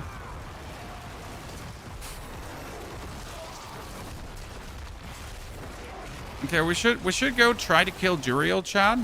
Try to get an undercrown. I mean, if we don't get an undercrown, we could get a what is it called again? A Godslayer crown. So no matter what we're getting, one of the 2, undercrown or Godslayer, is just going to be fire. Ah, shit, but we need greater layer keys. I completely forget that. What am I talking about, chat? We don't have greater layer keys. How am I going to get the undercrown when I don't have greater layer keys? Yeah, I'm an idiot. I could get myself a Ring of Mendeln for now. Probably. Yeah. Yeah. That could work. From the Beast of Ice. I need the Mendeln anyways for builds, so we could do that. And then we also finally need to get our set. So I feel like anyone else that is already in the Torment tiers feels like we're not getting sets. I mean, okay, I'm only 2 hours in. So what am I complaining about, right? Like we're now streaming for 4 hours in total. I'm like, oh, we're not getting sets, huh? Or it's just kind of like sad that we're not getting sets. Yeah, how about you shut your pie hole, pony? What do you mean we're not getting sets?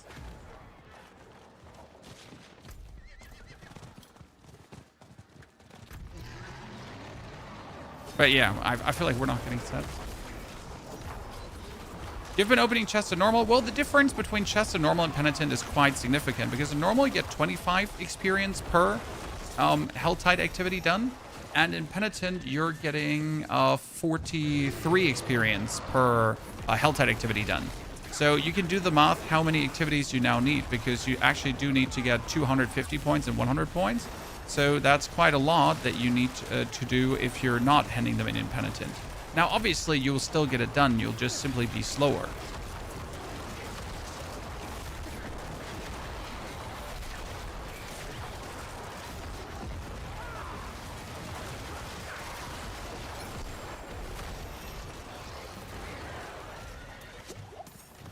Let's open up this chest. There's another one.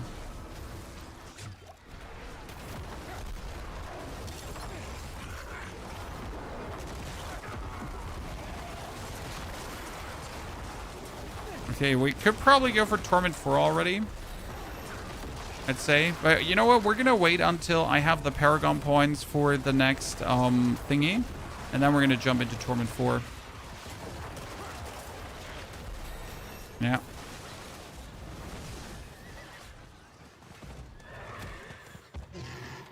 Nice. And we're right now being blessed. So Maggot Farm is really the way to go, Chad. It's just the easiest juice in the beginning. The best part is it just doesn't feel bad to do this, because on top of, like, obviously the XP we're getting, we're able to open up all these chests because we're obviously early. We early got all the cinders, right? So it's kind of like this just feels twice as good. I'm not sure how to say this otherwise. You're just getting the best bonus of both worlds, right? You're getting to spend your time in Helltide, but you're also getting to open all the chests. And all these chests can obviously have greater affix items in them, right? If you want to, you could do Seer's Reach. I think we should do Seer's Reach. It's not a bad shout, my friend. So good pointer. Seer's Reach is a valid thing to aim for.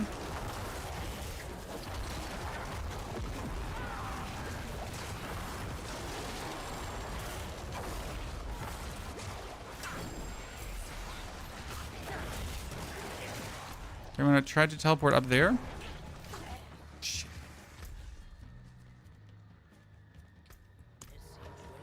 Please let me go. Please let me go.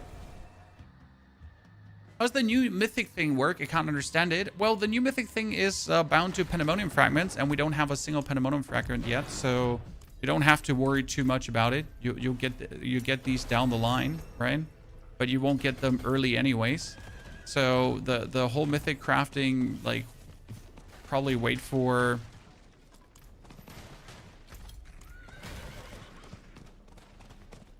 Torment 8 or something. Seasons destroyed games. I heavily disagree. Okay, this is actually faster than writing. You know, if we have an open Helltide.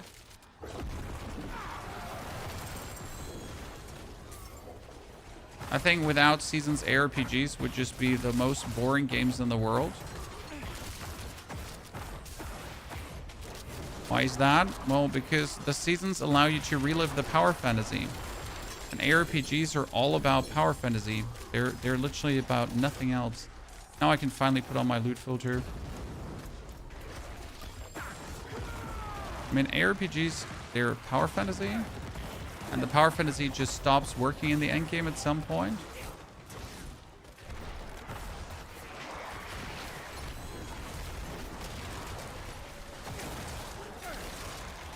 Okay, we just need worldly finesse, Chad. Okay, this is good. I'm going to take this threat with me in the next Helltide. So I'd say we're going to leave now. We're going to try to get, like, prepare for Torment 4, I'd say.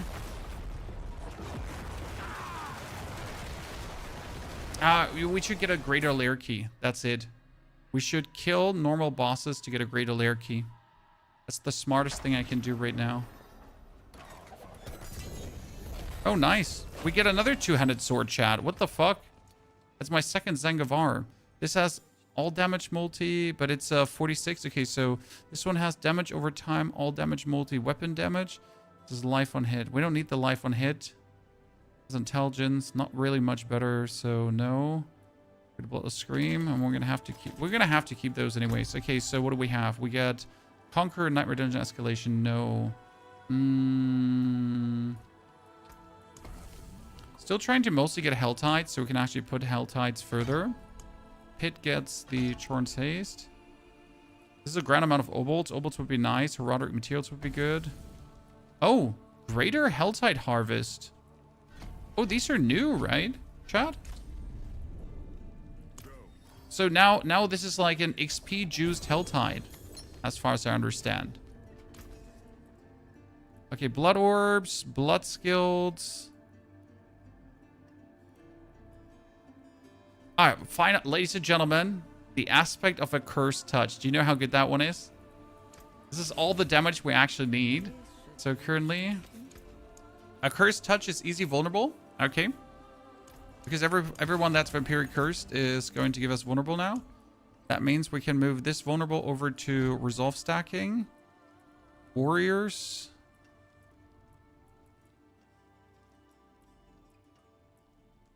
Okay. We're going to now Torment 3. Try to delete a Beast Device. I mean, I got lair keys already. Oh, I got a greater lair key. Damn.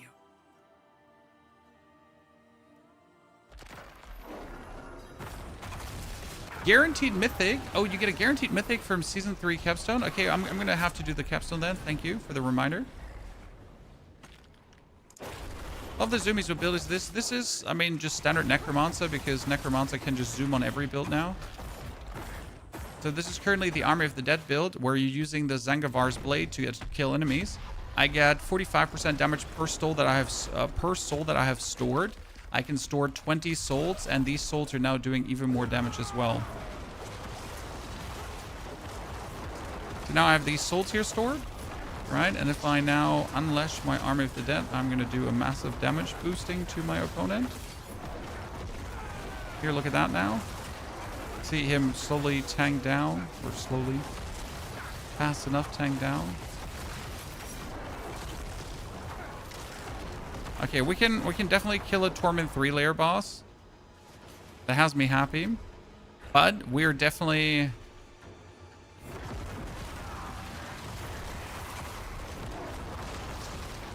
in need of aspects. I mean, I'm in Torment 3, and I just got my first aspect, essentially, that I need for this build, right? Make out of that what you want.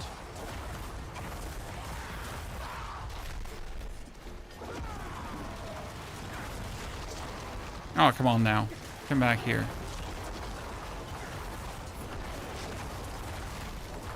Let's go. Damage juicing, chat.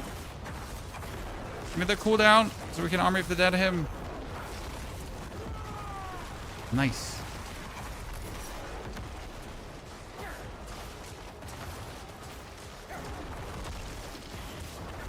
No! No! We had him. Chat, we had him.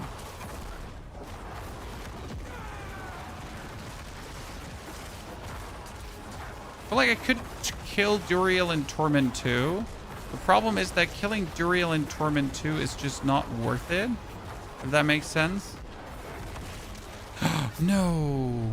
I was so unlucky.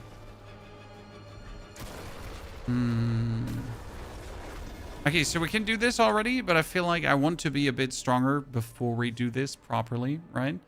So instead of wasting our time here, we're going to get these the Flesh Eater node. Because the Flesh Eater node is instantly going to make us stronger. So let's do Torment 4 quickly. Just unlock Torment 4.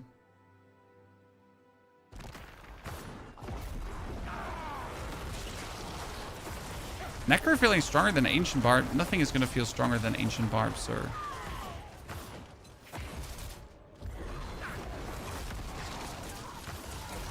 We just simply don't want to start with Ancient Barb, because for Ancient Barb to really start rolling, you require the aspect of Apogeic Furor.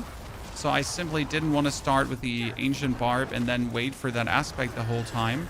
I wanted to start with a different build and then pretty much make sure that when I play my Ancient Barb, I already have the aspect of Apogeic Furor. Because again, the Necromancer, I mean, I'm without aspects here in this in Torment 4 already, right? So I don't have my aspect of Reanimation, Frenzy, Dead, all that kind of stuff. Everything is missing. And yet we are very nice and comfortable able to do things, right?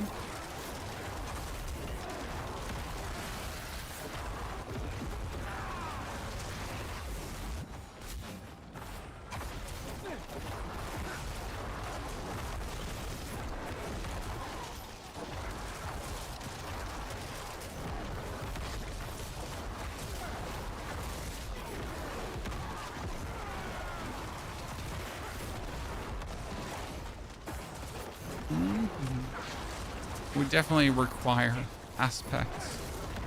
Please.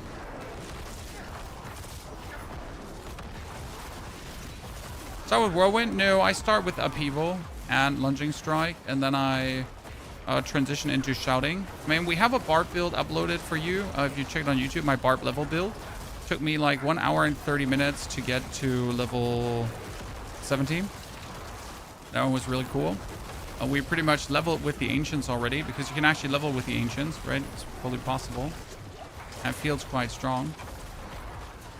Okay, we're going to have our first glyph upgraded to 15, ladies and gentlemen. So that's going to be good.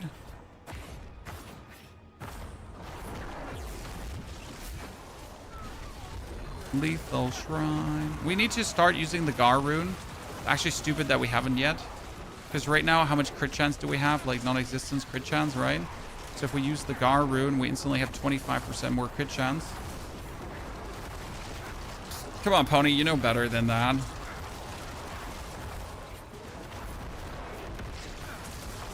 We often play like minimum efficiency just simply because we can and it works, right? There's no reason to do it. You should like just play as at your strongest, technically.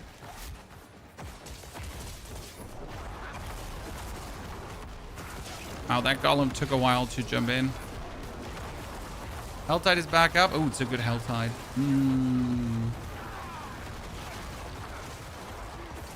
Good Helltide with a good rotation. But someone said we should do the capstone first, so the Torment 1 capstone. So I think I'm gonna now handle that one. That we get essentially, because I think when we do the Torment 1 capstone, we're also gonna unlock like here. We're gonna unlock this, and it's going to be new. What is it called again? What's the not sits? New.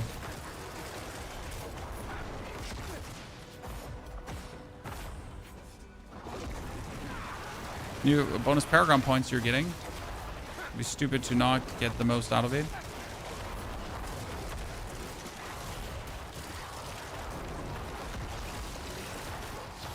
Oh, we could swap over to Explodey Skeletons, Chan. For this build, we actually have been using Explodey Skeletons to leave behind corpses. Could do that.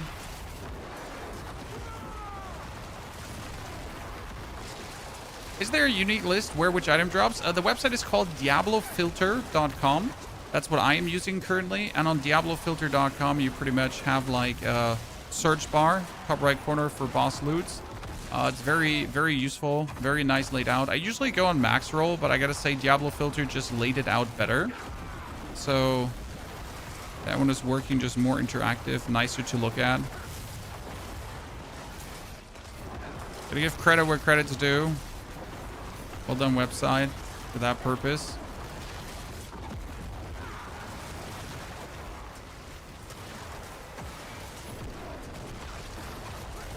There is so many elites here. R. There are. I am stuck. Time for Army of the Dead to just take them all out.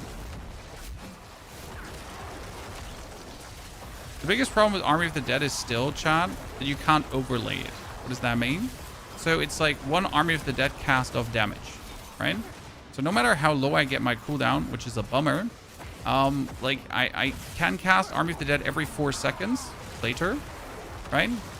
But like if I can cast it more often, it doesn't do anything for me, right? There's always one Army of Dead worth of damage.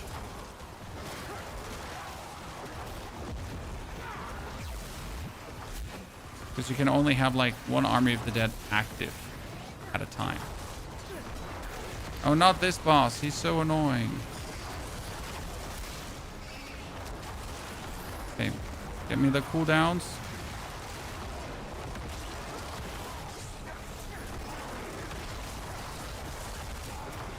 Let's use the surrounding dudes for like bonus cooldowns so we can just hurt him harder.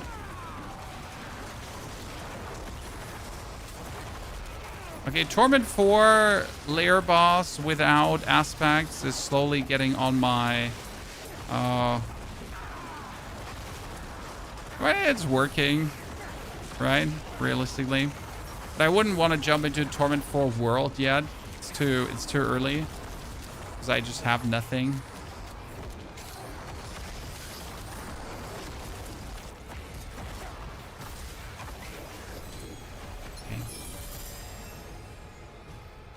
At least we're going to get Corporal up, so that's the first one. Then we're going to have to get Essence up because... Actually, we should get Golem probably up, but we're going to go Essence because it works for all of them. Turn yourself center. Is it fixed again? It's fixed again. Make sure for the right difficulty for the capstone. I think it doesn't matter, right? If I just jump in right now. That's my first darkness thingy. I need that.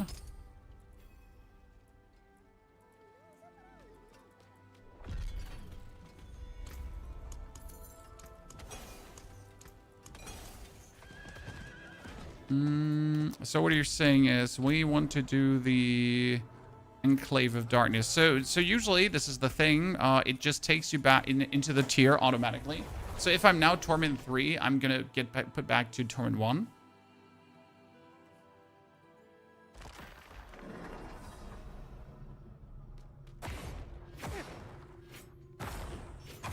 This game is dead as fuck. Go back to Pee-wee. I always wonder when someone comes in your channel what they expect you to do, Chad. So if someone comes in your channel and tells you that your game is dead as fuck and you should stop playing it, do they expect you to say, yes, you're right, master? I will obey your commands. You know? Is that what they're hoping for? Expecting?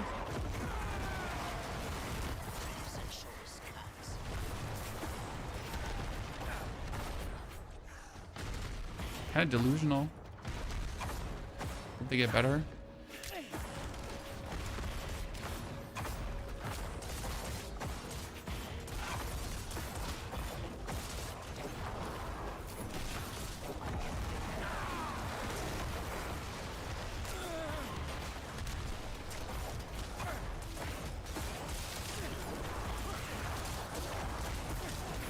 So, sacrificial flashes down.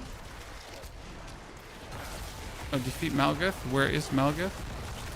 Is Malgath here with us? No, he's not even here with us. I thought Malgath is like one that spawned. Wait, are we earning currency for Overwatch skins, by the way, Chad? I didn't pay attention.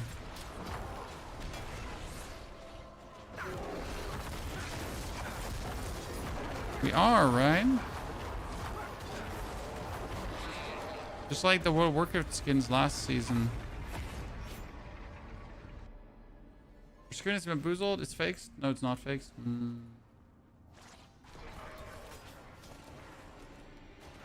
Thank you for paying attention together with me. That's very appreciated. Again, main reason I chose Necro as my early starter because I can just do these thingies here faster, right?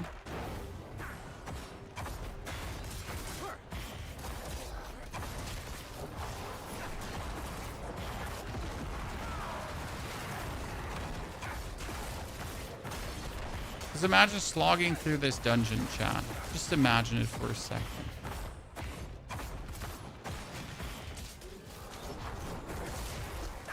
When you kill him, open up the map so it actually shows you where you need to go afterwards.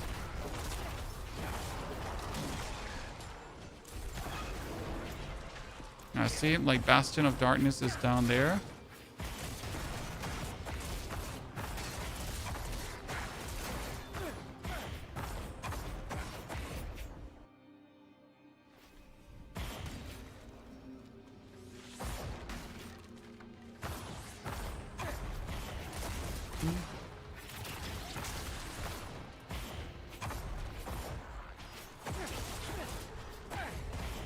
Charge 3 bacons. Or siphons. Have you decided what your second character is going to be? Probably Druid. But I need T-Balt's Will for that.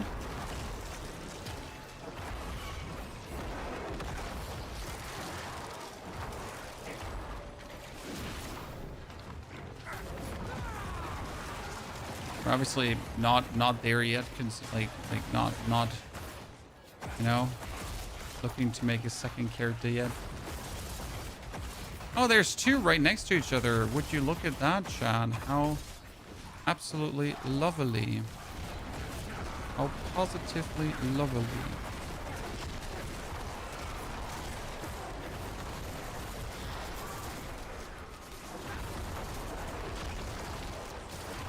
What's new season like? Changes anything? Oh, thank you for reminding me, by the way, to put goddamn skulls in my weapon.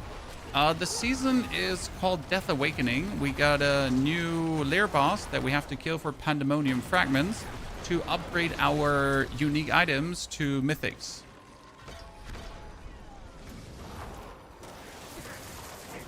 Yes, I can upgrade a unique item to a mythic. The problem is right now I could technically upgrade the Zangavar Blade of Zur to a mythic. But I don't have the materials for that, and it would also not necessarily give me a Zangavar. Could also be a...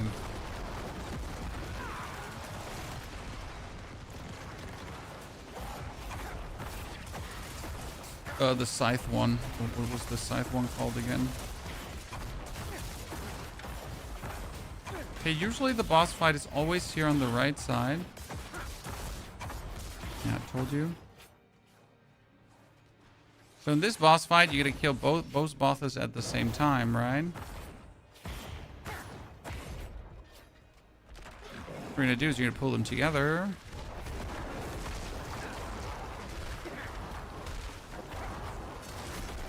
And then you're gonna cover your ulti and both die.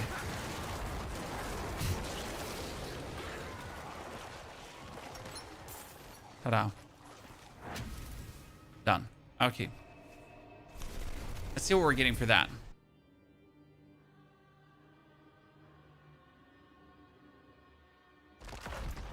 Okay, we're getting a Resplendent Cache Mythic Unique Journey Cache, ladies and gentlemen. Okay.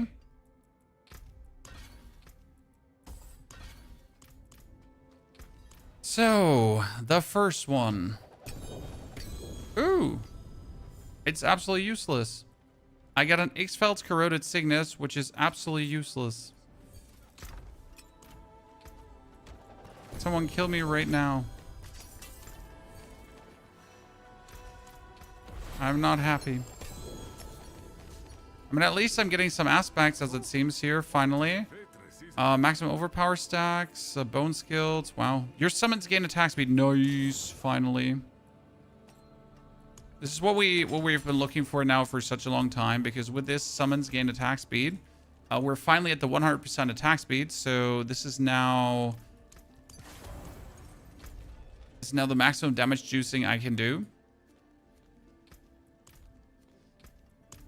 easily, right? What would be the benefit of making it into mythic? So very simple. If you make an item into a mythic, it gets the aspect that it has plus 30% or times 30%. So my Zangavar Blade of Zur gives me 50% more damage per soul. This is a 1000% damage multiplier. If I make it to mythic, then we're getting 65 damage per soul. So you can imagine that's actually really good. Notice how instantly, due to attack speed, damage is just higher. Woo!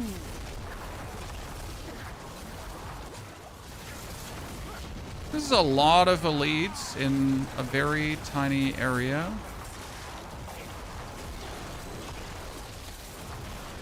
And there's even more coming. Okay, what does this one say? This one, disrupt ruptures. Okay, so I gotta close ruptures to get a whisper. I gotta slowly start whisper juicing. I haven't done that in a while, and there's like no reason we actually haven't done whisper juicing yet. So we should begin now.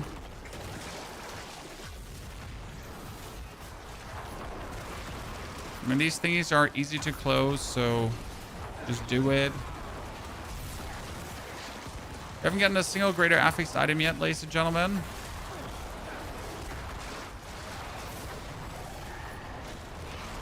Also something to look forward doing. Does Warlock know this is Necromancer? Good old Necro, just going, exploding things, using your dude to explode things harder, then exploding things even harder, and then after you exploded things really hard, you explode things even harder. And right now we're using a combination of minions plus... nice. The combination of minions plus... Army of the Dead to get like the maximum out of it. And let me tell you, it works really well. Realistically, I'm doing a split, so I'm not focusing on one thing completely, which is terrible. I should focus on one thing completely. But it works due to the fact that I don't have one thing, right? I cannot focus on either the golem completely right now or anything else. I kind of require a little bit of everything. Okay, how long does it take to close one of these tiers? Like, in all honesty. Because if I just disrupted like one of these, this is how long it took. Okay, let's go hunt maggots.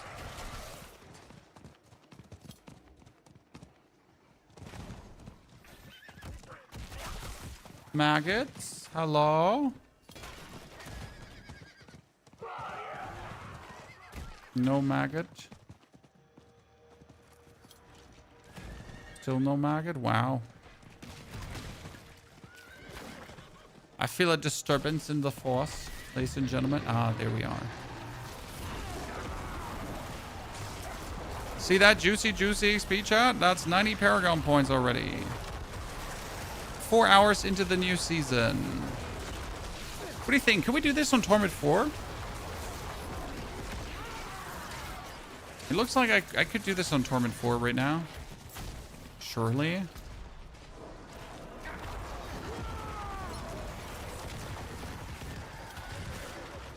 I mean, one thing we have to do is we have to double socket the weapon and put like 2 skulls in, because that would be 44% bonus damage, right? Yeah. Probably. Okay, let's see. I need to go for this one. In case you wonder what we're following, there's a map with the spawn spots of these worms.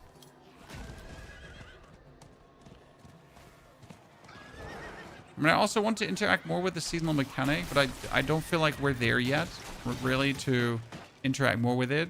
Because you've just seen, like, how slow that was. I was actually surprised, like, how slow closing that breach was. I thought they sped it up, because they did actually speed it up already, chat. So this is the faster closing breach. Makes you wonder how fucking slow was it before. If this is the faster closing breach.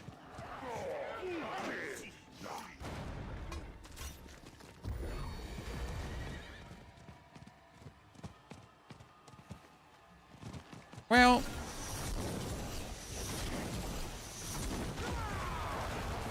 let's get a whisper.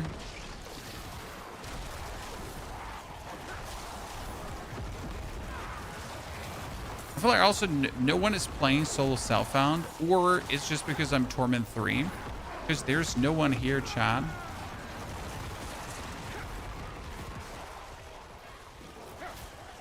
Once I unlock the magnetic speed, you can continue on hard.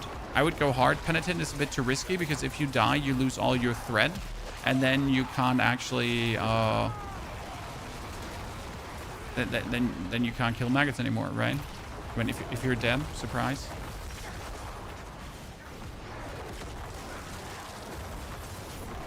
I usually gauge at the Blood Maiden if I'm ready for like a Torment tier higher. Because if I'm able to kill the Blood Maiden without a... Oh goodness, she went away again. Without a hiccup, then we're good to go.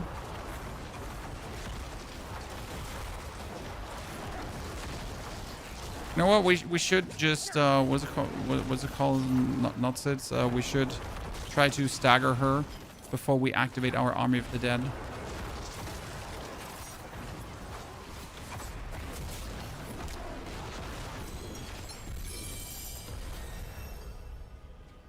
Get a whisper, and we finally have still not what we're looking for. Okay, more maggots, hopefully. There's a player. Chat, we found another player. Crazy. Okay, we literally are not getting maggots in this one. I think I gotta go for the lower one and try to get maggots there. The problem is the lower one has an even shittier maggot rotation than this one. So this is like, here is the best area because there can be a maggot right here, right? And there can be a maggot on top. And there can be a maggot right one further up, right here. And lastly, there could be a maggot right down here. There we go.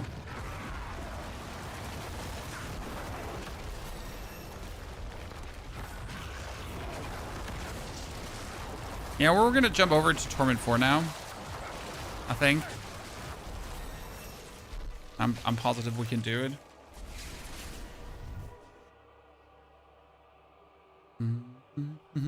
Just got Warpline level 2 Helltide. Now farm Helltides Penitent. No hard. In Penitent, you might die. I don't think you want to die, right? Collection of amulets. Because dying would be like the single-handed worst thing that you could do. Damage against cursed enemies. Probably also. Let's go into Torment 4.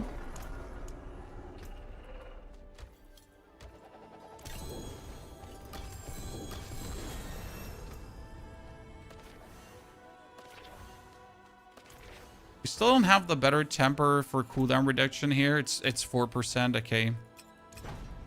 Not much, chat, but it's honest work. I mean, 4 is better than 2.5, right? Wait, let's masterwork this one. Ah, shit, I don't have the veiled crystals because I stopped picking up things. That's crazy. We can actually double socket it. Okay, that's good. And then I can make skulls. 1 flawless. Okay, see, because the thing is, now we're getting like here. Good. Can't put a double socket in. That's crazy.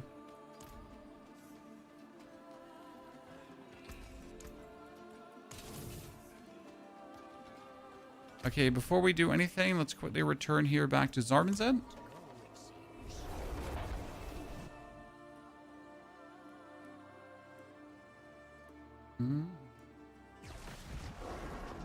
To check here for rewards. Okay, nothing special.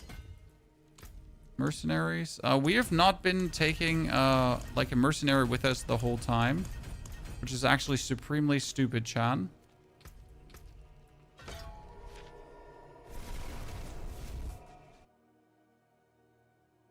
Thing is, now that we have all the attack speed, I don't have to play Variana anymore. I can actually go back to Subo. Thank you very much. And we can use Altkin as our reinforcement. Why Altkin? So we have him leveled up as well. Okay, let's see what we get from this. 200 axe, sword, lair key. I mean, right now we're hoping to actually get aspects. You deal more damage to cursed enemies. Let's go. We got ultimate skills. Cursed enemies. So finally we get some aspects for damage. That makes also sense in Torment 4 now. Any way to make worms spawn easily, you need to have 70% threat. Ergo, you need to be in the 3rd bar of the threat up here. Okay? And then the worms will spawn more likely. See?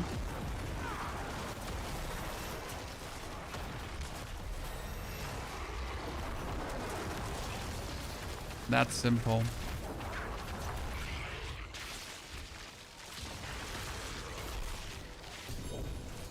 Ooh, enhanced primordial dust. Let's go.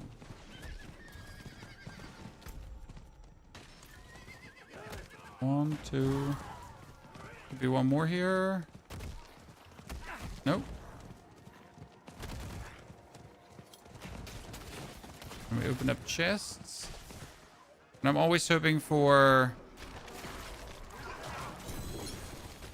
greater affix items, right? Oh wait, we need to first check here. So is there a worm here? Or here.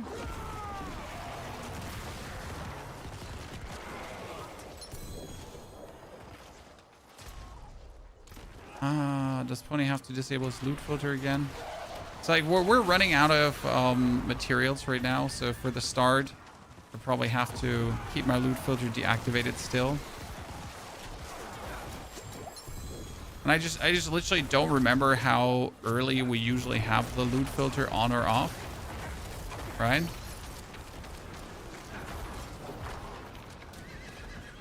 Okay, 1.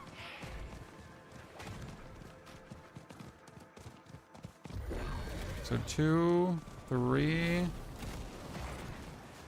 The next one could be 4. Maggot. No. Then we need to go to the right.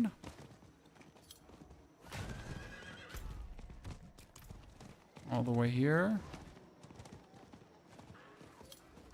Are you planning to run a minion build this season? I mean, we're currently running a minion build, sir.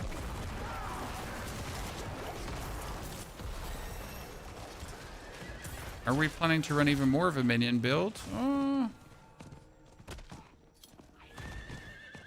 mean, the build that we're actually playing is a mixed build. The Army of the Dead juicer.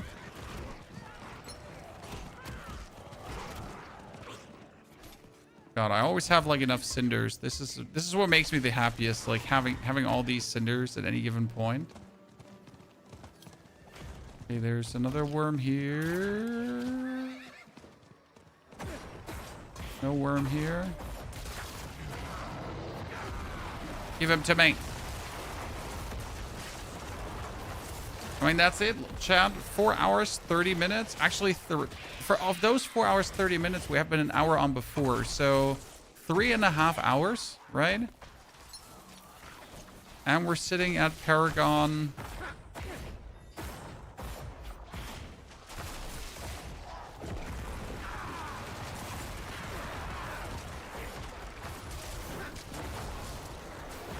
$100.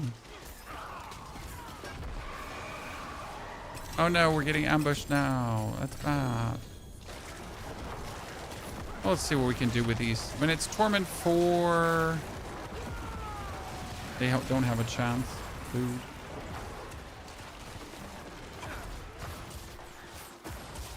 My damage has finally grown to nasty levels. Okay, let's try to kill the Helltide Assassin, because usually the Helltide Assassin drops also very good. And since my Army of the Dead here, look at that. It's just my Army of the Dead, right? Boom. Wow, that was kind of disappointing loot from him.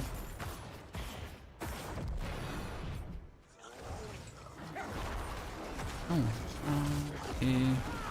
Odious. Beneath iron. Thank you very much.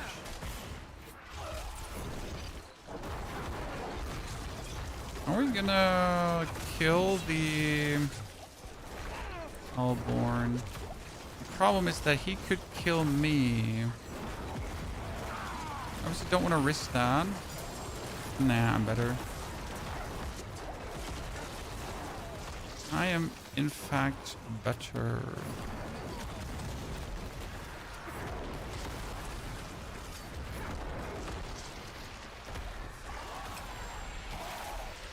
Good.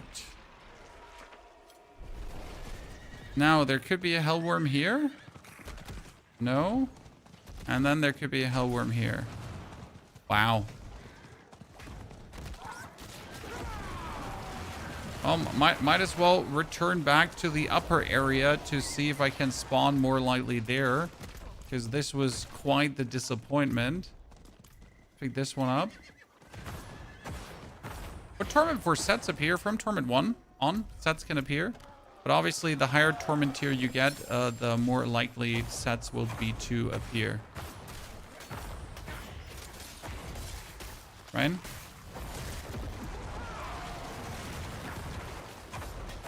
So it's like always, with each Torment tier, it's just more. Optimally, you would like to rush for Torment 8. Because then you get more XP from... Okay, let's see. First worm. You get more XP for your war plants. Second hell worm, not there. Third one is supposed to be between these two. Wow. Fourth one is up here. Oh, I forgot we don't have the threat to get hellworms right now. I'm an idiot. I'm just wondering, this is weird.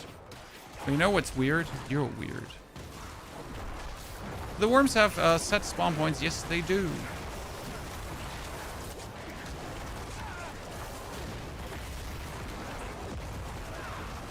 But these set spawn points are a 50-50 chance. Ergo, they might be there, they might not be there. And if you don't have enough threat, then you might as well not look. Right? So step number 1, get enough threat for them to want to appear.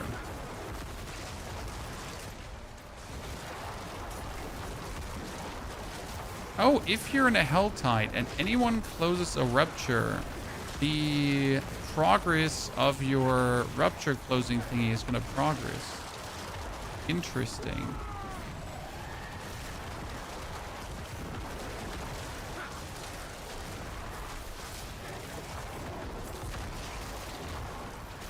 Any tips on surpassing Torment 10? You need more... you need more paragon points. I mean, a certain amount of paragon points is needed, obviously. Then you need to masterwork your gear. You need to get the right uniques with the right multipliers, the max rolled aspects.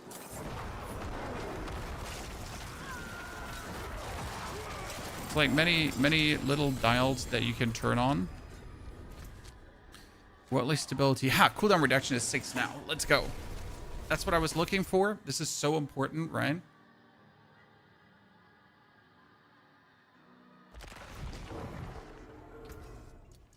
Okay, cool. Let's see. All damage, resistance, resistance, physical damage. A single interesting one. That one is max life, crit, physical. Actually, this one is good. Can use that. That's it for that piece. Then I can get the... We got here amplified damage. We got accelerating, channeling, exorcism. Oh, reanimation. We actually get that. Nice. It's our biggest damage gainer here right now. Step up to my Thank you. anvil. And we can temper now the 6% cooldown.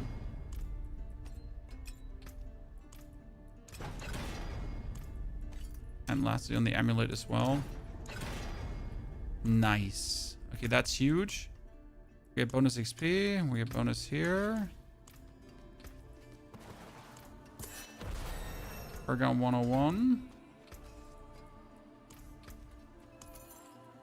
That's our first, that was Profane Macabre skill. It's useless. Still marking like all the sets as good. But I'm like kind of sad that we don't actually have anything, right? Set-wise. Buttering vendor. Salvage material cache. Utility aspect cache. When I'm aiming for that aspect of Apogeic Furor, so I might as well just get as many as I can, right? Okay, we're Torment 4. I wonder... No, they probably don't have fixed Hellworm spots up there.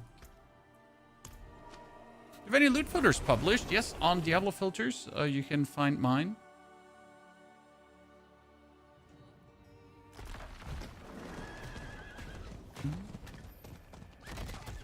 Is there a map you can see the Hellworm locations? Yes, Helltides.com is the website called.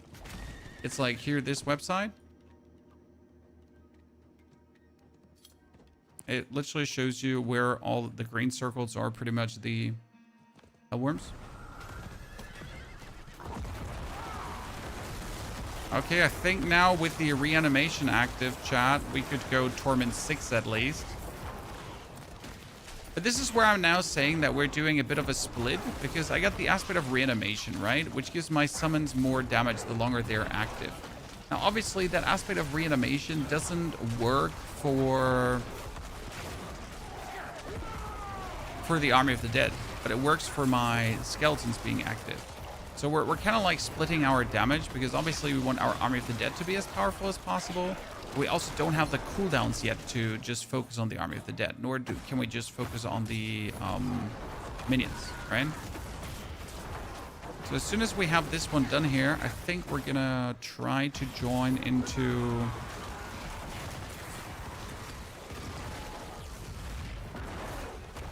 I'm gonna try kill a Duriel. Do I open the Warplant chest in Penitent? Yes, you open the Warplant chest in Penitent.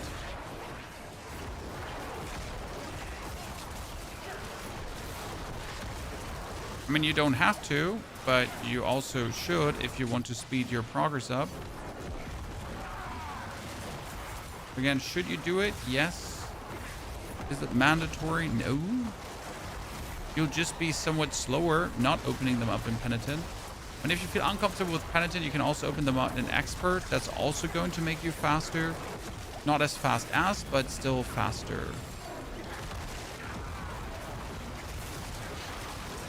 I've been actually playing this one here, the Explodey Skeletons, right?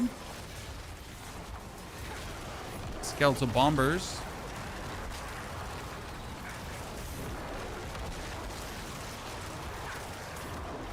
Give me less skeletons per se, but it gives you more Bomby Skeletons.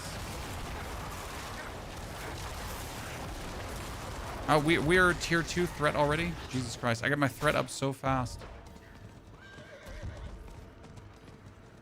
Come on, little maggots.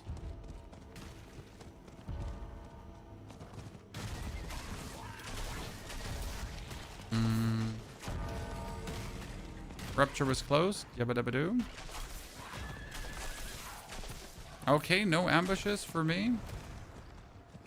I feel like I'm being ambush robbed. And we're so close to getting like enough paragon points so I have every single thingy. But I just want to close that out, right? Because then we're at the maximum power you can easily get. They're gilded. They have to die. Because it's money, you know?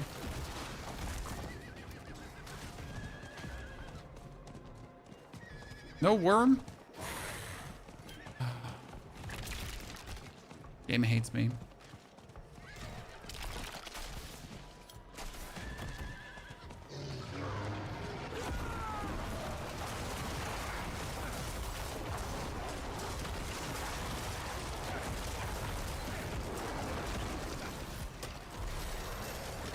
Oh, 2. Oh, there's the Helltide Assassin again, champ. I mean, not that he gave us any kind of meaningful loot last time, right? But we can... Oh, there's a million. Ladies and gentlemen, our first million damage hit. Let's go. Nothing special, but still. There we go. Million damage hit, gang gang.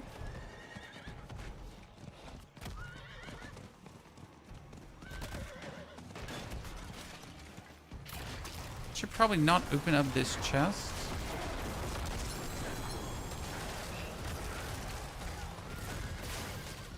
Because again, it pushes my invasion meter forward. Come on, maggots. Don't be shy.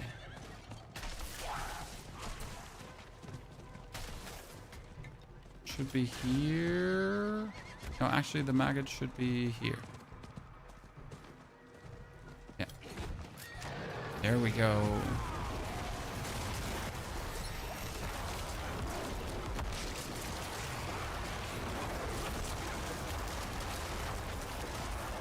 You notice how it's slowing down somewhat, right?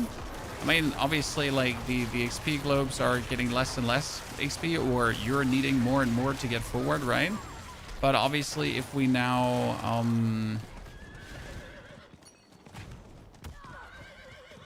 hard, like, push the Tormenteers deeper, deeper, and deeper, And obviously we're getting also still like more and more XP, right?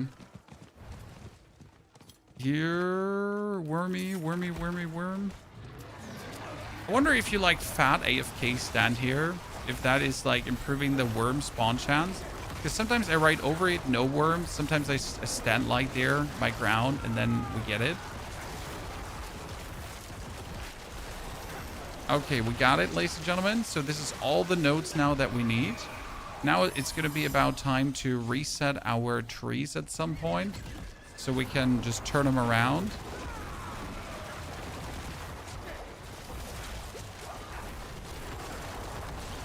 Because the only problematic thing about this farm is that it makes every other farm feel useless.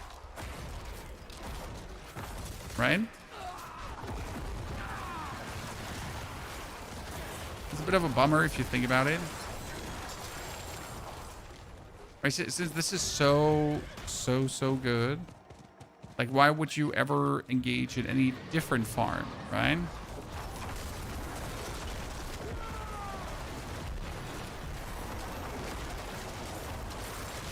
Or would you ever be like, oh yeah, I really want to have like this slower, less meaningful farm because, let me check my notes. I hate speed.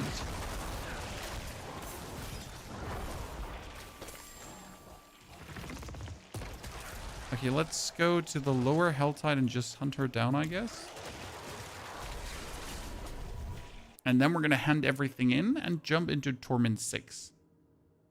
I mean, it would be great if we actually reach Torment. What can we reach today, Chad? 8? 8. And then we got to actually start playing around with the seasonal mechanic. Yeah. Because we have, like, at all not played around with the seasonal mechanic. I hope that's okay for you, Chad. I usually try to play around with the seasonal mechanic as much as possible. Just this time around, got other things to do.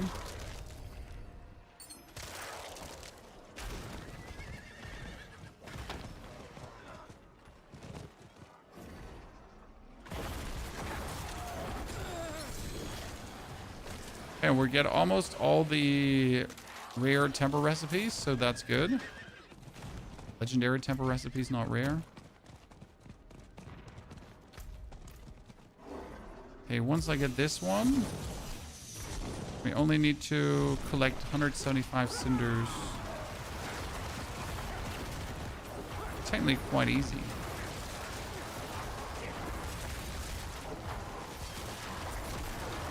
Let's go do a quick checkup how the competition is doing, chat.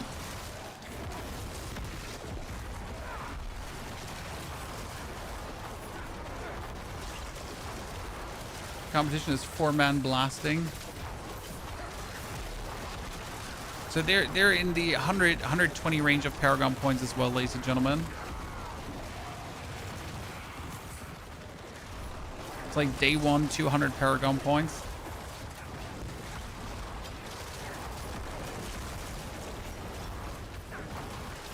But they're playing as a team, right? They're not playing solo.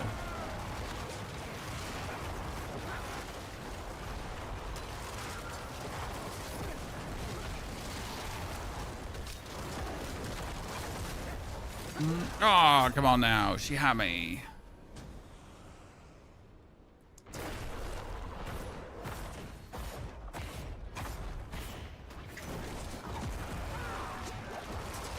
Are we slowly getting to the point where we're actually vulnerable, ladies and gentlemen? Nah. I mean, it's mostly that we just didn't, like, go for any kind of defense, right? We don't have a single defensive aspect. We don't have anything. I think we're fine. I mean, damage-wise, we're cooking, so I guess we could go for Torment.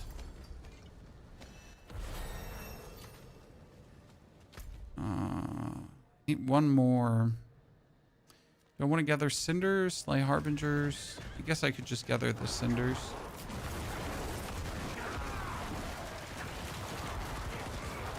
Should be simple enough.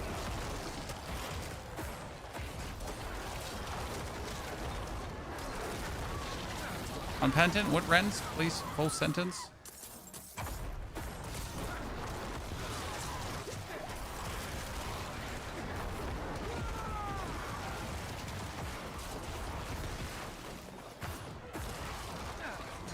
Our Horadric Cube materials this times are really low. But you know what? My biggest mistake, or my biggest thing right now, is that I'm not doing actual war plans. So I guess I gotta start doing war plans now. I mean, I juiced my character enough, right? I went up to like hundreds of paragon points. I think that this is like where you want it to be to kind of like be safe, if that makes sense. And now that we're safe, that we have gone all this way, I think it's time to consider how to like make the most out of this now, right? How do we get how do we juice the character further? So it's time to actually do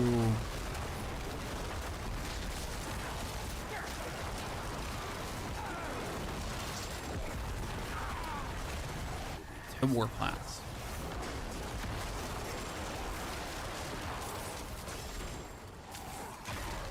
Reasonable.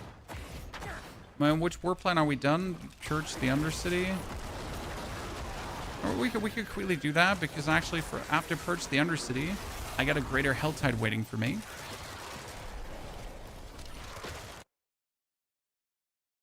Cathgar, good to see you there. Howdy, my friend. What we're gonna do, finally, after all this time.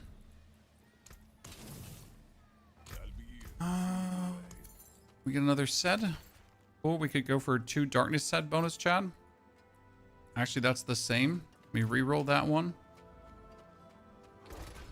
The Linta, like this one, right? Beru. Actually, with 3 corpse skills, that's insane. So we like now a darkness set, and it says your darkness skills deal damage and additional corrupting. The interesting part is, what is a darkness skill for me? My golem is an actual darkness skill. Yeah.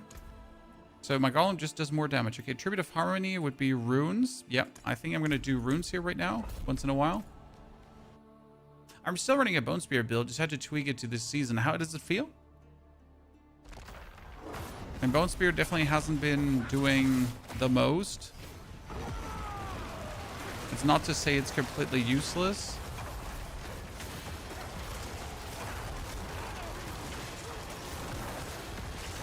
So this like pretty much just has my golem do more damage now.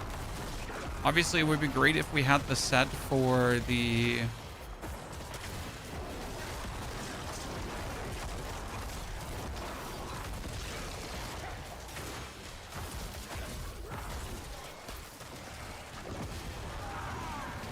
It would be great if we had the set for the Army of the Dead already, because the set for the Army of the Dead gives Army of the Dead 450% bonus damage. So it's about time now that we actually try to interact with the war plans, because war plans was always the easiest way to get sets, right?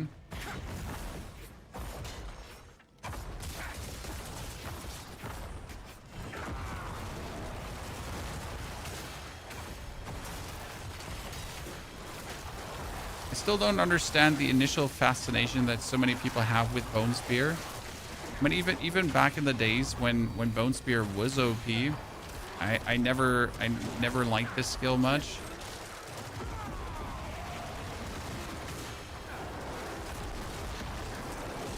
Never fully understand what made people absolutely love that one with the ferocity they did.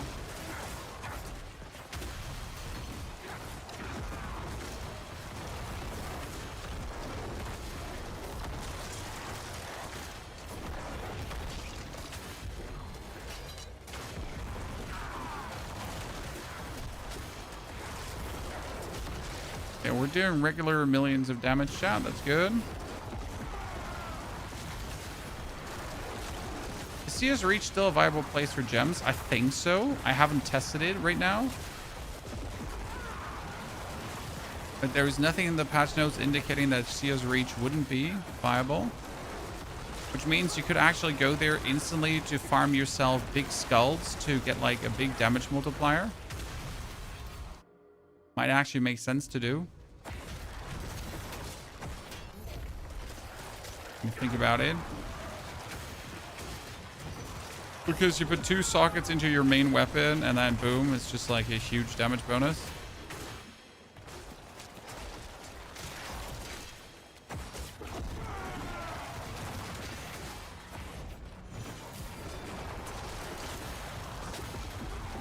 Because of the D2 nostalgia. Okay, yeah, I've been not cursed with that illness. So I have no D2 nostalgia.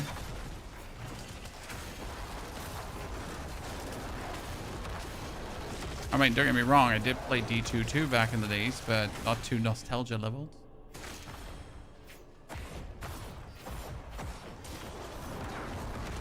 I mean, I'm just like ultimately really sad that we still don't have good corpse explosion builds, right? That is something I would like to see. Okay, that boss just vanished, Chad. What happened to Dave? Dave just got his ass kicked in. Right? Poor dude. When's this season started? The season started 4 hours ago. We're making reasonable progress. It is done. Greater collection of talisman here. I need said, right? There's no questions.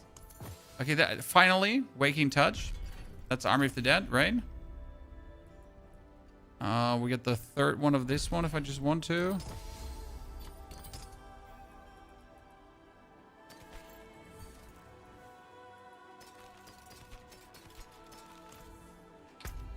Okay, now we get a greater Helltide, right? We need to spend 750 cinders. Interesting, right? Chad? That's how that one works out. So you need to spend a certain amount of cinders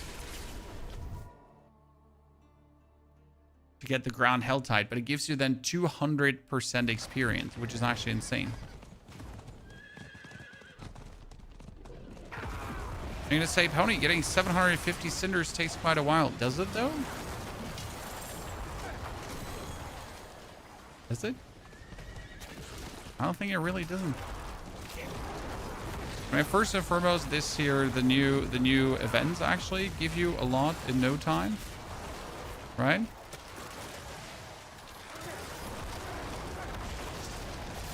So we need the set, the set for Army of the Dead ASAP, because then your cooldowns are just flying, right? Cinders are like really easy to actually get. Especially when you're going for maggots and that kind of stuff, right? But you not only need to get them, you also need to spend them. So, actually the important one. All right, oh. That one hated me there. We need to not only acquire set cinder, we also need to spend set cinder. So first 250 being thrown away. How's Warlock? Oh, good.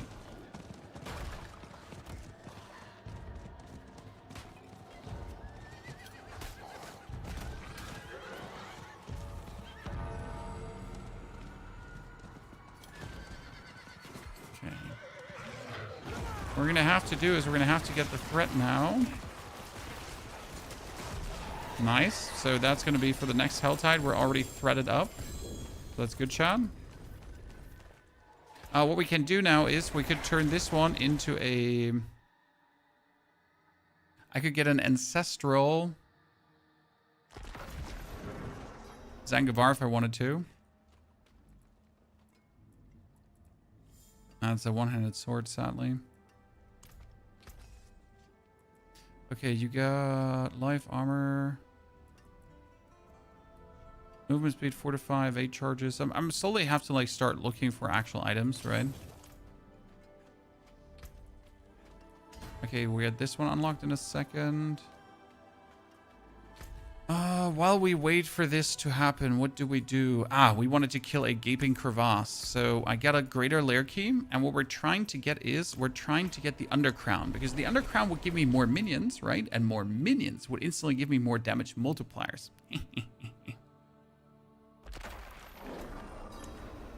CS Reach still drops gems. Thank you, brother. Very useful. Oh, this is a superior lair boss key. We actually don't have a normal lair boss key. I wanted to go and kill the Beast of Ice again, yeah. I mean, now that we get the damage juicing, we should be able to just kill the Beast of Ice. Not that we need it, but we just need the keys.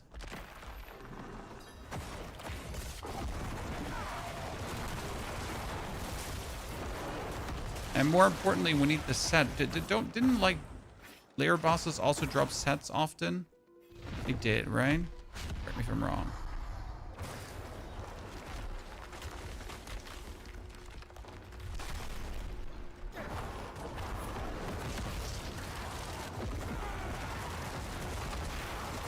Look at the damage difference now, Chad, from before.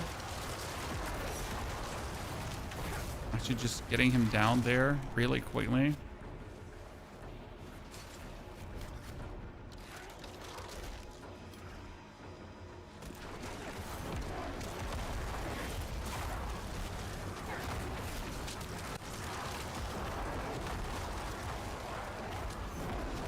That set bonus certainly helped. And good night. Good night, my little prince. Hush, hush, baby girl.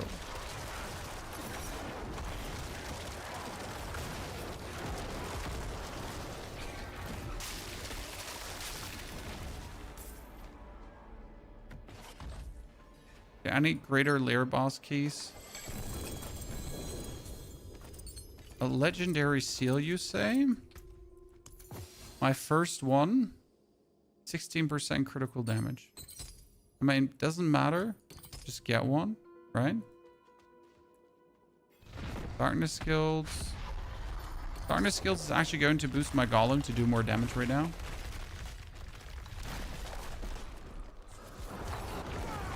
This is the first thing you do with a fresh 17. Go to Torment, like Capstone Dungeons. Then go to Torment 1. So you can continue in Torment 1 with the with the paragon juicing. However, I would probably stay in hard or penitent difficulty and first like get like 30 to 40 paragon points, because that's actually super easy to get that many paragon points early on. Probably the number one thing I do. I mean, literally no reason to not do that.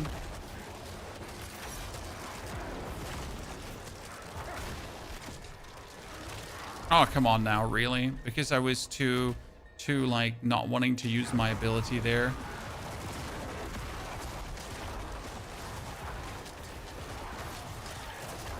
Oh shit.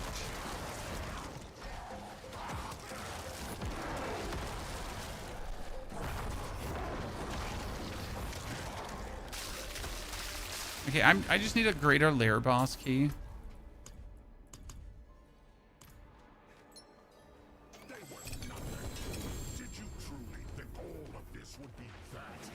Oh, Belial.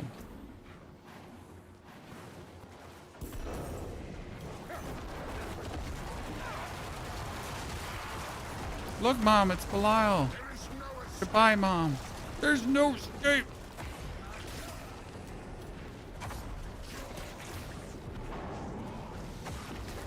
I still hate that we have like this stupid phase in between of him where we can't do damage to him.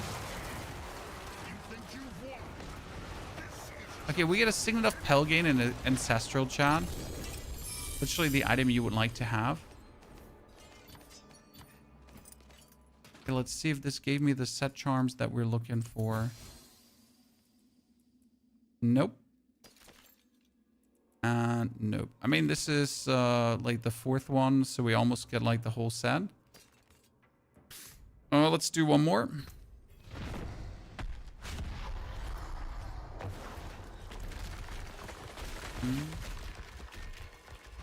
New season out? Yabba dabba doo, my friend. Yabba dabba doo.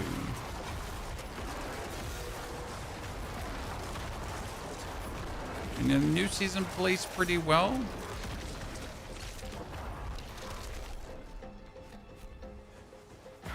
A re-downloading Diablo 4 again had to dump COD. 600 gigabyte is too insane, dude.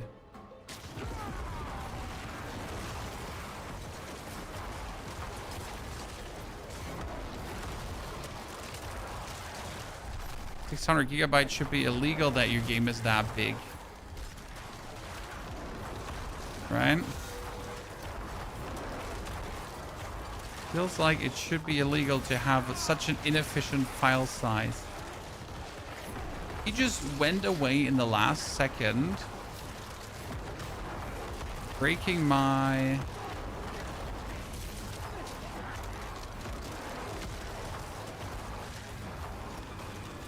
Come back here now, you little shit.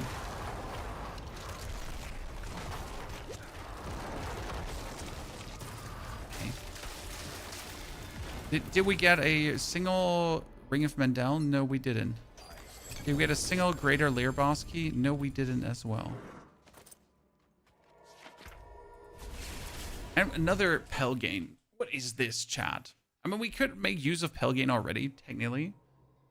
But we don't want to.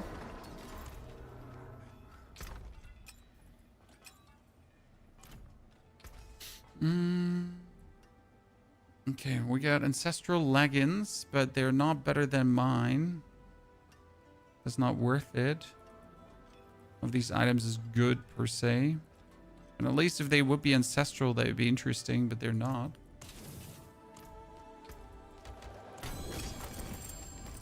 Nagurun?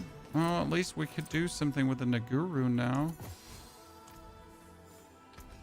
Is the Helltide back up, chat? Helltide is back up. Okay, oh, my favorite Helltide is back up. What makes this my favorite Helltide? It's actually very simple. You can ride around in this one now and get like the best Hellworms. How's the game feel if you didn't buy the last expansion? So the game feels like absolute shit if you didn't buy the last expansion. You might as well shoot yourself in the leg instead of playing the game. And I wish I was kidding. I'm not. Like if you don't have Lord of Hatred, you're missing 50% of the game at this point. Still playable, but far from what I would recommend.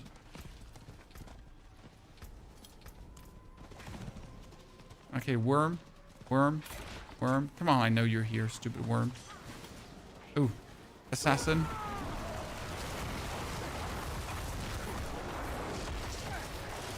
At this point, it's like Helltide Assassin bullying Chad. Poor dude. It's funny, look at, do you see how my golem is doing shadow damage? And it's actually massive shadow damage.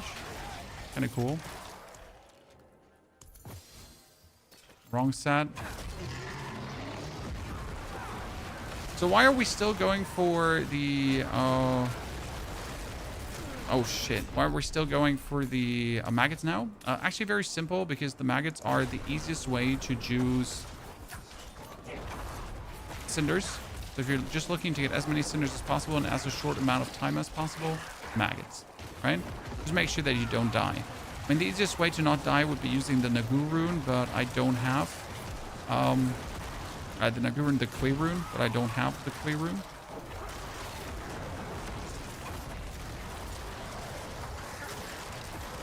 Is there a reason to play solo self-found? Well, first and foremost, you don't have to worry about RM tiers when you try to attempt the leaderboard, and you might actually care about the leaderboard, right? I mean, I'm gonna be fair and square with you. It's nice if you achieve a high leaderboard position, but if that leaderboard position is not in solo self-found, how can I trust that you didn't use nefarious means to get higher, right? So for me personally, when it comes down at least to leaderboards, solo self-found is the only thing that matters, or it's even interesting. Because otherwise it's always like, hey, so you traded with someone, that someone gave you 99 billion gold, you used those 99 billion gold to buy yourself XYZ items from the market, and then your character got strong. Great. You know?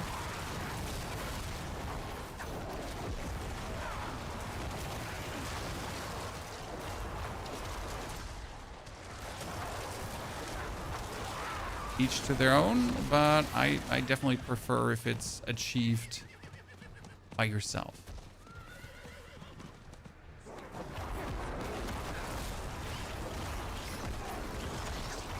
Okay, I need intelligence. So now this one is activated, which means we're going to get the movement speed. Whee!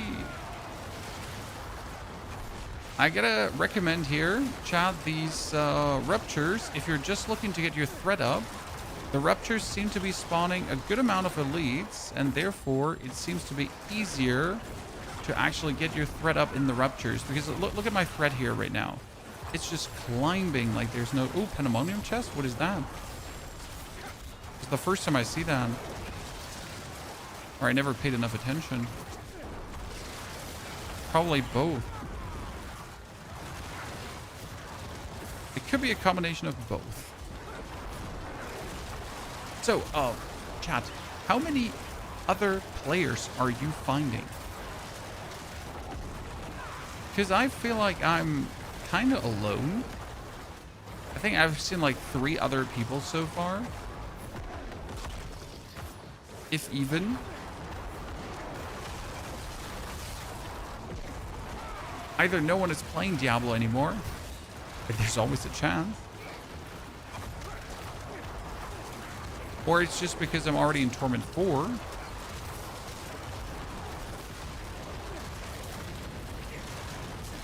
Okay, so you've seen a shitload of players. I think it could like really simply be down to that we're just a specific Torment tier already.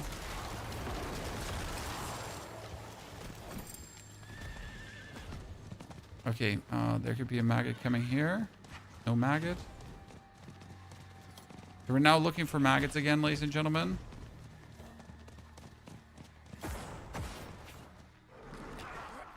We also need to spend our cinders, obviously.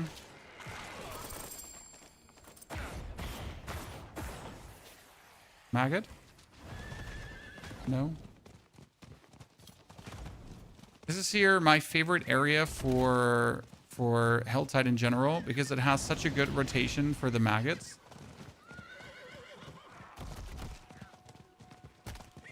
If they then want to spawn.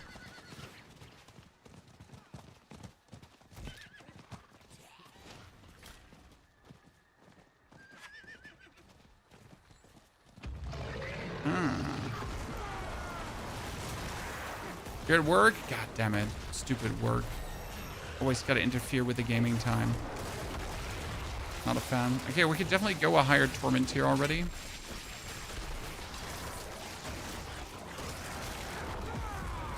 I also got to start looking into potentially...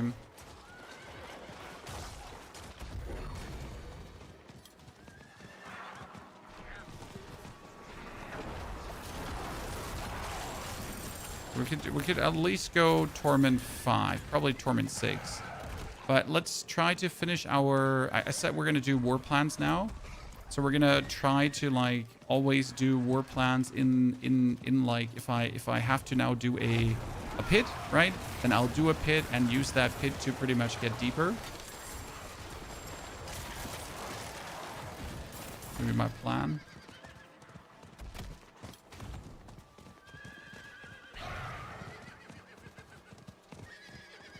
I mean, we also did turn crossplay off. You're completely right about that. But then again, turning crossplay off is mandatory. Because, like, you really don't want other players to steal away your worms. Okay, worms not spawning. Let's go left side then. If we can force some spawns over there. Would it not be easier to just kill enemies for cinders? Honestly, no. I mean, considering that, see, like, I'm at 58 cinders now. I kill these worms, and I'm sitting at 155 cinders, 160. So that was 100 cinders from this one ambush, right? And that thing is giving me another...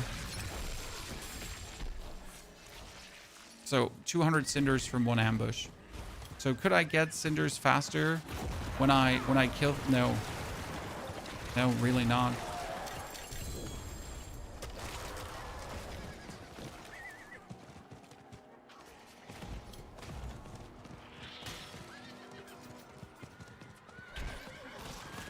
Ready to kill Duriel? I need greater lair keys to kill Duriel. And I haven't gotten any.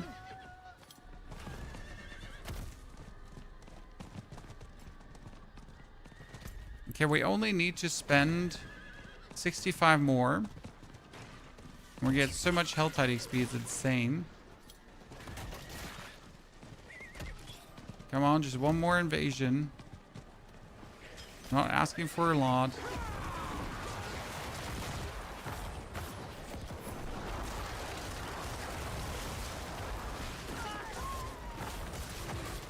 Ah, there we go. Oh, that's a big one. There she blows.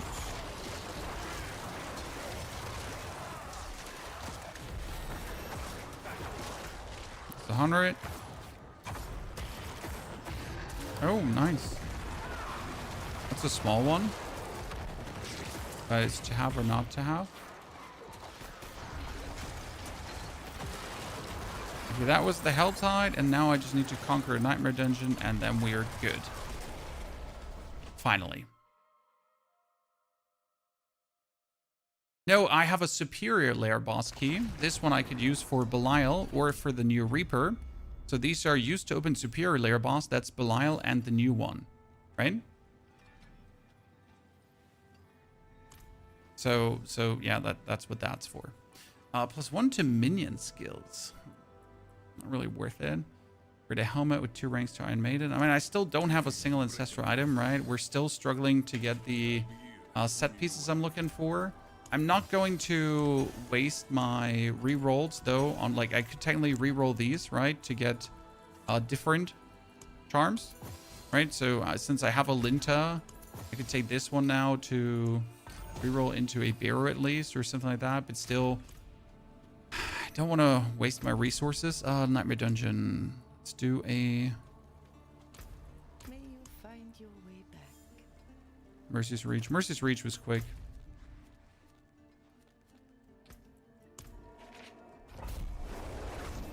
Are you still doing Army of the Dead? Yes, but I don't have the Army of the Dead stuff. So right now we're forced to play the Army of the Dead together with a Shadow set, which is obviously less than optimal, but it is what it is. I don't have anything else.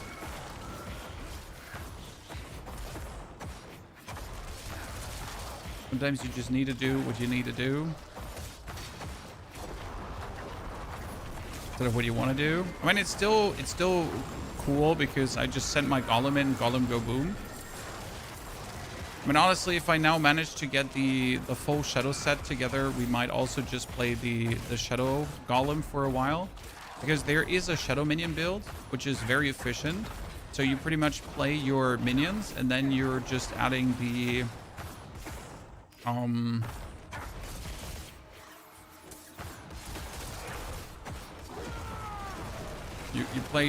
You play your minions with the Shadow stat, and then like your minions do pretty much do all the corruption damage on top, and it's like kind of super cool.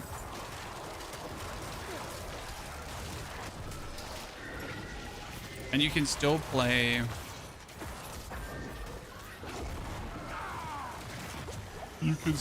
the Army of the Dead if you want with that, but not as your main damage, right? You pretty much just play Army of the Dead as a supporting role.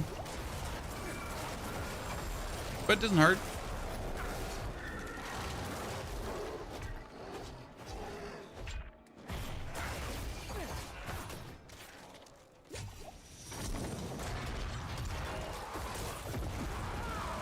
Do you not like Bloodwave? Nope. Bloodwave is utterly boring. No, each to their own, but I'm a Bloodwave avoider.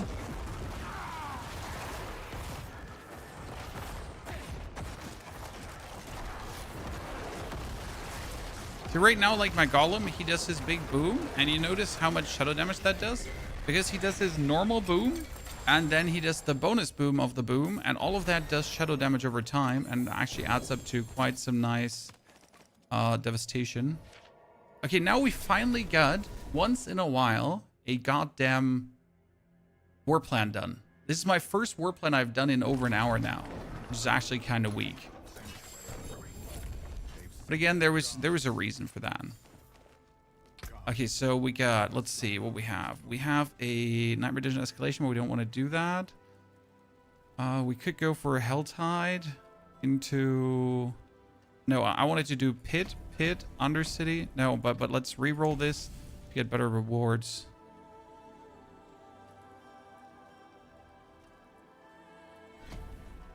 Pit, Nightmare Dungeon. Now we can actually do an escalation if we wanted to. Yeah, that's a good idea. Let's do it like that.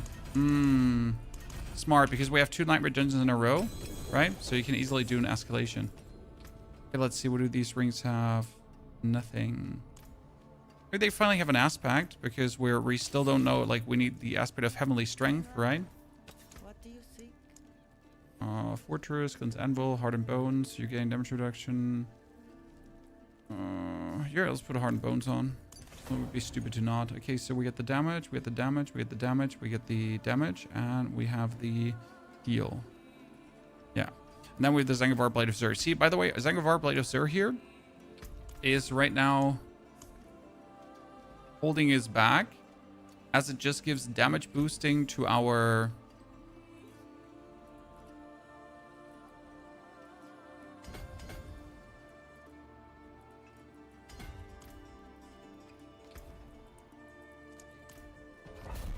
Army of the Dead, but not to our Golem, right? So I could, as well as instead of playing Zangovar, the Blade of Zur, now put a weapon on with the summoning aspect, with the reanimation aspect, to just get like insane damages. But hey, we're good off regardless.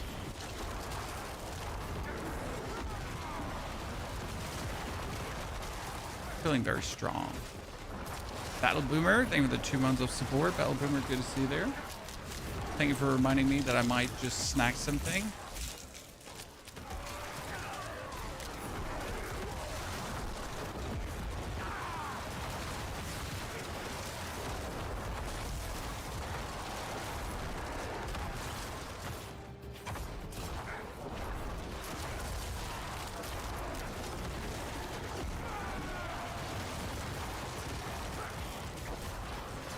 Should I level Helltides all the way, or what your war plan gives you? You should try to reach war plan Helltide stage 2 as soon as possible. Yes. Helltide level 2 activity. And then you should live in the Helltide for the foreseeable future. Okay, so this one we're doing a bit too quick now, Chad. And that's a 2 minutes, so we definitely have to go deeper in the pit now.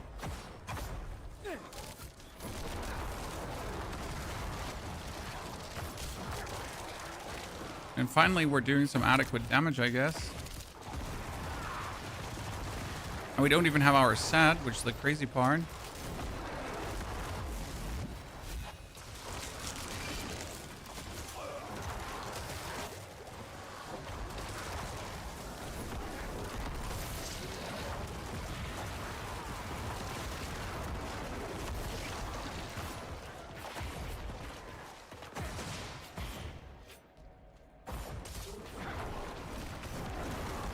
Let's get into Torment 8 today. At least Torment 8. Okay?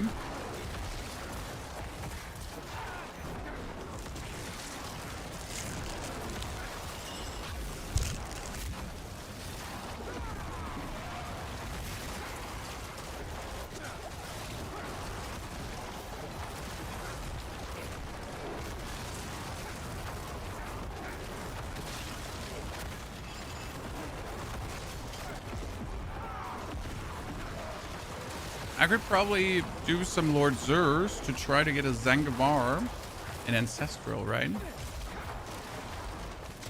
That's probably my best thing to do. We get to Torment 5 and then Juice. We also need to reset our Paragon board soon to actually go for more sense-making Paragon pathing. Because right now we did go for the early low point Paragon pathing, which always is suboptimal. But it actually gives you all the legendary notes, right?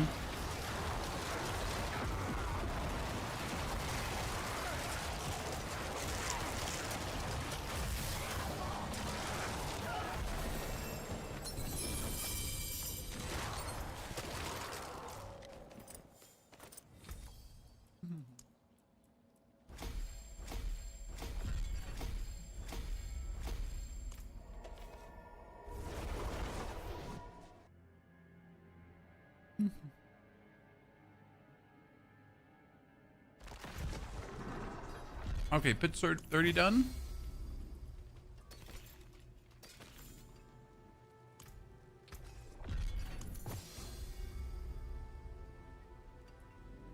Nothing useful.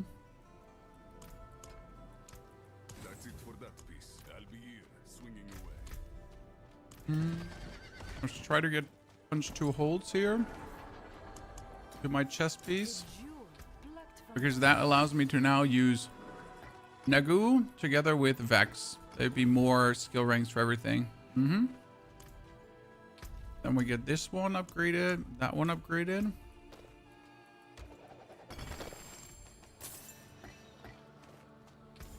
We have to run through an undercity now. Now we don't actually have good tributes, right? This is tribute of experience, lesser runes, lesser talisman items, and cube materials, so nothing interesting.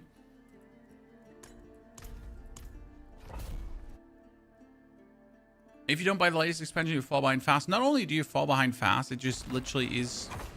It's just you playing the worst game.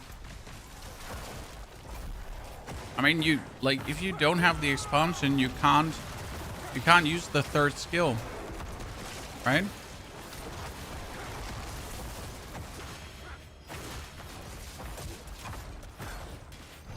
That's terrible.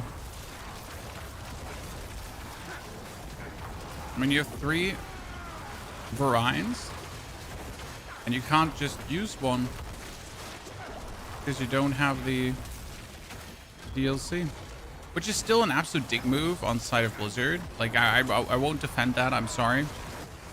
I think it's an absolute dick move. It's an understandable dick move, but doesn't make it less of a annoying business decision, probably made by the higher ups, right? I cannot think about a single dev saying this is a great decision, right? This was definitely something done by marketing to the game.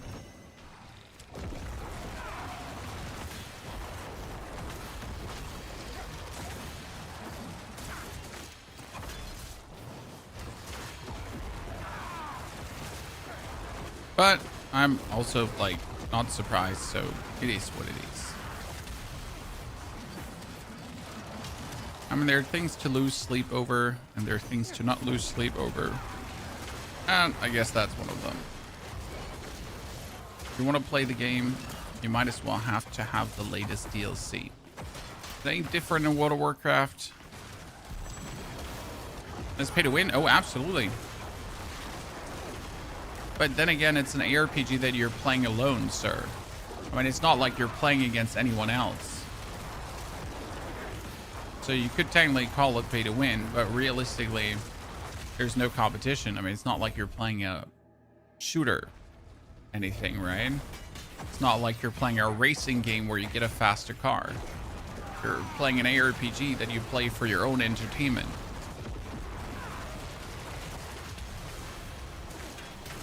Now, will you be able to compete in the leaderboard without the latest expansion? No. Absolutely not. But that's like trying to join a Pokemon card tournament or Magic card tournament and not having bought yourself a single booster pack ever, I guess.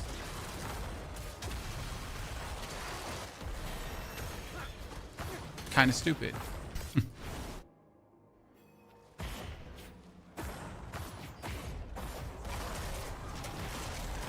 I'm new to Diablo. I've seen your fast leveling 70, but there's a lot I don't understand yet, so I think I'll just play the story and fun build to start the game with. I mean, if you haven't done the story ever yet before, then you certainly absolutely should do the story first, my friend. There's no reason for you to do my fast leveling. Like, you should absolutely avoid that. You're correct, sir. That analogy, well, there are people that call card games pay to win, Farseeker. Card games pay to win, right? Literally the dumbest thing you could ever say. And I mean that with all the hurt this could inflict. Because, you know, imagine calling a card game pay to win. Like imagine.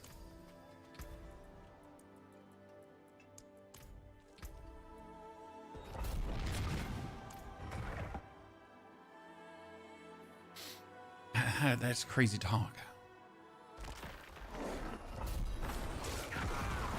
I think I need to wait like for 125 paragon points before I can move properly on.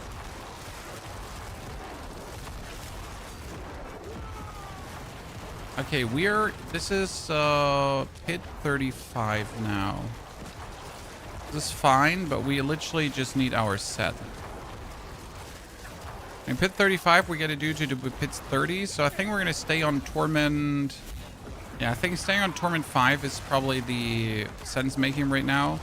Then we're going to try to get some more ancestral items, or maybe our first ancestral item, right?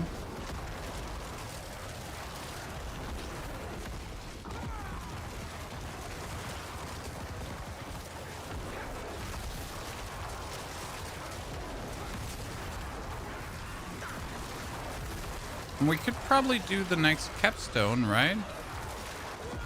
When was the next capstone? After that, it was a Torment 2, really? I mean, that's so simple. I guess we should do that then.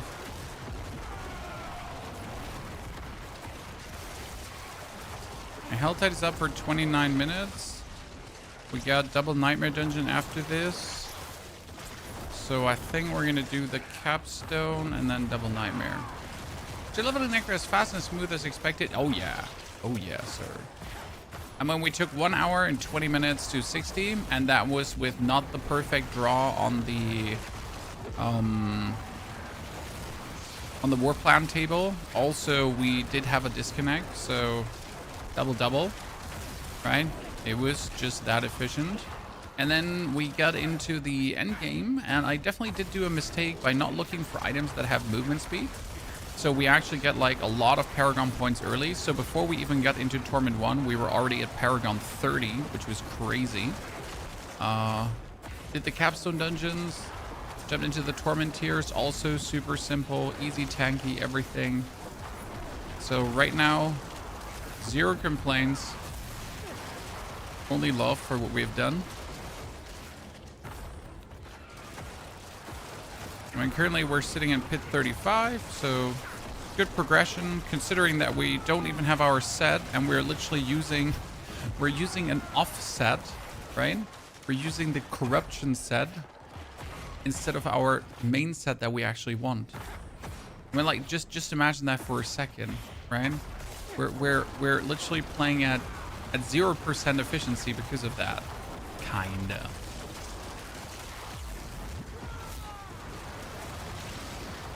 I mean, obviously the set we're playing does also help us, but just not to a degree how our intended set would. Bit of a bummer, for sure.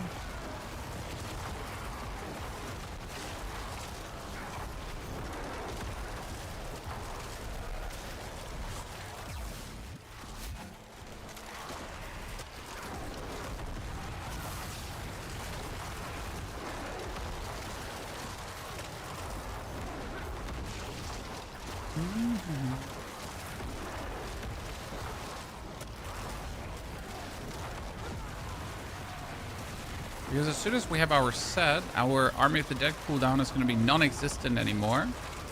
And that means we can then just pummel our enemies with Army of the Dead after Army of the Dead after Army of the Dead. And then we can also play different multipliers on the Army of the Dead finally. And that's where it gets really interesting.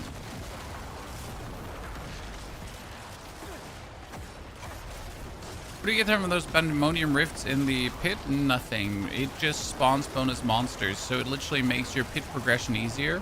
Because instead of running around, you could also just open up the Pandemonium Rifts quickly and just, you know, kill these enemies coming out of them. Okay, the pit 35 boss, also easy. I think tier 6 boss should be simple. If you're wondering where's that corruption damage coming from, that's from our golem. It goes for nukes into corruptions. It's so funny. Oh, sat. Maybe what I'm looking for. This one is 15. Blood Drinker, Control, Desecration, Scourge, Sacrificial, Revenge, Golem, Exploit. Let me see. A trillion damage burst Necro. I need to have Dominate, Corporal, Mage, Warrior, Essence. I might as well level up the Golem, just for the sake of it. To have or not to have. You're so weak in tier 1, cannot kill Zer. You do not have to kill Zer. You. What I would do right now if I was you, I would just farm maggots until I have enough paragon points so you can reach Cult Leader. That is like 35 paragon points or so. Really easy to achieve. Then you're going to get items with attack speed and absolutely destroy Lord Zer. Because without the items with attack speed, you're just not going to do any damage. So you require that. Okay, we got this. I need this set. Okay, now we need to do Double Nightmare Dungeon. But before we do the Double Nightmare Dungeon, I'd say we're gonna kill some Lord Zers here now in Torment 5. So like without 100% attack speed, you're not getting a damage bonus from Cult Leader. But if you get Cult Leader, that's 200% bonus damage. So makes sense to actually want to have Cult Leader, right?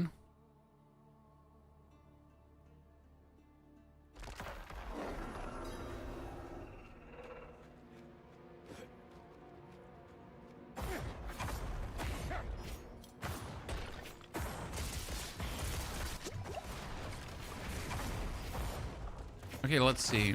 Lord Zer, Tormentor, ladies and gentlemen. What do we have here?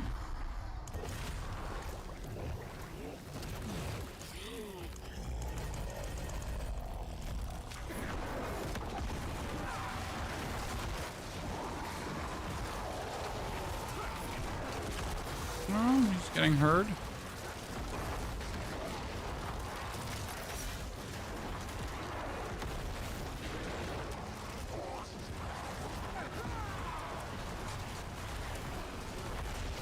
Lord Zer just vanished. But damage is there. More than enough damage, right?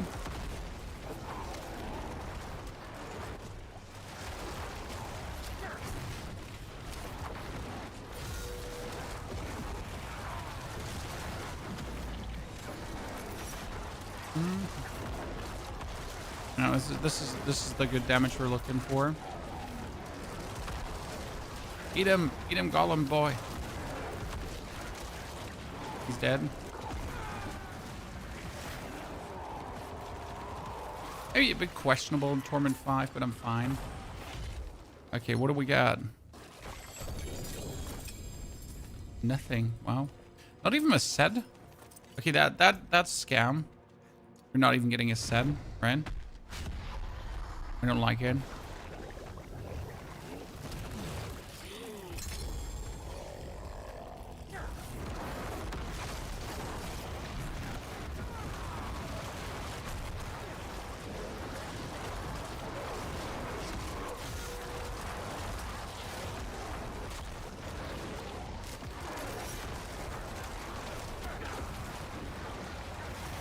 Don't you banish Lord Zer. I am fully juicing you right now here. Okay, if I get my next. And good night. Oh shit, he hit me. Oh, pain. Linked to your Paragon board. I'm following the one from mobile. You don't seem to have Cult Leader there. This is right now the Paragon board that we're essentially taking early for the leveling. Right? So you like, how do I say this now? If you have both set pieces early, okay, then you don't need Cult Leader. Now I don't have the set pieces for the Army of the Dead set, right? So I require the need to play Cult Leader. That's the difference there. Okay, so it's only required because I'm currently lacking the set pieces. If you now have already the set pieces for Army of the Dead, both of them, then you are just a happy little potato. And you're actually stronger than me.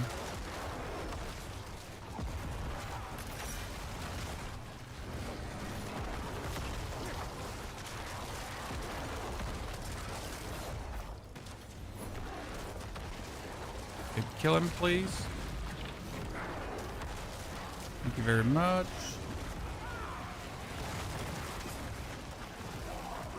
Good shit. I mean, we'll have an updated Necro guide for you tomorrow where I just explain like all the steps. Yeah, today we were busy ourselves getting there. Okay, like seriously, you're not even gonna give me a single sword, nor are you going to give me a set charm. That just feels tasteless, chat.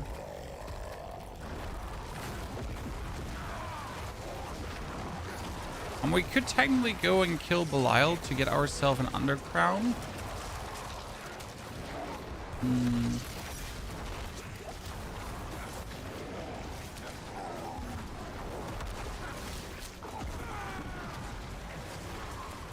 I mean, the easiest way to get the Zangavar Blade of Zur and Ancestral is just getting yourself an Ancestral Sword, right? Through Obol gambling.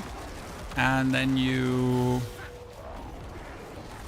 turn that Ancestral Sword into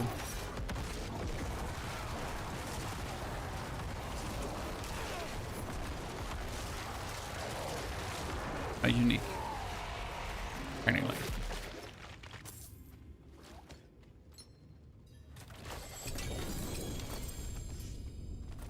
Not a single set charm. Okay, we get the Zangavar, which is a 50 Zangavar with all damage multiplier, weapon damage, and maximum. That's actually kind of good. And couldn't I reroll? I could reroll one stat, right? Couldn't I reroll one stat at the jeweler now? Correct me if I'm wrong. Yeah, but I can reroll the resource cost reduction into... Oh, it cost me 3 million to reroll that. That's stunting on my growth. A jewel plucked from the sky.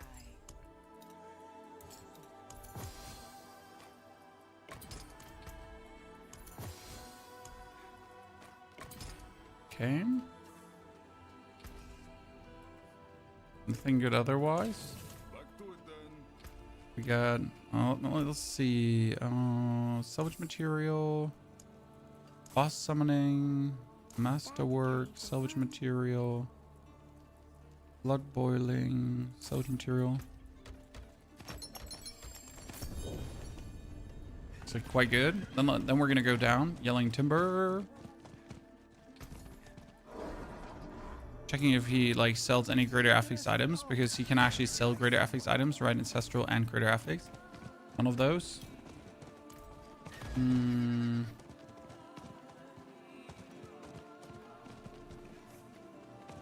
Attack speed on gear? Yep, attack speed on gear.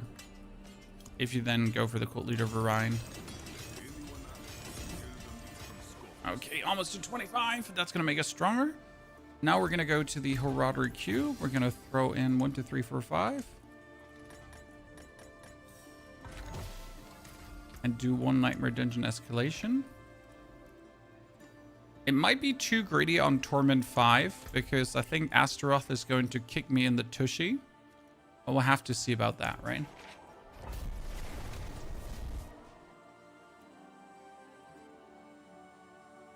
So attack speed on gear as well, yes. Because your minions get your attack speed.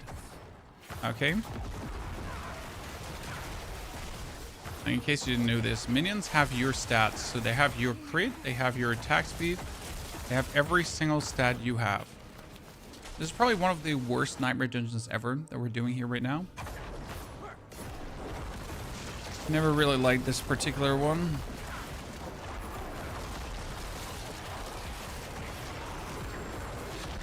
Actually, let's rewrite the Book of the Dead into more. I think that's going to be better for what we're doing. Of killing them. Because right now I still require the cooldown reduction from these guys. As sad as it is that I require that.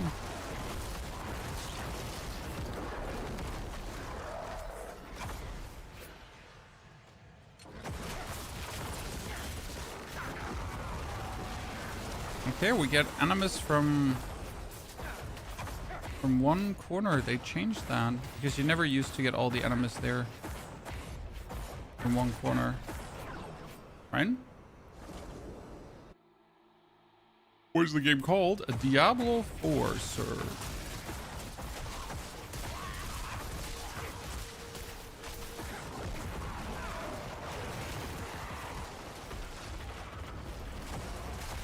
Travel to the nameless corridors.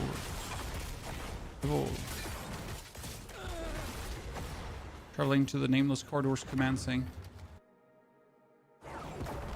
So what are we doing right now? This is a Nightmare Dungeon escalation where you have to do multiple Nightmare Dungeons in a row. And after you're then done with that, you're fighting a pinnacle boss at the end.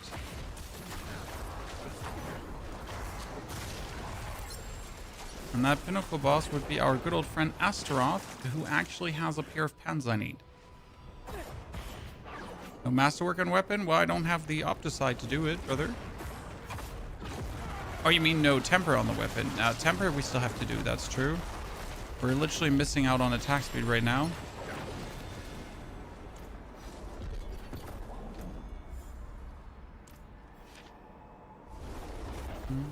I forgot that. You're correct. It is such a mistake.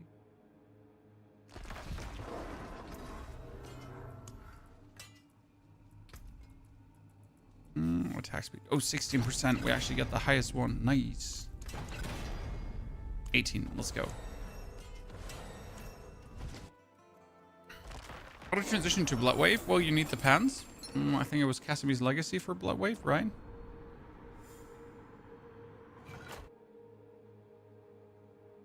Is it too early to ask Sarah? I have actually not messed around with the seasonal mechanic at all. So it's way too early to ask. Because honestly, the seasonal mechanic does really nothing for you while leveling.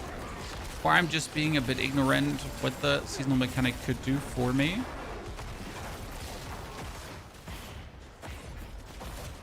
I mean, so far I've only been in one of the realms yet. I don't even know how to get the Reaper, right?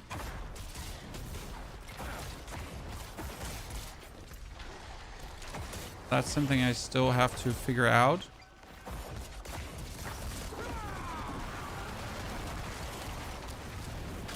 I mean, I met the boss during a quest, so that's that.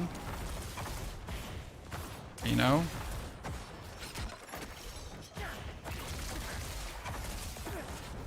Travel to the upper ward. Jawohl.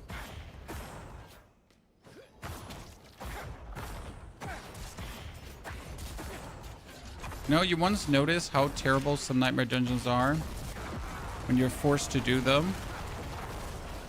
Like usually you can like cherry pick which Nightmare Dungeons you want to do, right? But during a Nightmare Dungeon escalation, there's no cherry picking.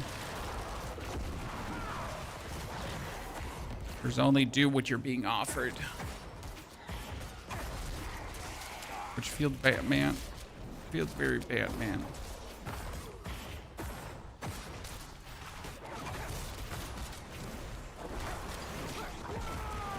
Okay, we need set bonus. Set bonus.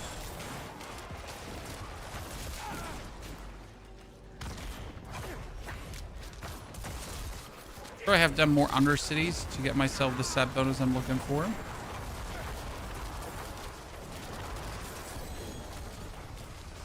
Nice.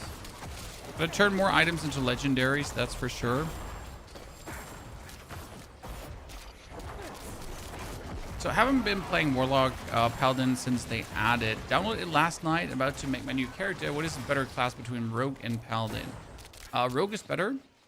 Paladin is more fun in my eyes. So, I mean, if you've never played Paladin, I highly recommend to give it a go. It's quite interesting to play. It's cool with the Oathies and everything, so you should have a good time. It's really hard to not have a good time.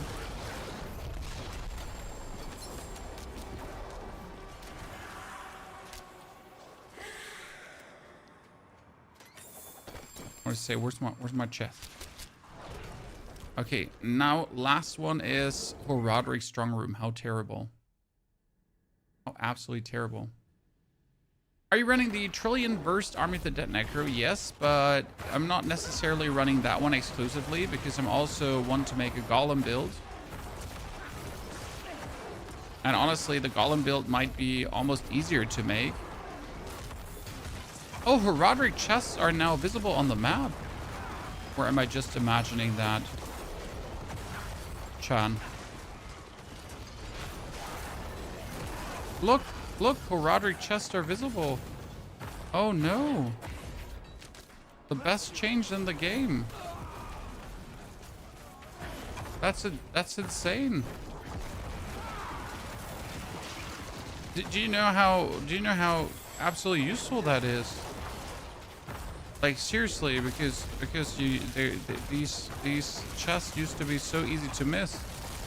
And there are like situations where you only go in the dungeon for these chests.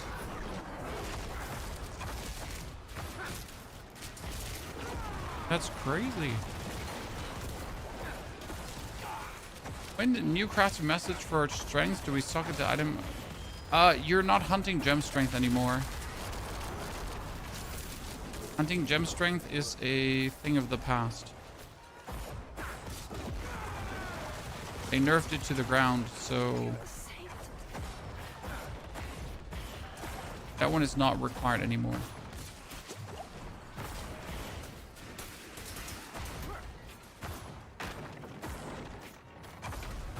You're safe. Slay Lieutenant Torment to collect his key. Yeah, well, Lieutenant Torment, you need to die.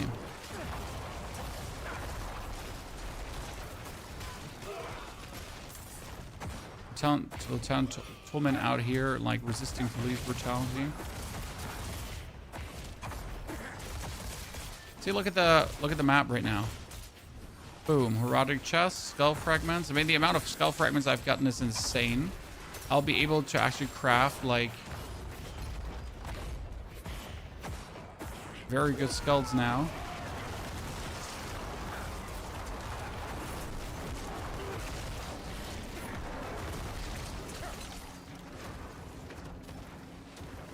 Are you going to add Bloodmist to the build? No.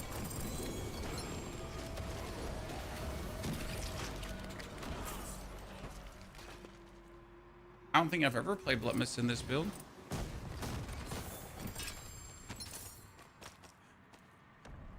Unless I'm heavily mistaken and drunk, or both.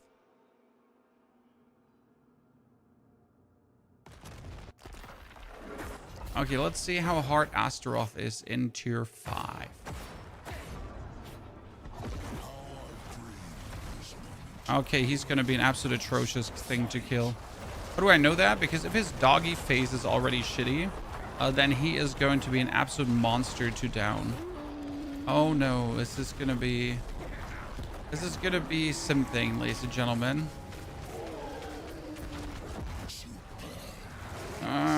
Well, we'll see. Nah, it's fine, I guess. Could be worse.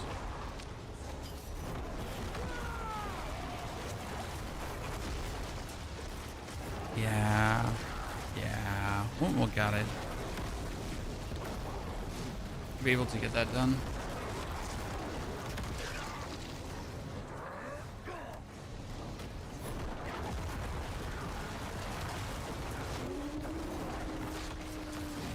Honestly, with both, we can at least damage both of them.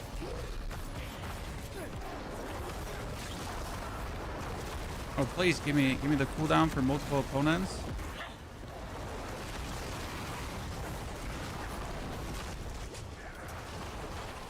Oh. Almost have him, chat.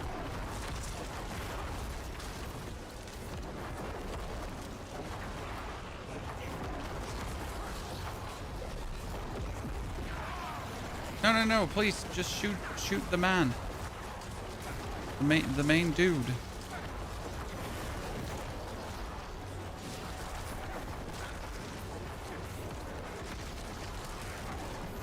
Nice. Okay. Please give me my pants. Pants. Pants, pants, pants, pants, pants, pants, pants, pants, pants, pants, pants, pants, pants, pants, pants, pants, pants, pants, pants, pants. I mean, not a single set charm again, right? Which is terrible. Like, what the fuck is this? But I get my pants.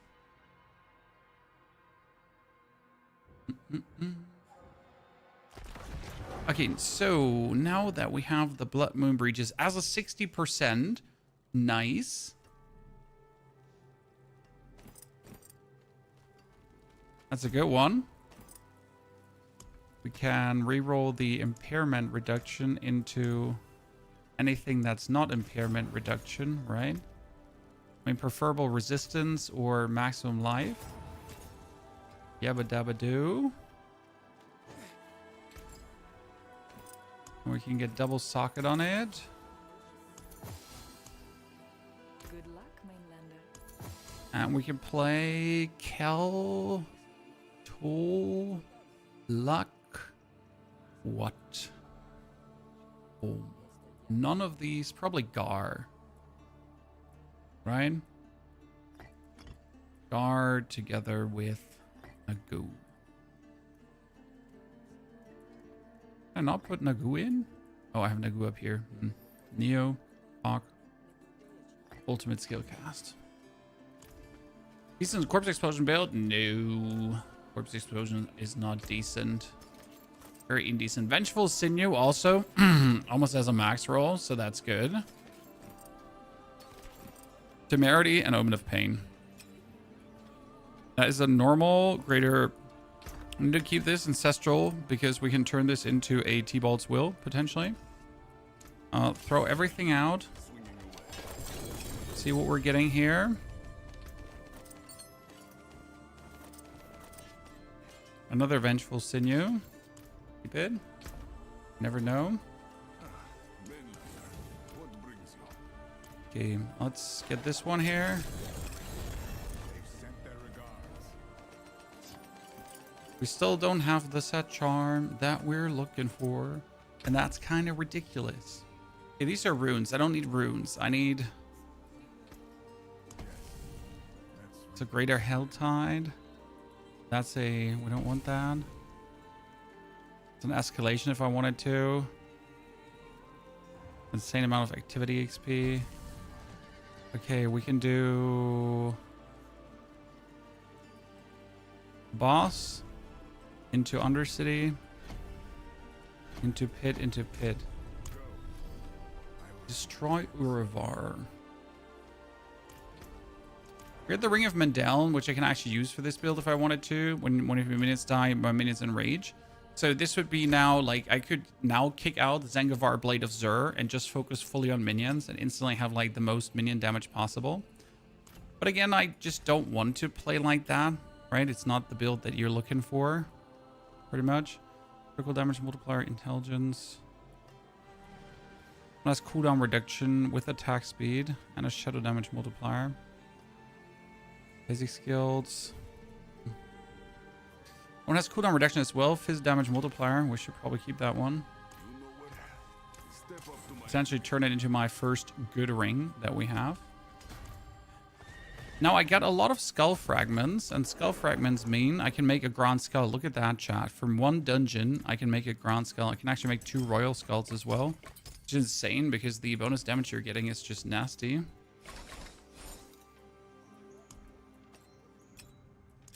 One, 2, 3.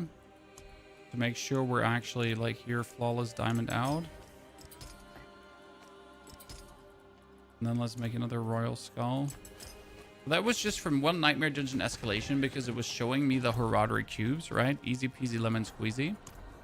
Let's take down Urvar. I still want to get my helmet though.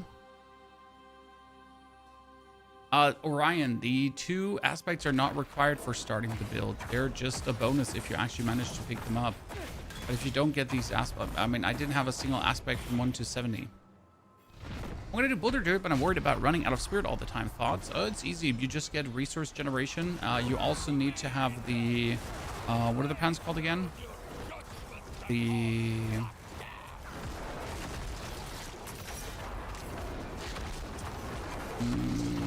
come on, what's the name? T-Bolt's Will, because T-Bolt's Will is easy resource generation for you. Okay, we can now put the Reap back in.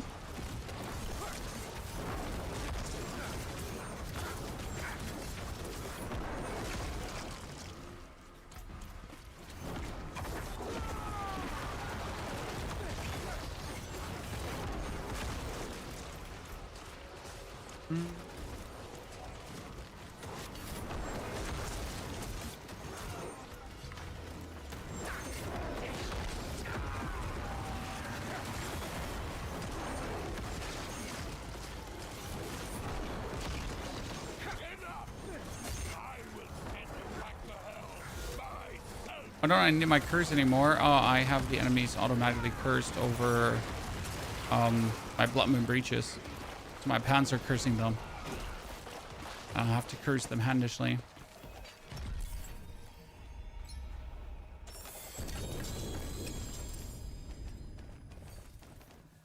Let's see, what happens when we now fight a tier 5 Deceiver? Right? Huh. Huh. By the way, good evening, chat. Great to have you all there so late in the day. Appreciate your presence. Don't worry, we'll have a stream tomorrow as well, so I'll sleep. But I'll also get you that updated Necromancer video, right? Get everything going on properly.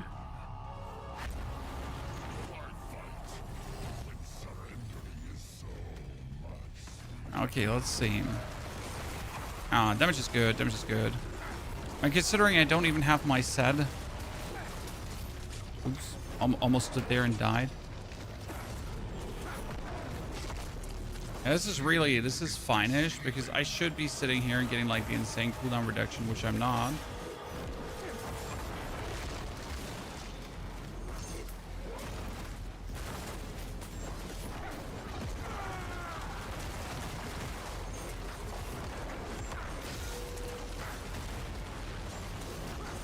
I wonder if my curses are correctly applying with the Blood Moon Breaches currently.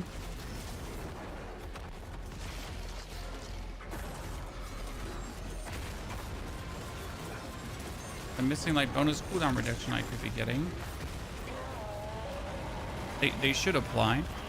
You never know. Okay, Superior Boss Key, and I want this to be Duriel so I can get my helmet. I did not get my helmet.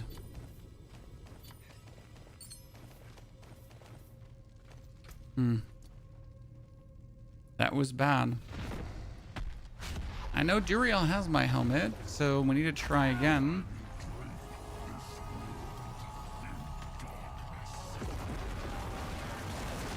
I mean, at least we had a set charm. The wrong set charm, but at least a set charm. At the Occultist, you can craft Undercity keys. Yes, you can. You always could. But it's random. So if you don't have any at all, yes, it might be worth it.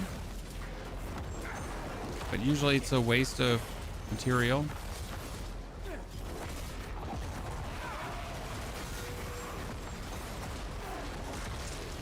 Okay, where do I get my set now from, chat?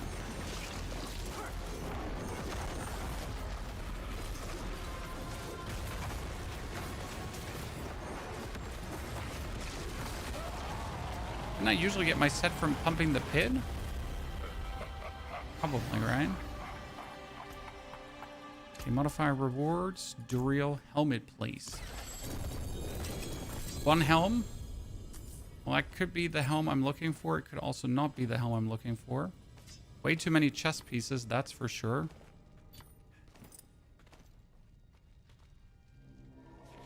Just sad.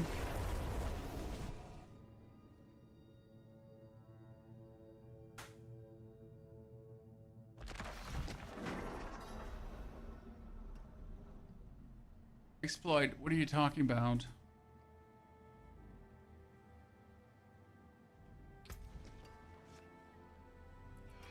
Okay, we got a helmet, and it is the Undercrown. Nice. Exactly what I was looking for. Undercrown is just... Oh, and it has minion skills too. Damn. I can reroll that Fortified Generation into something that is not Fortified Generation. And it does have cooldown reduction. Nice. Look at that. That's an insane Undercrown, chat. That's actually nutty. Goodbye. It has been a pleasure. Very happy. None of the others is kind of like interesting. That's lucky hit damage. Maximum life. All damage. That one has attack speed, 7 plus vulnerable damage, and that's actually a good pair of glove. So there's like a little bit of everything, right? We could just re-roll the area generation to physical damage multiplier, and there we go, Chad. Damn. Look at me. This should be interesting. And that's how fast you're getting stronger.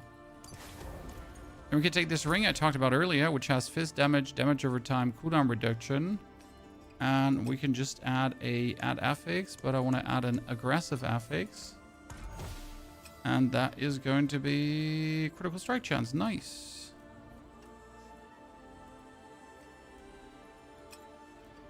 If I now re-roll the damage over time into something that's not damage over time.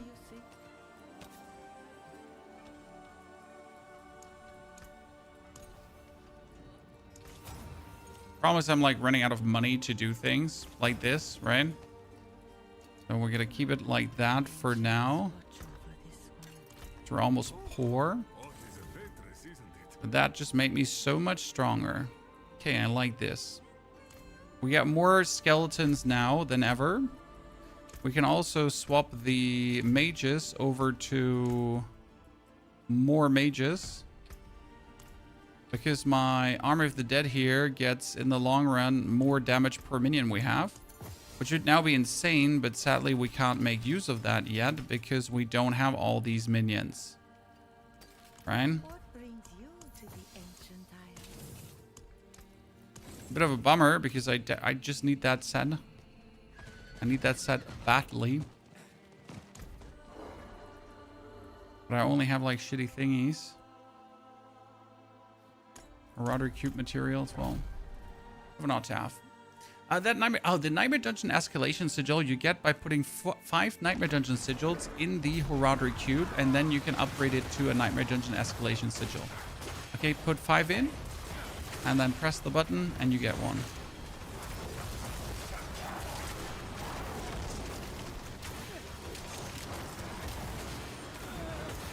Look at the amount of mages I have now. And everything, Chan. It's an army.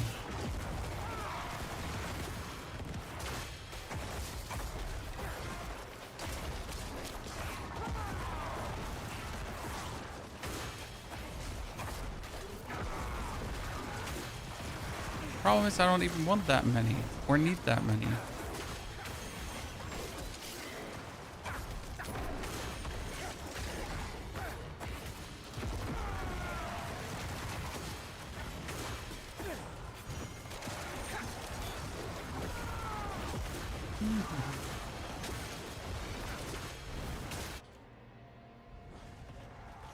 Has this been pretty close to the build guide you made a month ago? Yes, but obviously you can't just rush the build guide, right? I mean, currently we're playing a hybrid between a minion build and the Army of the Dead build. And that's simply because of the realities of not having the items that you're looking for, right? And I am just lacking items to obviously just do the full Army of the Dead. So I'm forced to compromise, like play the Shadow set for the time being, which is fine, I mean, all things considered. Is this an endgame build? Yes, this is currently the endgame build, but we just don't have like all the pieces yet.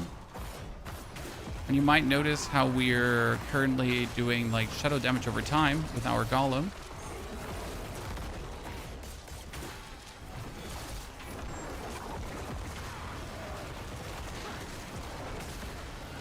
For the damage we're doing right now, we could probably go into Torment 6.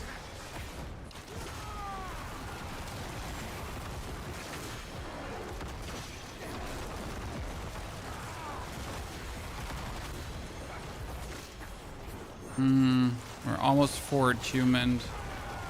But you know what? I really can't care about that. It's gonna take like too long to get to 4 attunement now. I thought Necro is slow. Nah. I do this for your sake. Necro got a little speed boost in Lord of Hatred. And it was a good speed boost.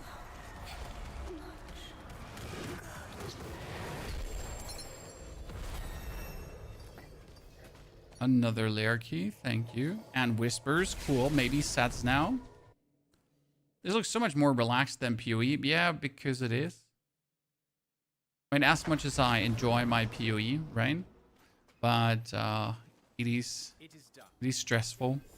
Talisman, come on, give me. Chat. Look, come on, everyone, pray and hope. Still not. You're gonna be kidding me.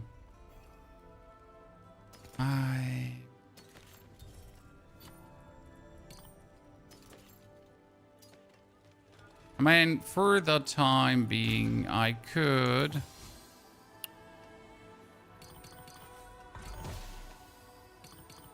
I didn't want to do this, but there we are. Finally.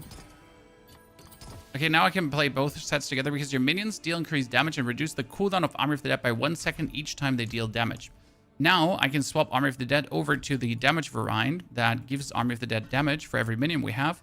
And we have 19 minions, which is another 38% bonus damage. It's not a lot, but it's to have or not to have, pretty much. Now I'm going to jump over into Torment 6 quickly.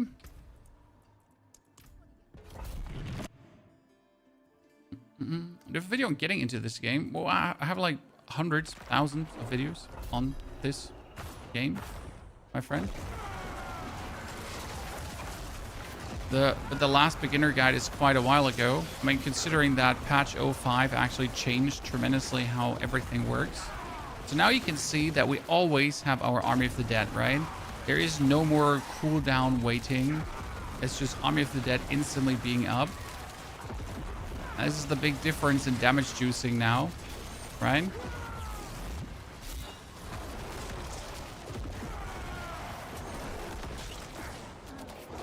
See, this is what we have been waiting for. This is what we have been working on the whole time. To finally get that stupid set. So I can run around. And always have my friend up here.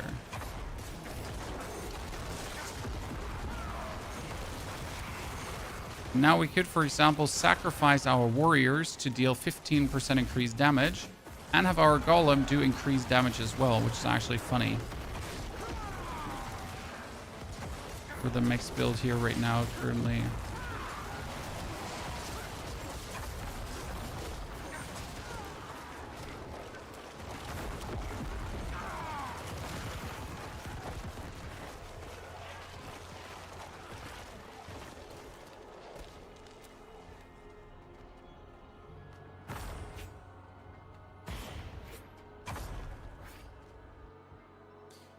Just wonder if I want to sacrifice my lats or not. I mean, they're 2% more damage per dude alive, right? What I don't definitely need is, like, I don't need them here as the cooldown dudes, right? I could have them do damage, which would be probably really good for stunning bosses instantly.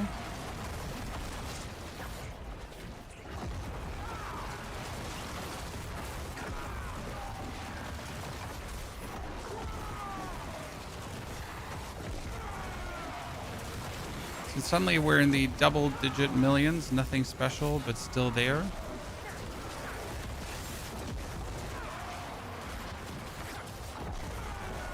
Is this just an expansion? I've missed a few seasons. I'm just sure. This is season 14, which is one season after the release of Lord of Hatred.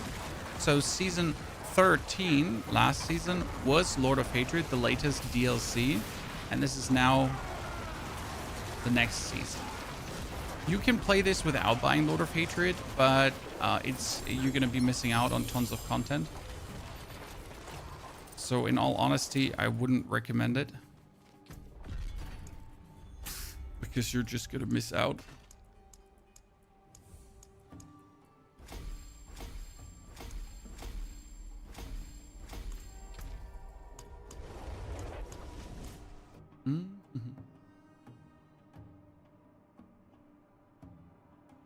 No problem, Jenky.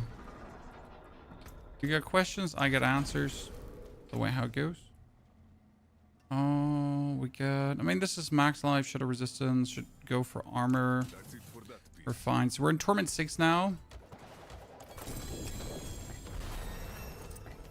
Paragon 1, 2, 3. 2 ranks to Golem. Damn. Just like that in this economy. It's getting lucky again. Go 1 Torment tier deeper. We made it to 6 already.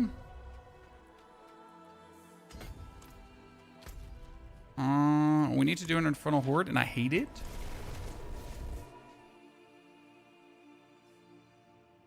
Zadik, which upgrade do you use for Iron Golem?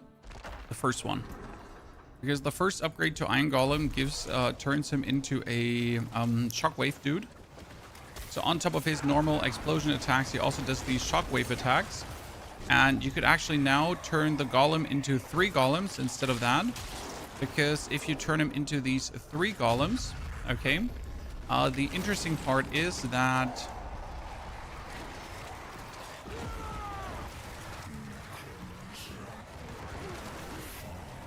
he gets like all 3 Golems do this shockwave, and all 3 Golems do shadow damage because of the set that we're currently running, which actually leads to quite the interesting DPS increase as well.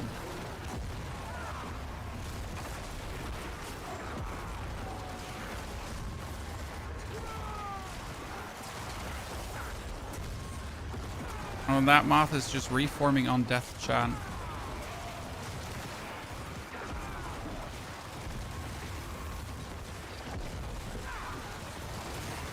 It's a really interesting way to play this with the Shadow Golem paired on top of other things. Which other builds deal good damage like the Barb, Sorc, but require minimal investment? Well, Sorc and Barb each need you to have specific things to already feel good. It's just the thing with Sorc and Barb. Right? Seasonal rewards just work for new characters. I mean, that's how seasons work. Yes? Yeah, Sorc and Barb inherently need investment or need you to have some stuff. Like, for example, the aspect of Apogee Furor is something that you really want to have. Actually, with my being able to teleport around here right now, this might once in a while not be a terrible wave. I usually hate this wave here because I think the actual, like the act of having to gather these ghosties is just stupid. But considering that I can actually teleport around like a maniac, might not be too bad.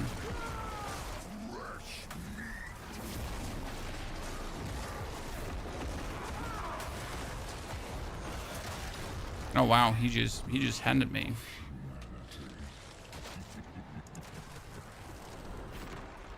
Okay, let's see if we can kill this butcher.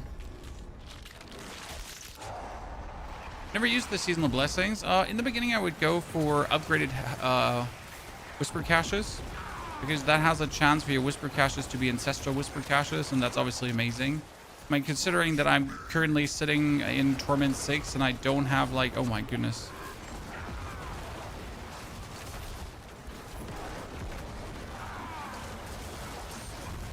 Damn, I forgot how overjuiced the Burning Butcher is.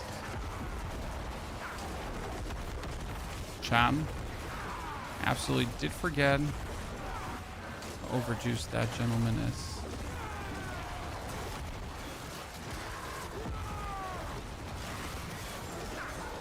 Is he not taking any damage? Nope. That man is yet not taking any damage. It's my own fault for going here in Torment 6. Well, means fall, right? Reasonable decision. Calculated risk. Colossal Fiends? Oh, let's see how they work.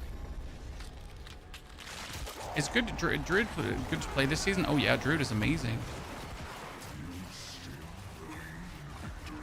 Druid is not just good to play, Druid is fire.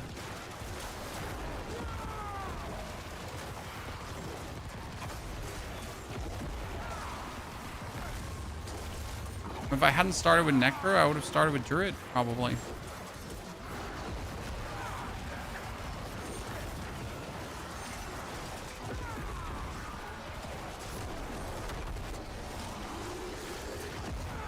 Come on, golems, beat him up.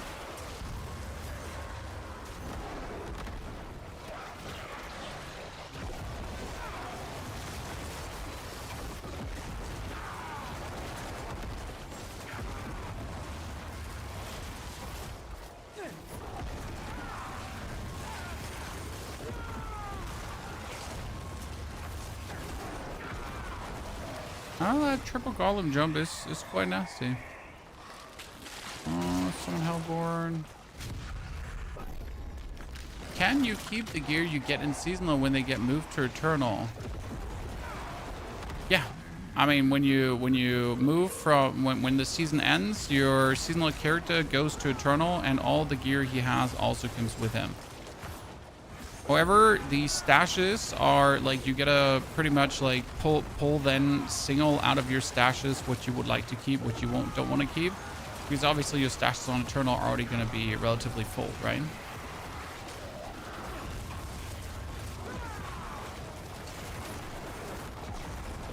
But the only problem is stash.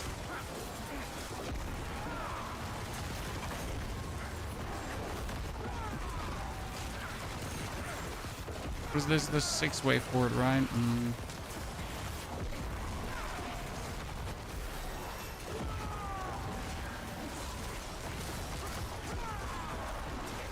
I mean, my Armory of the Dead is still my main tool of damage, but despite it missing the set, it's actually working surprisingly well.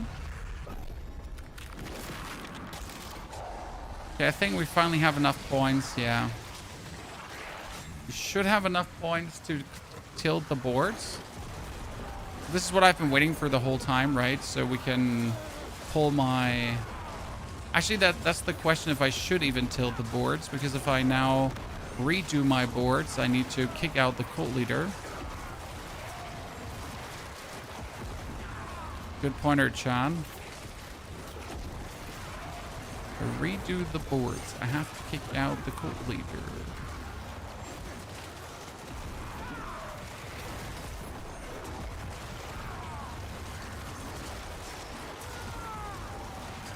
The best way to get charms? Well, once you find out, please tell me,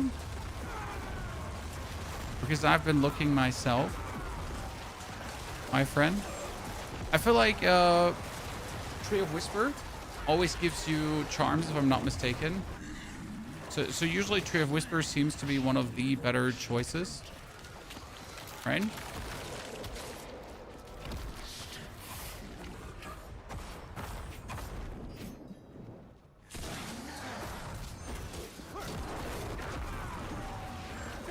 Seasonal gears only during the season? Well, no. Well, I don't know how it is with the mythics. So we currently have a new upgrade to mythics. So it might be that those mythic items, those new upgrade to mythic items, might be legacied at some point. We don't know yet. It's too soon for that.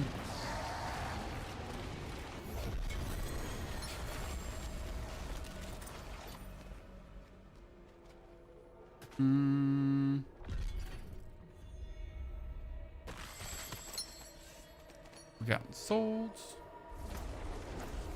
So you kind of want to do Whispers, probably. Whispers has been one of the best ways to get things together. I could just try Whispers now here. Also, the problem is that, problem, you can't... Where the fuck did that teleport me? There is no whisper thingy in the war plan, right? So whispers you just do and you just get the XP, but you can't like war plan whispers.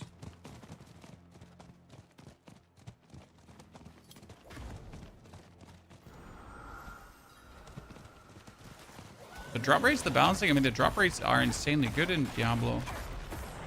Diablo is one of the most friendly games when it comes down to farming specific stuff. Sort of the last thing you can complain about in Diablo.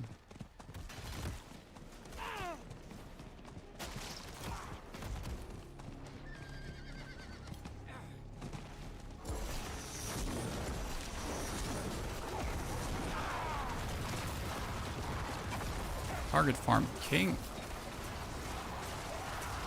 Yeah, let's see if we can do the hundreds of millions today. I mean, we're already in the tens of millions. Relatively simple.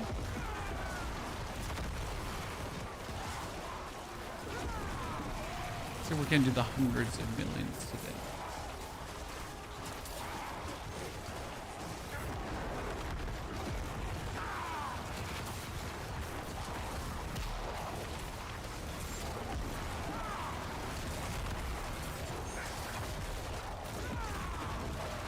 She might hide away, ladies and gentlemen.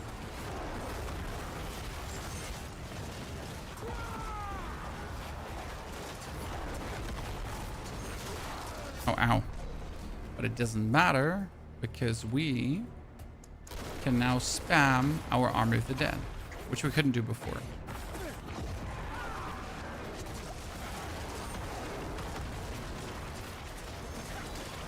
We need to actually work on our macabre thingy.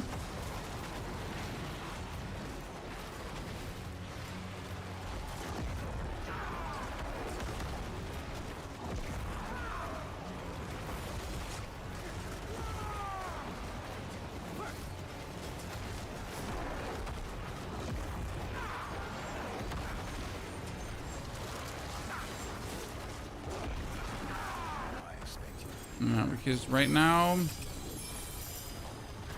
it's sad. Oh, that was amazing amount of set charms. Right now, like we had this.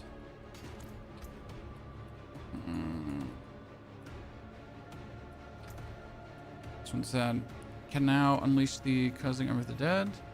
Your summons, if consuming a corpse also contributes 3 souls to Imperial Curse.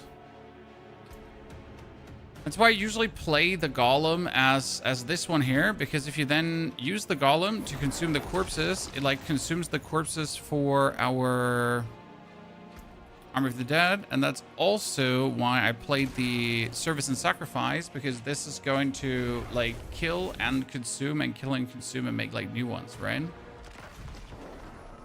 My first blind season with no build guide. I mean, it's super fun to do that, sir. I wish you all the best.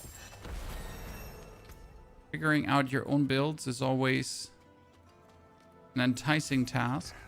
Step up to my anvil. Okay, before we now do any pit activity further, I'd say we should clear out the Torment 2. Did the Torment 1 right here? Now we can do the Torment 2. And we're currently Torment 6, so that's that.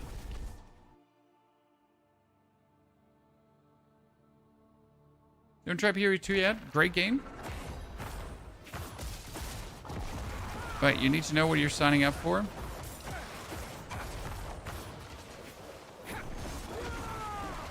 But complete different experience, kind of.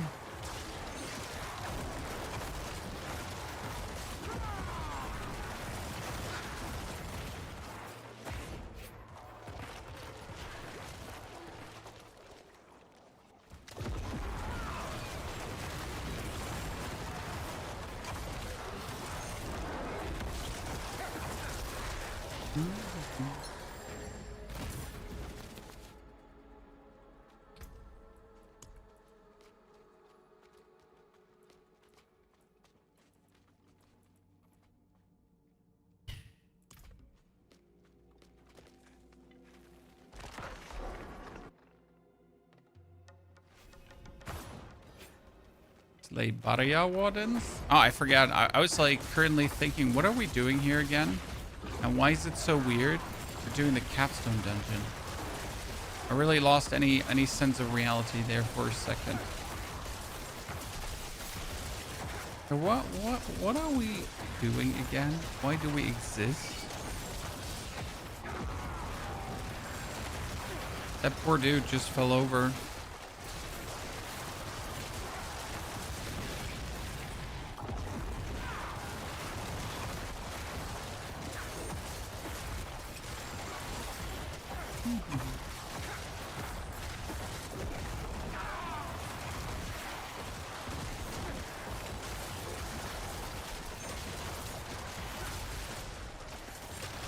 Travel to Balfour's Den.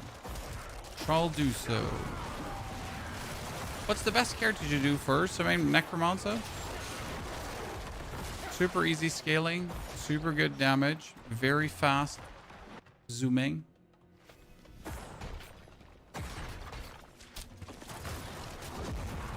Tormented Druid number uno. Tormented Druid number duo. Tormented Druid number trio.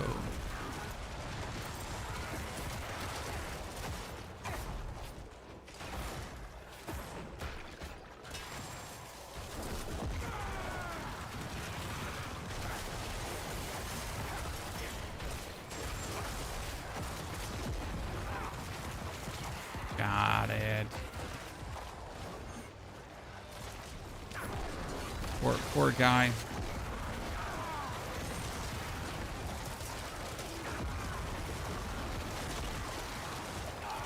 Warning, the Tempest altar has become vulnerable. You're actually getting a warning for that, just in case you're extra dense, chat. The game is like, warning. Warning, it has become vulnerable. And you're like, what? Okay, that one is completed. Thank you very much. Boost amount of Glint of Hope. Need Opticite more at this point. We're actually close to finally masterworking this one. 400 weapon damage. That was a good hit.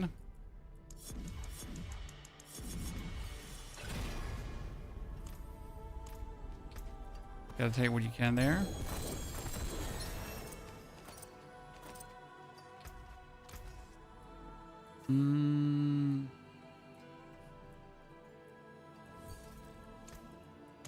I'm still not getting greater FX item, and these are greater layer keys, so we finally have them.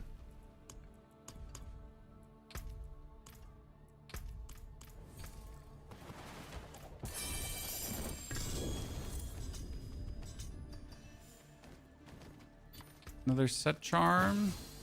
Okay, we get the third set bonus for my set chat. Right? So we got the Linta. And we could now deactivate that one. We're good. So we don't have to.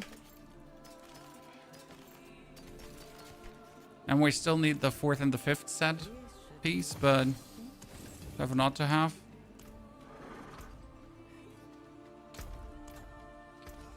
Okay, let's see. We're gonna dive deeper, ladies and gentlemen, into the Torment 7 now.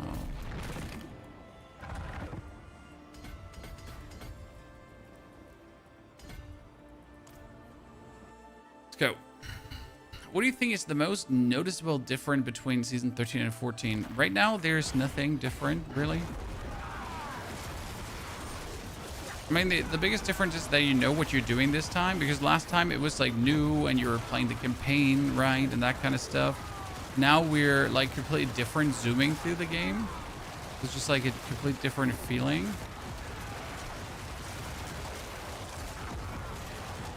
I think we're definitely ready for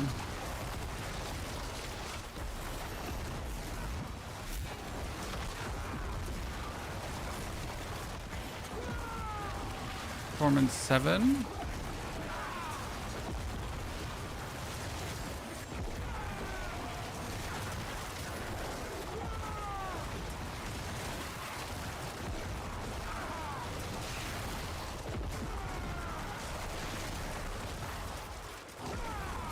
You know what's going to be annoying?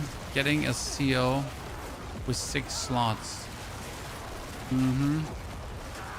That's going to be annoying. For sure.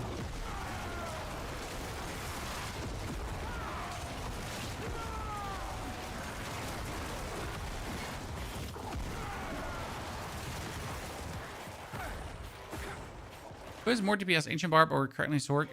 Can't gauge how much the Crackling Sorc get nerfed. From the top of my head, I'd say Ancient Barb currently.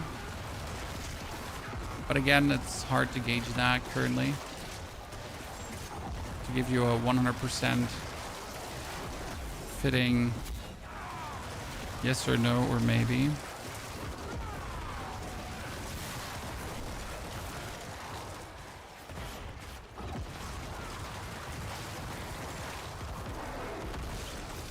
Also, I don't know which damage is like my Army of the Dead and which damage is my Golem just jumping in and being an absolute nuisance. Twat nozzle.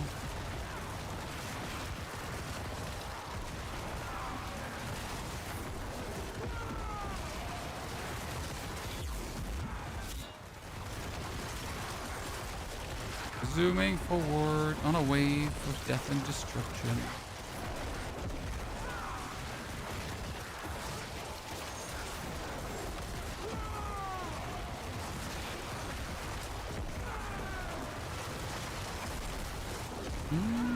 Oh wow. Oh wow. All these dudes just dying.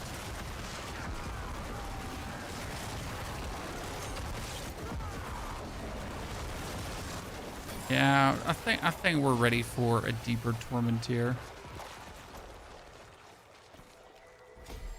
Corporal Essence. I mean, I'm just gonna level these two up. 45. Can we do one more? What do you think? I mean, it seems like we're strong enough.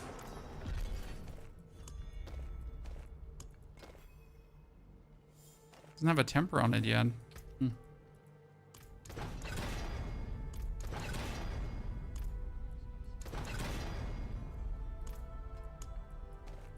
mean, this has like attack speed, vulnerable, and it has like everything.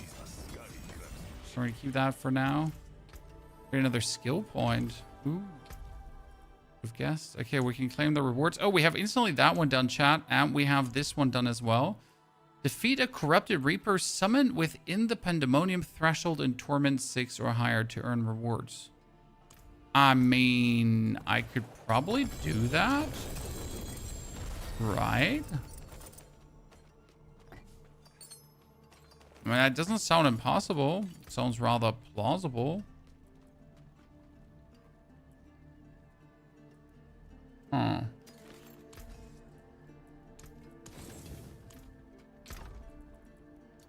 So, I heard there is a corrupted reaper. Pandemonium threshold. I mean, first, let me take a selfie here and activate that quickly. I can definitely turn boards around if I wanted to, but if I now do this, I'd have to do it like again in a jiffy. Okay, let's do Torment 7.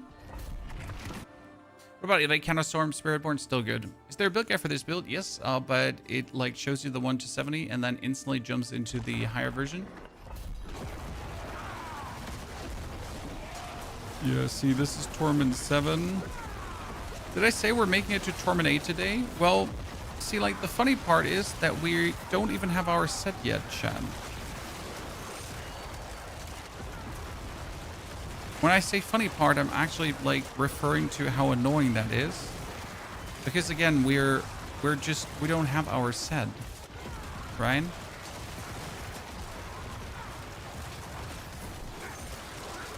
I think I should do more whispers. This is probably like my own fault for not doing more whispers. We're missing 450% bonus damage on my Army of the Dead. You heard correct, chat.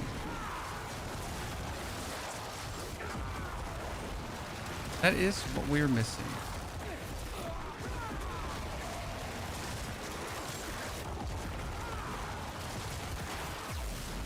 Did my...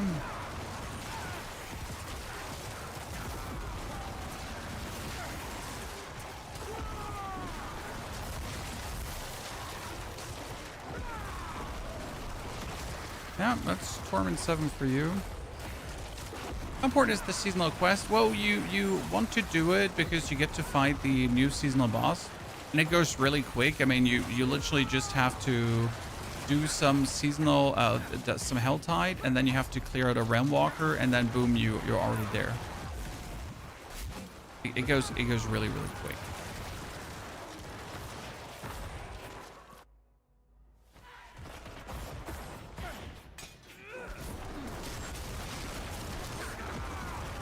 And we still have to mess a bit more with the Reaper and stuff like that.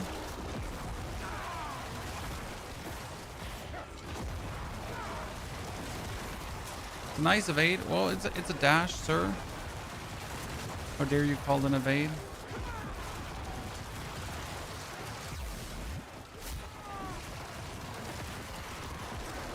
It's my movement skill.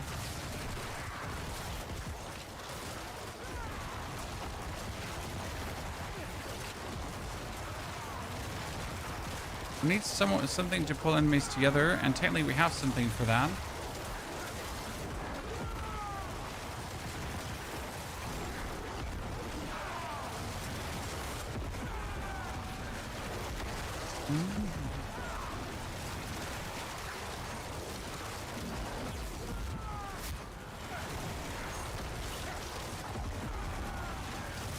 Come on, give us the boss. Poison Werebear is going good so far. That will very get changed, I'd say. I mean, Poison Werebear has always been good since they introduced the Rotten Lightbringer. The Rotten Lightbringer is actually gone. It's now called the Purified Lightbringer.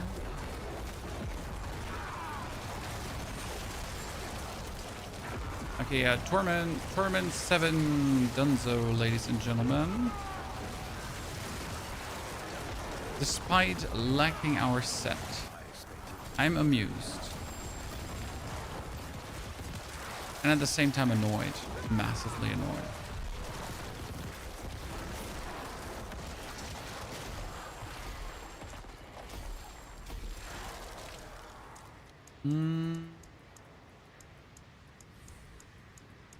Amplify. Amplify goes always. This seems similar to Chaos Race from a few seasons ago. Different wake up time. Only in the pit it seems similar, but it's actually different.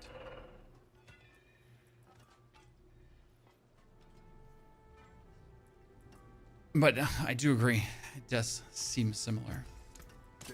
We get an Accursed Touch upgrade. That's important because that's a lot of our damage.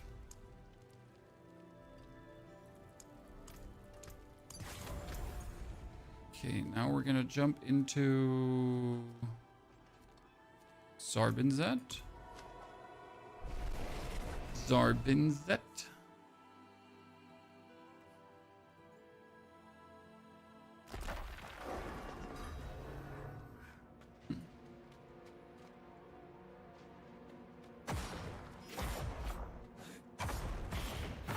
This is the new Reaper, ladies and gentlemen. And we got one layer key to get her. We need to kill her on Torment 6, but we actually don't even have to open up her lair. We just kill her.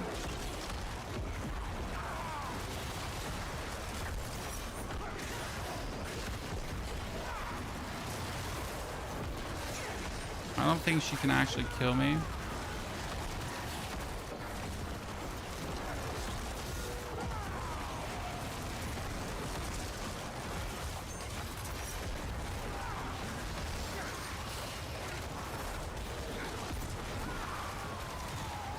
That reminds me. This one makes enemies vulnerable, right? But it could also give me ferocity and overpower. And then this one can weaken enemies.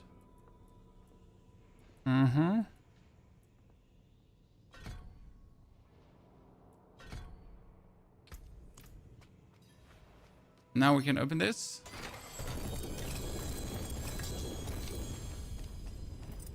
I think it was said that she is usually dropping uniques, right? Where are those uniques? Mythics, I mean. Where are my Pandemonium Fragments, right? It is Gravewalkers.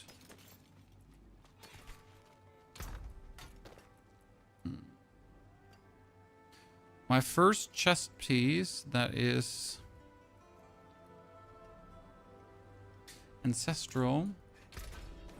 I could re-roll the chaotic re-roll, focus re-roll. Could chaotic re-roll the maximum resource, that would be a resource aspect, into healing received. And the resource cost reduction into Blood Mist. That's actually terrible. That was a terrible, terrible roll on that thingy. Don't have the shiznit to waste for this stuff. Taken apart. Met it down. Jig Fuhrer. Ah, I finally got up a Jig Fuhrer, chat. Look at that. So I could now go for my Barbarian. See? 6.5. Easy.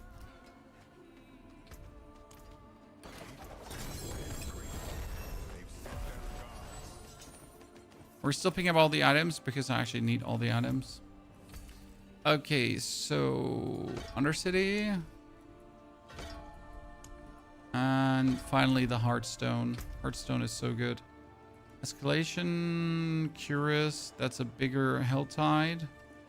That bigger Helltide is insane because it gives you so much experience. It's like 200 right away. It's nasty.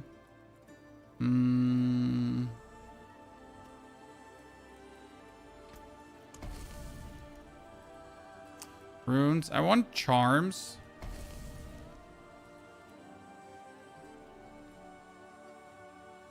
This one, that one, this one, that one, this one. Yeah. Okay. So we got here. New boots are made for walking. My boots are terrible. Why am I running around with these boots? Someone explain. I've been using these boots now for quite a while, and they don't make sense why I have been running around with them. I mean, don't judge me, Chad. It happens. Busy to break another's work.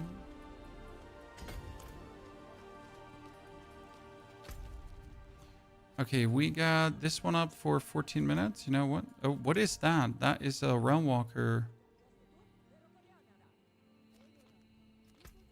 Why does it show like that?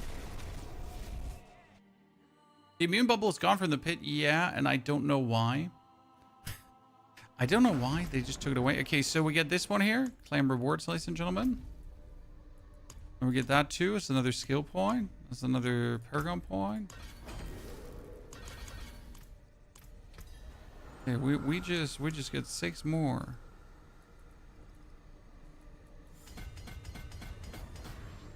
Definitely turn boards correct now. But I still don't need to turn boards correct. That's the weird part. Let's give me the Lady of the Helltide.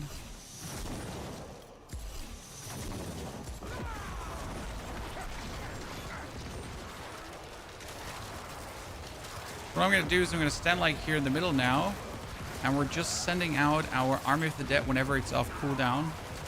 And that's going to be enough.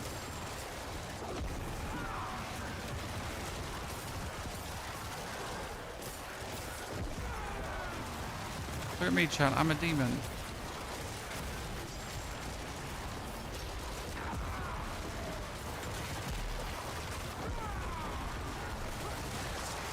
Dude, she just vanished. That was our 50 million hit, ladies and gentlemen. So we're almost at the hundreds of millions of damage. It's not the billions yet, but we're making moves. We're making moves. A few more cinder to collect.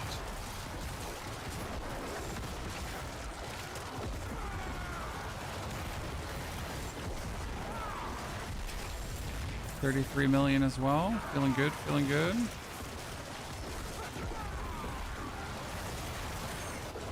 Not sure why these tiers need to move around apart from creating like a feeling of this is actually a dynamic event without it actually being a dynamic event, chat.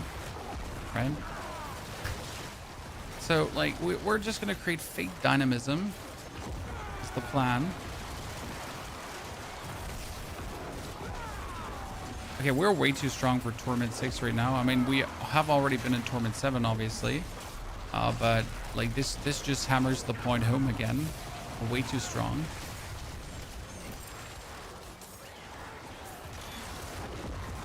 Is this? Yeah, like, rabies is powerful, as is right now.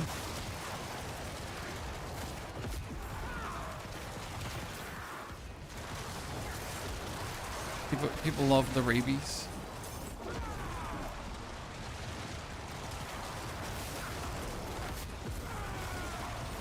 Okay, we get our whisper done.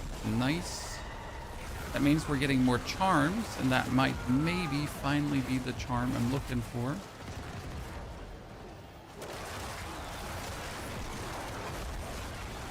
Critically tuning prism. I kind of feel like I should try to make a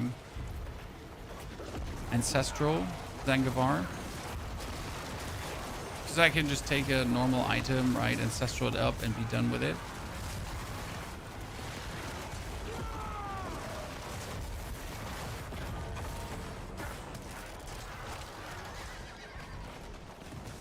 Just get an ancestral Zangavar. Could instantly boost our damage. Okay, I just need one single, not two, not three, one single cinder. And the game's like, well, listen, I heard you want one single cinder. We can't be doing that.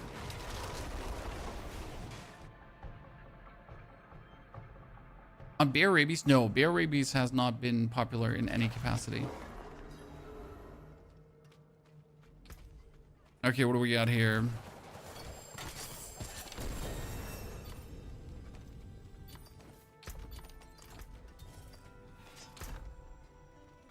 What do we have?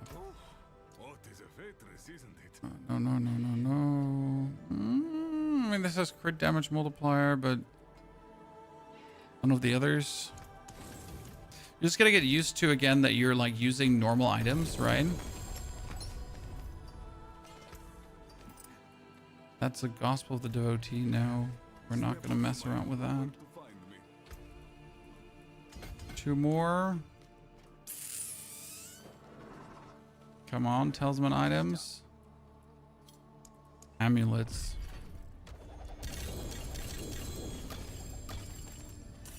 There's nothing good ever coming out of amulets, which is not completely true because there's still the red blessing, right? That's a max rolled red blessing with blood skills. The blood skills obviously being useless.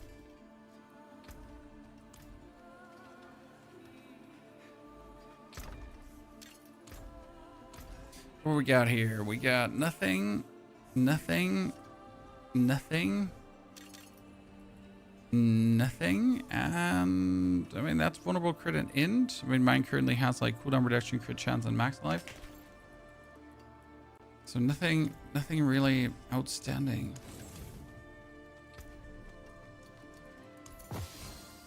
And we're still missing a 6er slot set, right? We need that desperately.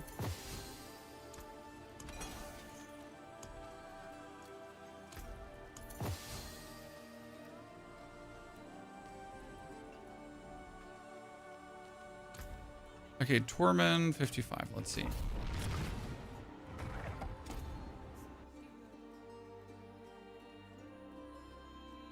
I thought you wanted to play the Warlock. I thought so too. Turns out the Necro was just that much more love. I mean, it's just simply that Necro has one of the smoothest starts into this season. And I love that Necro start. Always have. And obviously now that we know how the season works, I just wanted to see how quick could we go about things. And the reality is plenty clunking quick. Because we're sitting here already close to Torment 8, right? 132 paragon points. could push this to 200 paragon points really quickly, but need to actually, you know, play the game a bit, do different things than just paragon point juicing. And we're currently playing a bastardized hybrid push version of the actual build, and it's working, which is the crazy part. Because I'm currently forced to play the corruption damage set together with the Army of the Dead set. There's actually a nice way to combine them though. I didn't do that last season. But it's definitely not an actual like build to make out of it. Like, why don't we just go for like a bit of corruption together with a bit of other stuff? That wouldn't work.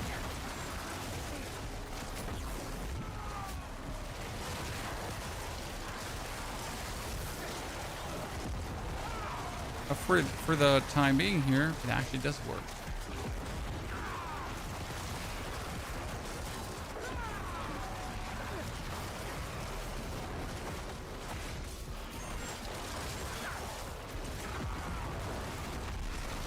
This is the Army of the Dead Necro. That's currently, though, boasting a minion variant with way more minions than you would give it credit for.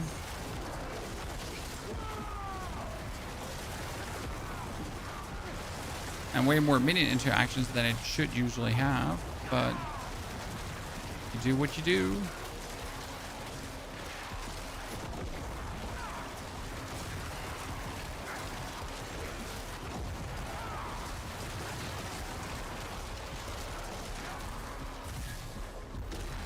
Not sure when we lost the Heart of Stone.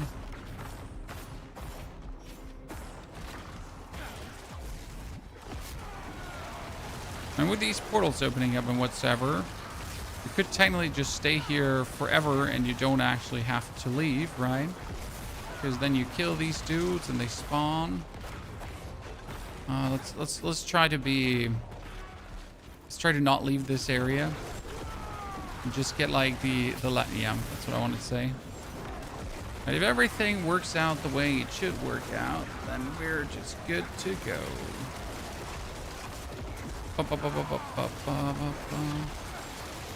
74 million. Okay, we're almost at the hundreds of millions. 18 million, ladies and gentlemen. 100 million. Let's go. And our first greater affix item.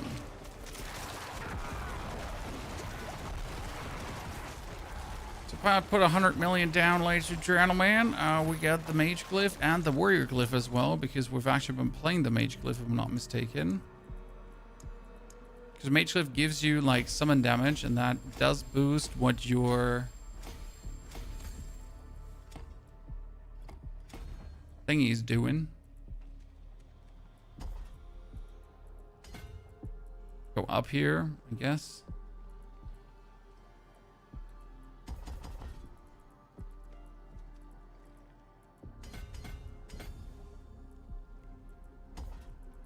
Ta-da. Summon damage multiplier.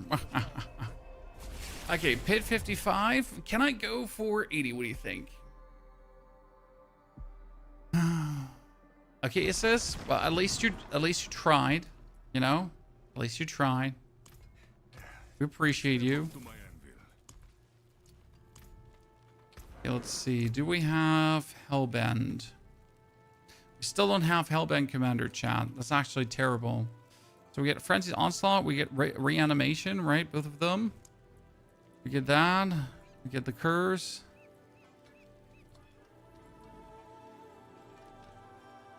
My thing is, I could actually put the thing, a Cursed Touch, as a utility aspect that can actually land on your boots, right?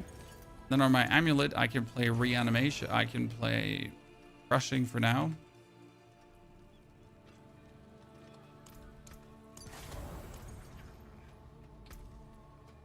Yeah. I think we're getting some Fortify. I'm not entirely sure what Fortify we're getting. Okay, we can go for Torment 7 because we pushed for that. We're just slaying Dariel. What about spawning in a Hantu? No, I don't feel like if there's anyone at Torment 7, right? Are there new bosses? Yes, there's one single new boss. It's quite fun to find. Doesn't seem particularly hard though, but then again, I'm also very strong, so not sure what to make out of that. Let's see how Andariel plays at this point.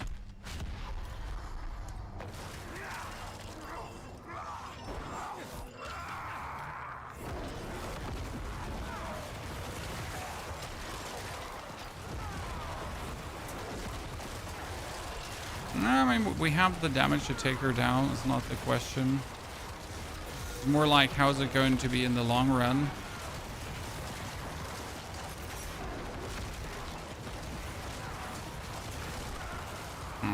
Because we're gonna like get her mini face here, and her mini face is always annoying.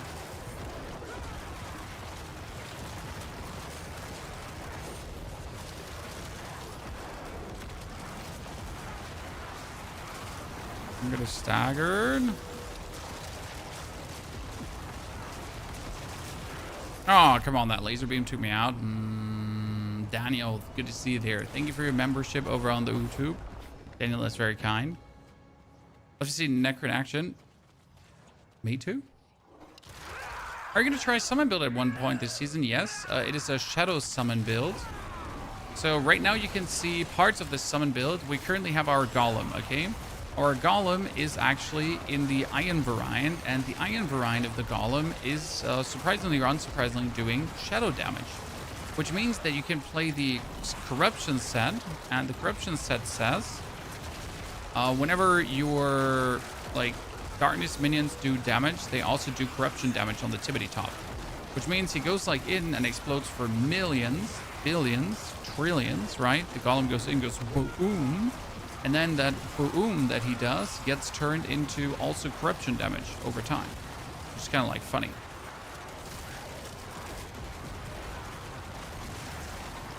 So that's how you have him like actually slay out quite efficiently.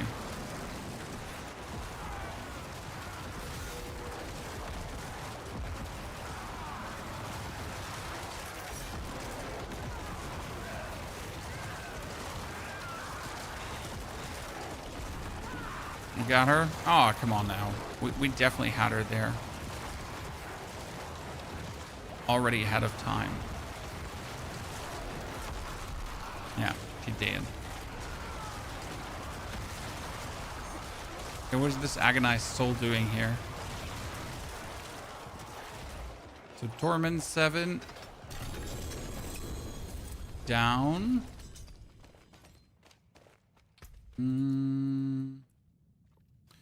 Even Piercer we don't technically need, but we'll keep it.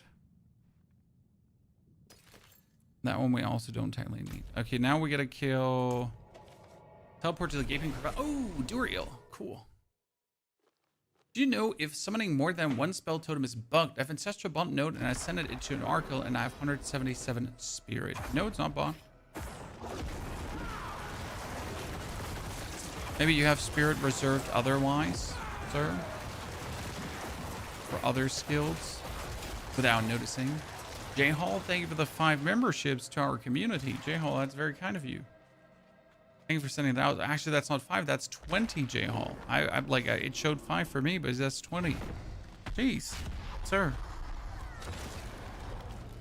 That's crazy.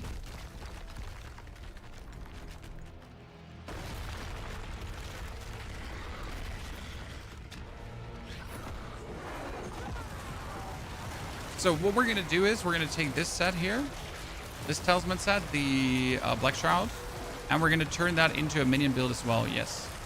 Just right now we haven't like, we're using it as a hybrid, so our golem is parts of our damage, and whenever he hits, he's just doing like this shadow damage over time, which is really efficient. But ultimately, we obviously want to full send it on the Army of the Dead. Again, though, it is not worth it to full send it on the Army of the Dead when you don't have the Army of the Dead set. So right now, instead of just doing something that's not efficient, we're just hybrid bastardizing things and just going like for a minion build that also does Army of the Dead. to then later go for the full Army of the Dead and the full minion build in both cases, right?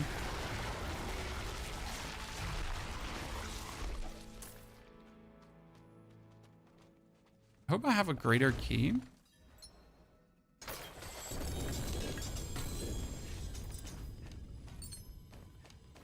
Ah, we killed that.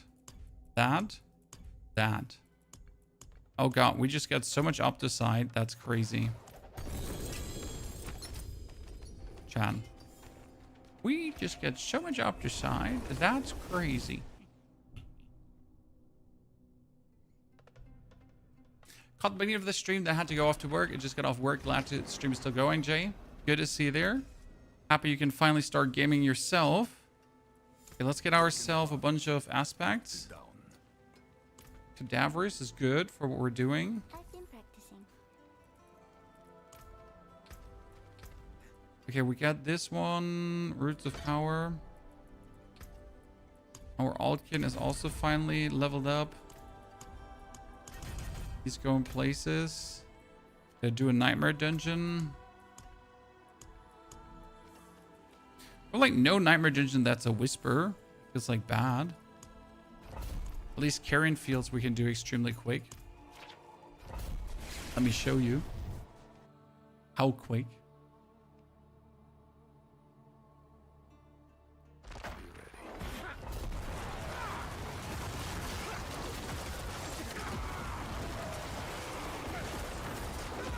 Wonder how many Pandemonium Fragments we get like for taking out one Reaper Lady, right? So we took out the Reaper Lady now. Didn't actually check how many Pandemonium Fragments that provided.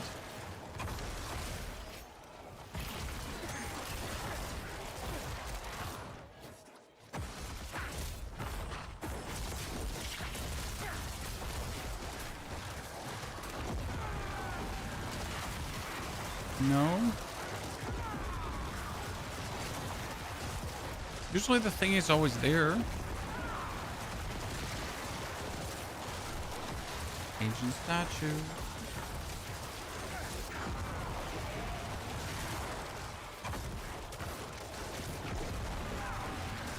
That's what I like so much about this build, right? You're just walking through things and then you just press your Army of the Dead and everything around you will just die.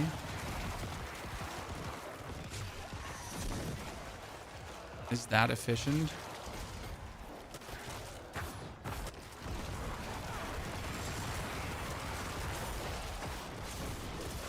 Do you have a public loot filter for Endgame Necro? Yes, on diablofilters.com. If you look for Ponyhop, you will find my filter there.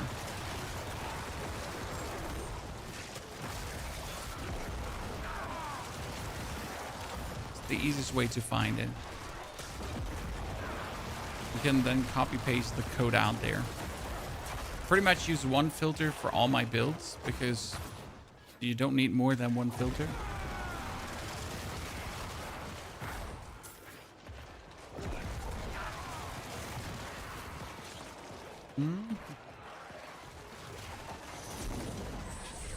Okay.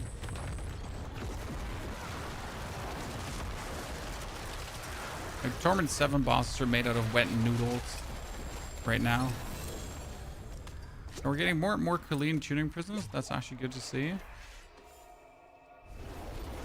But we still don't have our set.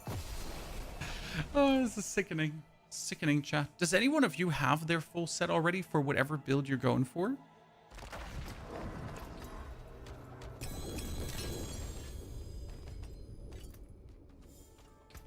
You know what we're going to do? I have to do for tomorrow, chat. For tomorrow, we have to prepare both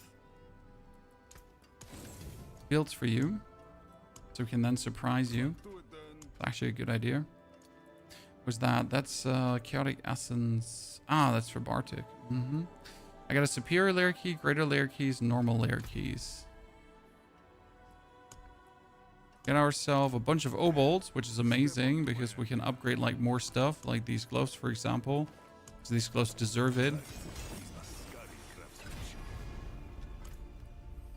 It's the wrong one, but I literally have no 10 million to reroll the masterwork. It's actually crazy, like, right? The masterwork reroll is 10 million, and we're just sitting here. Yeah, we don't have 10 million. I'm sorry. Okay, Torment 8 chat. The final push. Let's do it.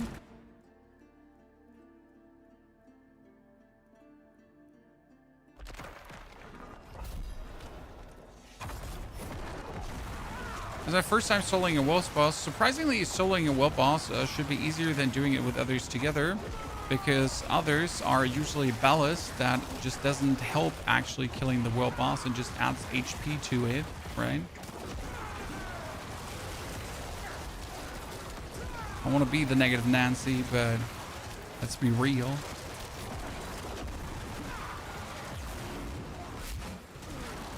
Oh, wow.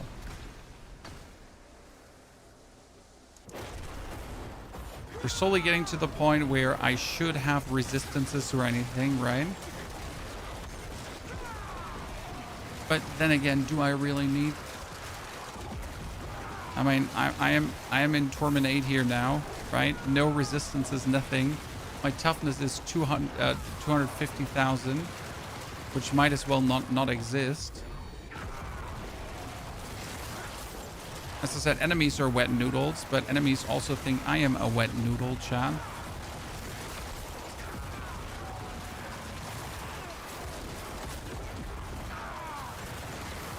Then again, if I only had my set, enemies wouldn't even survive long enough to blink.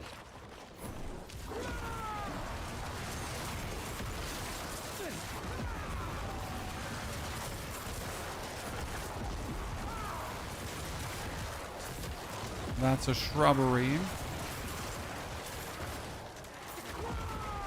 The build planner's in the description.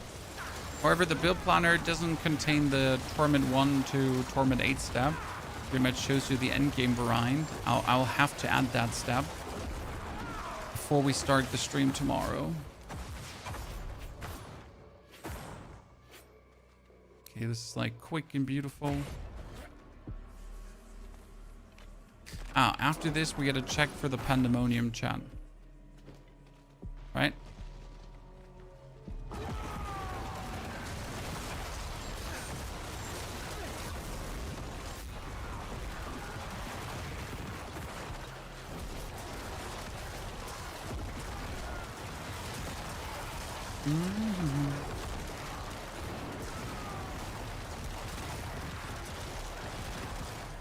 Wonder if there's a way to play, like if I have the mythic seal, to do a shadow Army of the Dead mix version and have that work. I just wonder. There should be a way to get it to work. Hey, that dude just really didn't want to die. Okay, ladies and gentlemen, a Torment 8 hit boss. And here we are. A 6 hours old character in the brand new season. 2 Torment 8. Feels good, man. But not today.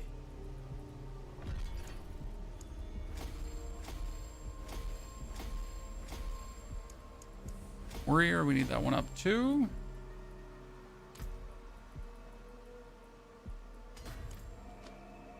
And some defense. This is always welcome there as a new one. That's number 3, ladies and gentlemen. But for some reason, I actually had 3 already, and I just destroyed a 3rd one because I'm an idiot. So that's that, just for you to know, right? I actually need to re-roll this one because it's a Linta, and I already have a Linta. That's now a Mlor. I haven't had a Mlor before.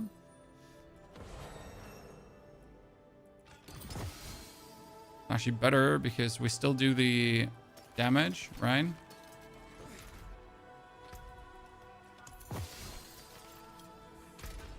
The other 2 sets I don't require.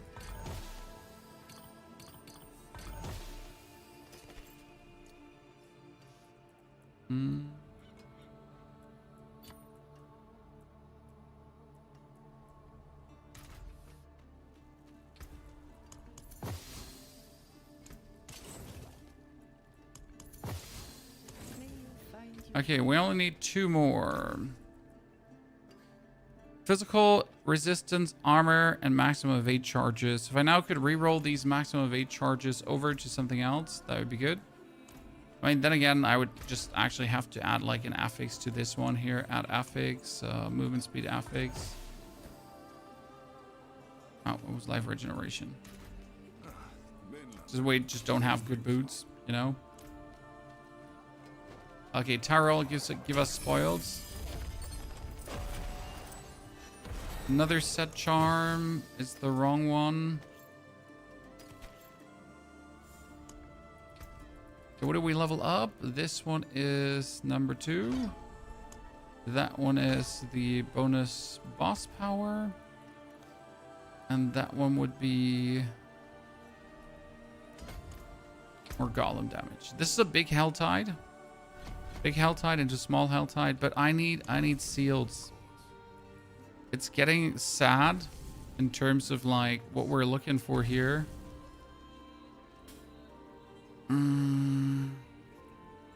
Nightmare Dungeon. I probably should do another escalation. Okay, 1 Helltide Harvest and Torment 8 is probably going to get me killed. And when I think about it, Helltide Harvest, Torment 8, not really. Right? Ever seen Mythic Seals? Echoing Hatred. To the ancient isles. Reduction. What do we have? Hardened Bones. There's still Glenn's Anvil, and Glenn's Anvil is not bad. Like, you can go up to 40%, right?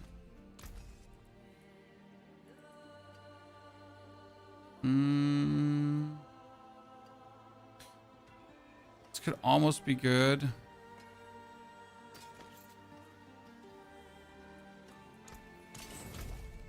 I'll actually go for Zarbinzet for a second to just check the board.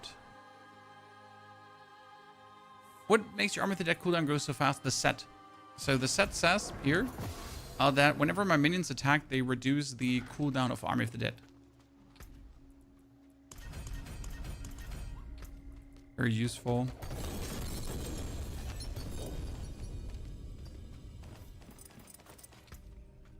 Okay, we got there. Gospel, Gloom, Butchers, Temerity.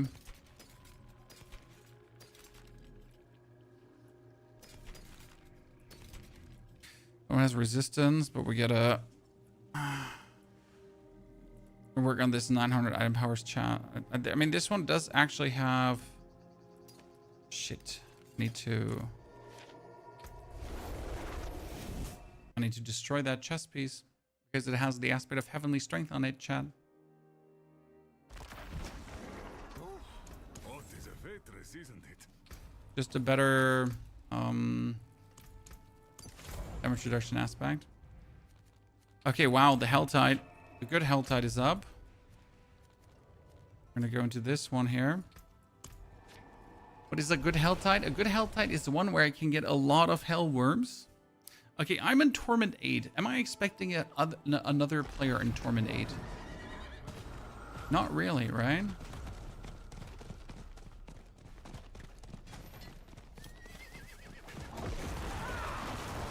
Okay, damage-wise... Damage-wise, Torment 8 might be a mistake.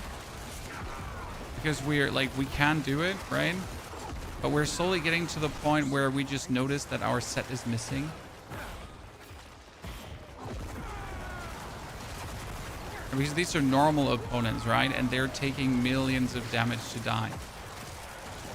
I mean, because we're also finally doing, like, a regular millions of damage, but still. Questionable. Let's see how that's vibing.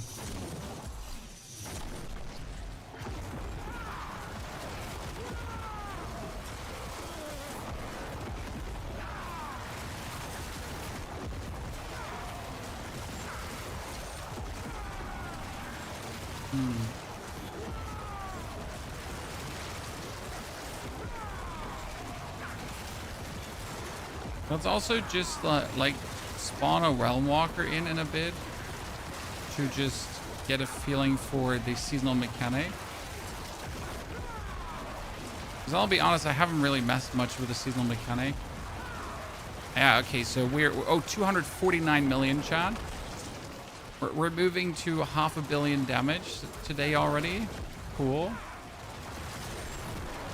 I mean, like, we all know Army of the Dead can go up to the trillions, FYI. Right? And we also know that we need the set for that. But doing like 200 million regularly already with a shoddy paragon board, you got my interest, Chad. Right? Like shoddy equipment, shoddy paragon board, and yet here we are.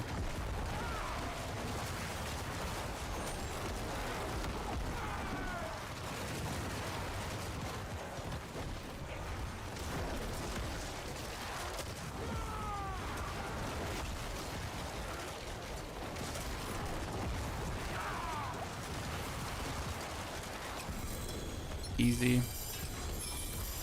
Oh, ring with a greater affix, chat. Finally, things are moving forward.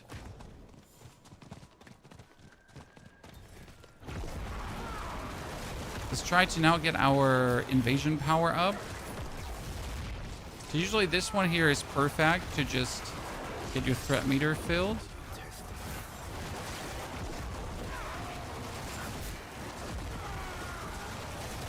So look out that we don't get killed by some random ground effect.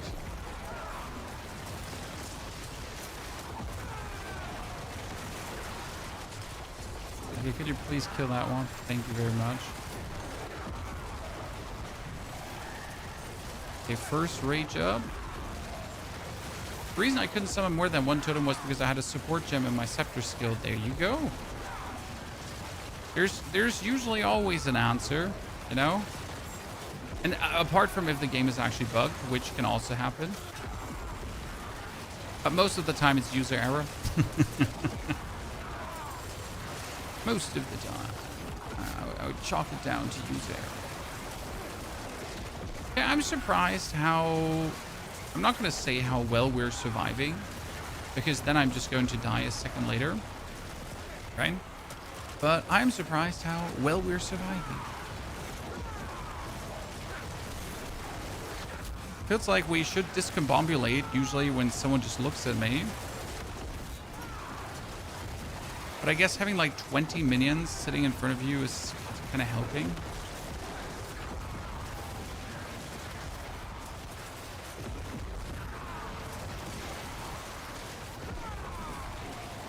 Also, I really don't want to discombobulate.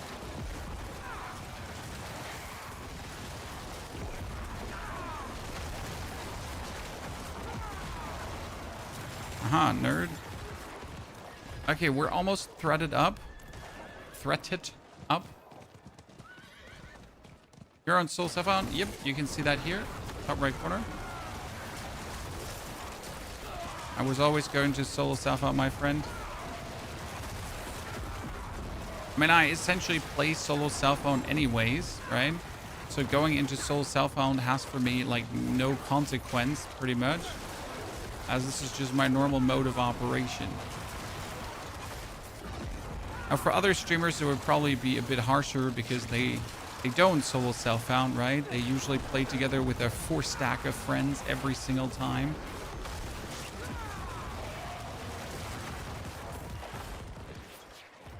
And make sure to be fully juice looted with trading and that kind of stuff. And that, you know, and that's fine. There's nothing wrong with it.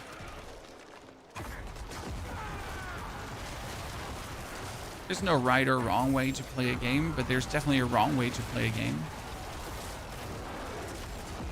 And that is not playing Soul Cellphone.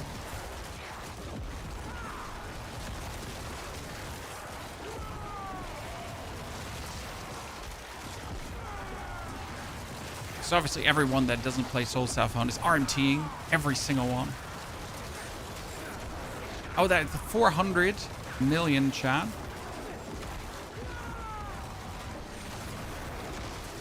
Love to see it.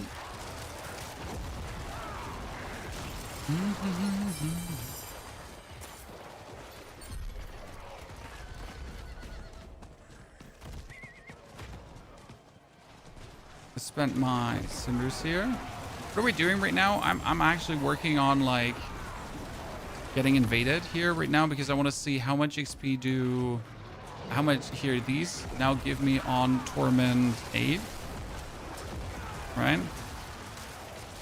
How much XP do maggots provide on Torment 8? Oh wow, that's massive. Sir, that's massive.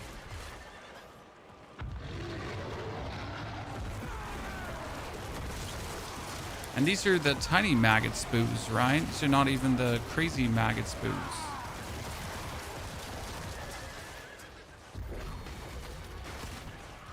They're just the mildly interesting ones.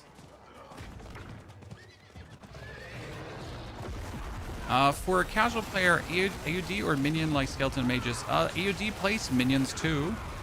So you're not playing AOD without minions, actually, in case you didn't know that.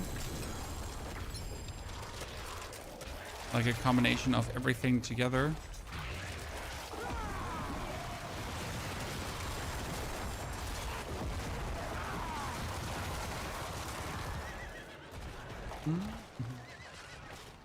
More worms.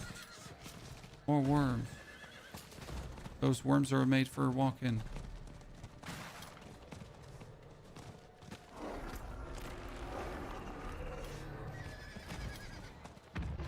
Aha. I mean, these are really the tiny worm spawns. I'm not okay with that.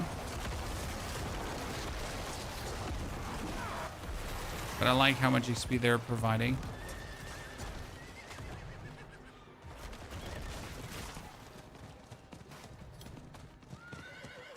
No.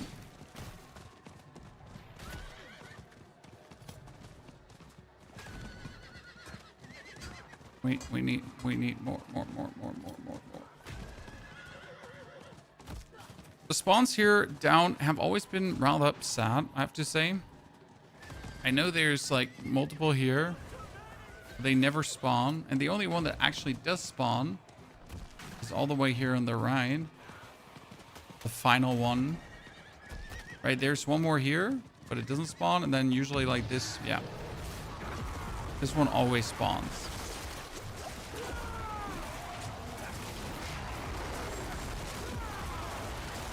Let's see how much like providing like the Pang of Duriel can do. I'm still genuinely surprised that we're just not like dying here left, right, and center, John.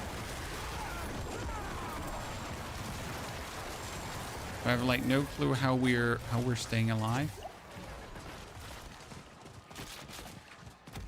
Okay, with 30 minutes left over and the super Helltide at the end, I'm gonna run through the Undercity, right? Just like full stop. Just run through it. Then we're gonna do the boss fight instantly. And then we should be able to return.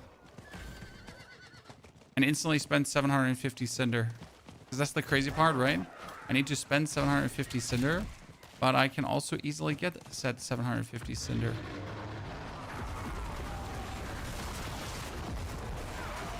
With our method of...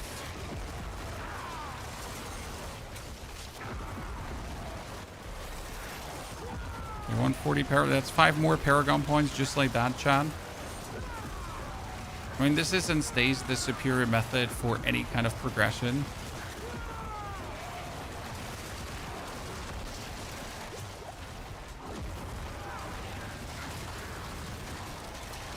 I'm just glad we finally get...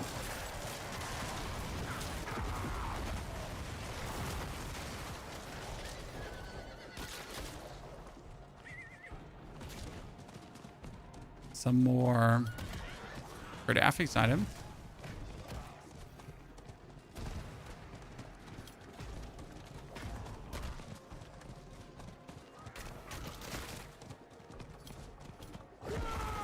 Cube C, like you have to have the set at least 2 pieces.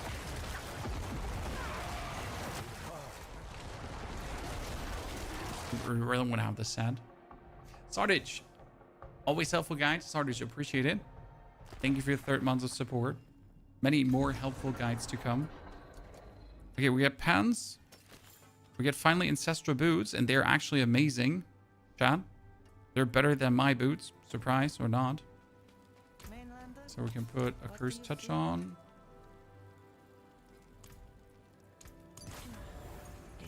And then in this case, instead of tempering movement speed, what I'm going to temper on is barrier generation. Because that's just going to make the barrier generation of my dudes more efficient. See if I can get this as a greater affix barrier generation. Thank you. Because it's like actually useful, right? How much would it cost to masterwork this?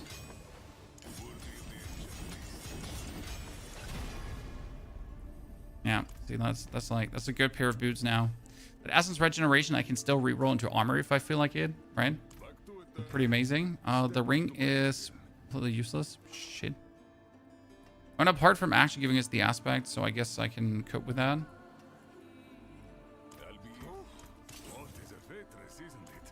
Because that's amplified damage for now.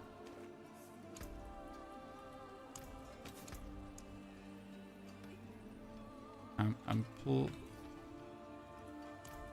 Okay, we don't have that much time, so we need a haul ass here.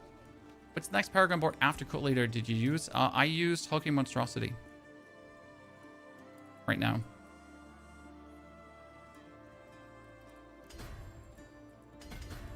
Which is not necessarily what you would use. I just use it because Sorking Mats, Runes, Talisman items, yes. Ah, there's another one, Waking Touch. So that's number 4, chat. We're now missing only one more. And then we get the full set. So we're only using these boards because they allow us to make the most out of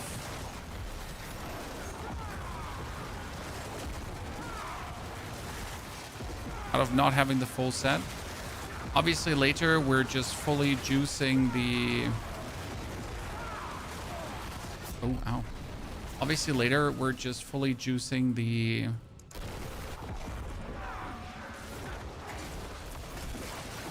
Say it, Brain. Army of the Dead. Now there is a thought where you could say, hey, maybe we should just play one board less for Army of the Dead. Right? Because Army of the Dead has like Frailty, and Army of the Dead has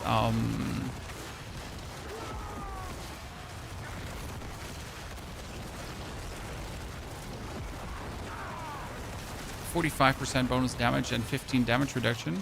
So like Necro boards are not too hot if you think about it. So you could actually say, hey, what if I just play Cult Leader? Because Cult Leader is 200% bonus damage to your minions, and you are end of the day running your minions. Sure, you're just running your minions for a cooldown reduction shtick, right? But that doesn't change the fact that you're running them. So you might as well just get that 200% damage bonus, because why not? Now the only problem is that you would have to like get the bonus attack speed somehow, and that is then the only issue. So you might as well just say, hey, what if I just juice the Golem, right? Because you can simply go for Golem bonus and that's it. So I started season as Wolf NATO, but I heard Necromancer is faster for leveling. Is that true? No. I mean, Wolf NATO is insanely leveling. Or Storm Wolf, Shred Wolf, Claw Wolf. They're great for leveling. I'm not sure, like, Torment progression might be different. I mean, I'm sitting in Torment 8 already. Mainly because I know what I'm doing, but also because Necro really good Torment progression.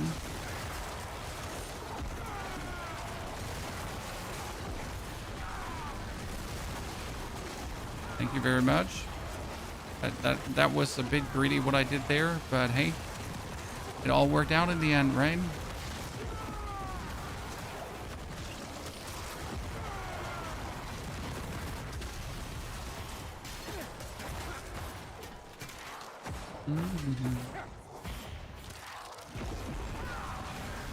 Let's get back into D4 and get both expansions due plus this new season. How should I want to focus on? Well, if you just get back into it, you just play the campaign of the expansions. Take your time, sir. I mean, the season is going nowhere. The season is not running away. Just play the campaign. Have fun. I mean, you can only enjoy a campaign once, right? And then you have experienced it. So might as well just lean back and enjoy. I mean, preferably play a paladin or a warlock, I recommend, because obviously they're new characters. So why wouldn't you enjoy the new things? Okay, I do notice how we're bleeding damage like here right now without the set. So we're gonna fully send it on the set. But I'm gonna probably try to integrate that golem board. Could be funny.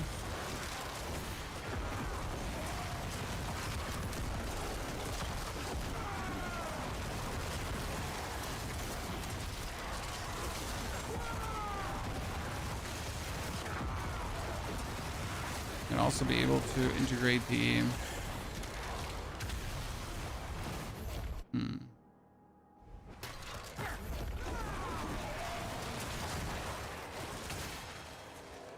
I'm trying to find someone to help me figure out stuff out, and no one's actually helping me. I don't know what I'm doing. Well, I mean, first and foremost, you just gotta play the game and enjoy your time. And then when you have specific questions because you don't understand something, you should ask specific questions. That's always the easiest way to help you. Instead of just saying, I don't know what I'm doing. I mean, I also don't know what I'm doing. And yet here we are. And kind of putting one and one together. Everyone starts somewhere. You gotta build up a knowledge base.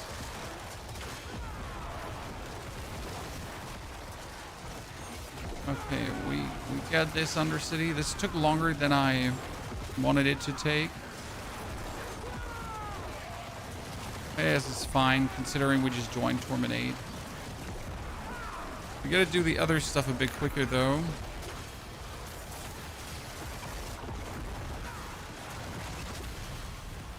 Okay, Torment 4, or Attunement 4, not Torment 4.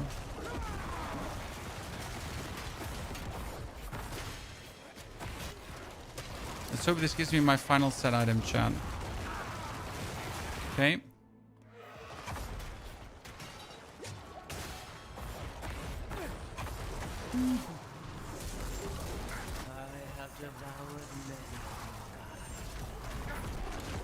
Okay, let's see what our damage says against this gentleman here.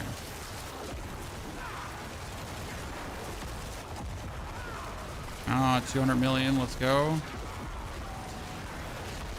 So if I had my full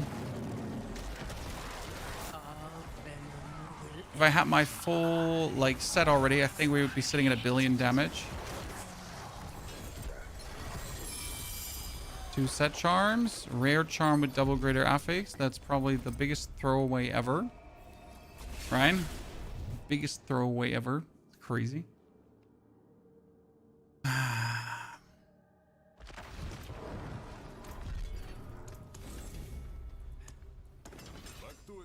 Do you ever miss the old PUBG days, Fruit? I mean, was it nice to have that many viewers? Absolutely.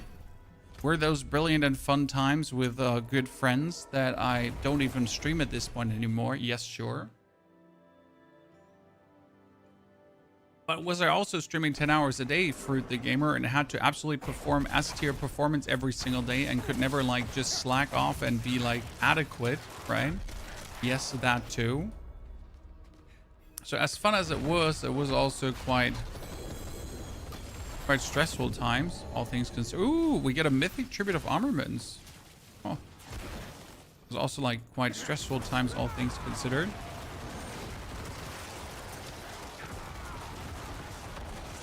It always looks fun in games to play like shooters, competitive shooters. But when you play competitive shooters, you also gotta be good, and you can never just be okay. You know, when I play an ARPG, I'm mostly like, I mean, the good comes from the knowledge we're spreading and from the knowledge we're applying. It doesn't come necessarily from my super high skilled ultra gameplay, right? And that does make quite the significant difference in how I can enjoy my day and how I can play my day.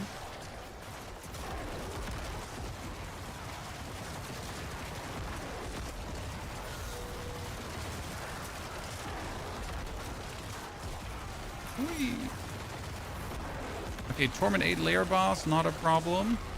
I'd say if this was like a Torment 8 greater layer boss, I'd probably feel it.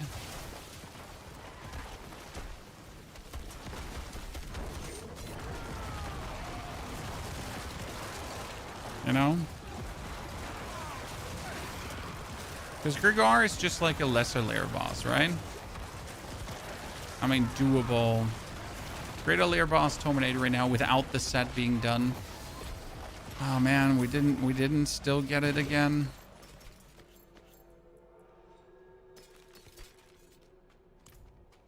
I'll have to roll.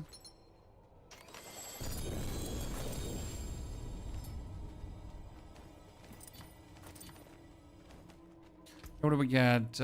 We also need to get Death Grip. No, Death Grip. I mean, I'll keep it. The rest is not interesting though. Attack speed, all damage. Attack speed on all damage multiplier is quite nice. I can remove the end and just have a killer glove. Yep. Now we need to quickly rush through the pit and then finish the thingy, and that's going to be insane. Do you think this Necro minion build will be better than the Spiritborn Pestilence Sorc? No. Spiritborn Pestilence Sorc is borderline broken. What brings you to the ancient isles? I want to say borderline broken. I mean like just broken. Okay, nope, the wrong one again. The wrong one again.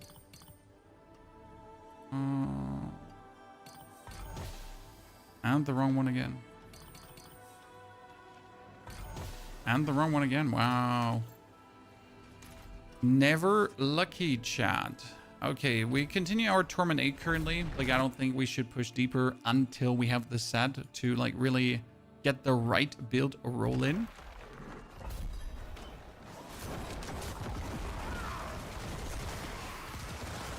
But I gotta say, rejoice, chat, when, like, I can give you tomorrow the bastard version of the build plus the updated right version of the build, right?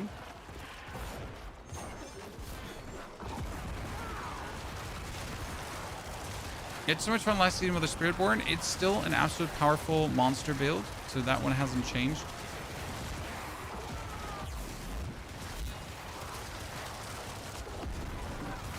It just doesn't dash that much anymore, right? Again, you're just forced to dash now onto opponents instead of just in the open.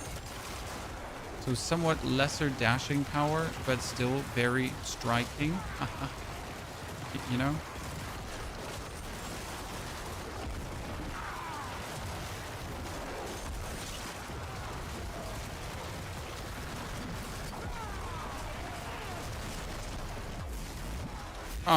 When? I didn't even see anything. I'm gonna blame it on the government. Always a good one to blame it on.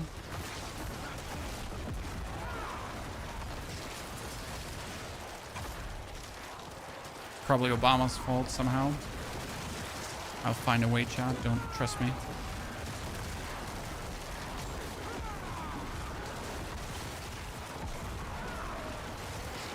Oh, we gotta go back.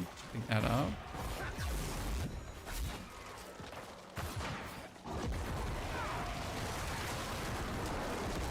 I just love, like, as soon as you have the Heart of Stone, right, and you're getting these, the progression orbs. Probably my favorite thing they added to the game, because it just creates this break or this excitement in the pit where you're always like, oh, progression orbs, yeah, progression orbs, so good. Please, more progression orbs.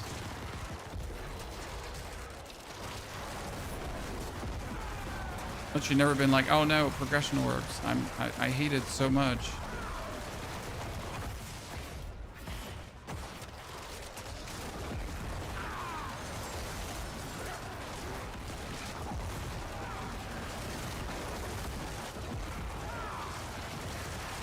Katie, that anyways. It's the best class. Best class for what? Helen. Those things are actually different because there is a best class for speed farming the Infernal Horse. Rushing through Helltides. Very good at the pit. Maybe boss killer? What should I play to kill Torment 12 Mephisto easy? Right? All of these builds are sometimes the same, but honestly, mostly different. I mean, if I want to kill Torment 10 Mephisto, this build here is insane. Can I kill Torment 12 Mephisto with it? Technically, yes. But honestly, it's a Torment 10 Mephisto destroyer with like minimal investment and very easy outcome, super safe gameplay. Where if you then want to kill Torment 12 Mephisto without really caring, there is a couple of different options.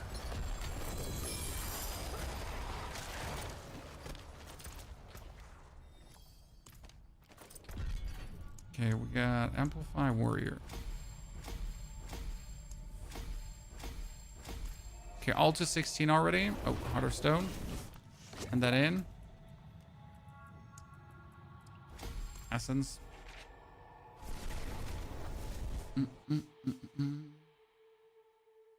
Is Warlock decent? Yes. Helmet with maximum resource. Honestly, helmet with maximum resource is quite nifty. So back to the Helltide, and we gotta open chests now. We need to spend 750 Cinder, chat. Yes, because the greater Helltide that gives us 200 plus XP. I love those greater Helltides. They're pretty good.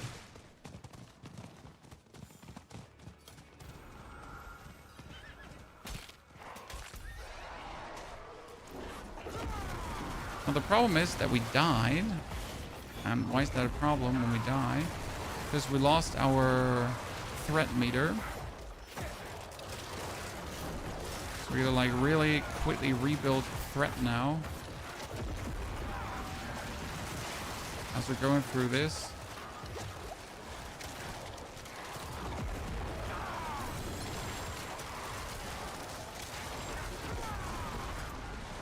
Food filter. Makes a difference if you have it on or not. Big difference, honestly.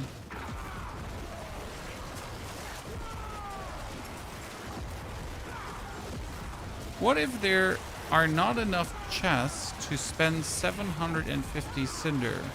Because it's like 2 of the 250 chests, right? But if you already opened them, that's that. Then you have a bunch of the 75 chests, pretty much.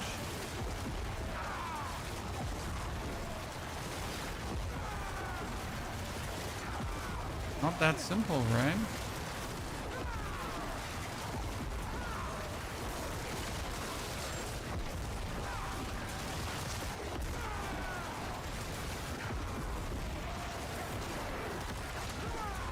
Okay, so resistance-wise, we get nothing. Chad. Armor-wise, we get nothing. And somehow, we're alive. Make it make sense. Because it doesn't. You know? Misusing Ardyn? I mean, Ardyn was cheesy. OP. That is so stupid that I died there. And very frustrating.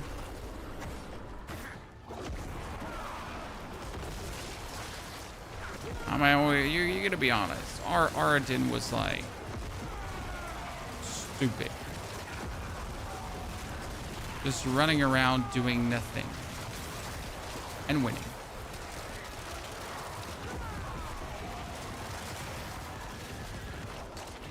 Okay, note to myself, take Torment 8 at least serious as long as I have no defense. Right? Make sure that enemies die before I try to open chests. Oh, that was a aspect upgrade. And was also an ancestral item, finally. I mean, we're in Torment 8. We're not boasting a single ancestral item, right? At least our items are tempered, I guess.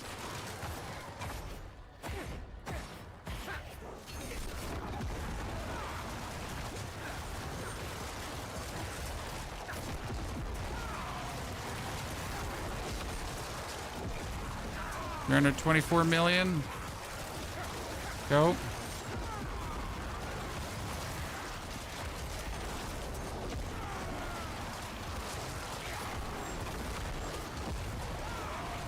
Even worth it to kill the Helltide Assassin?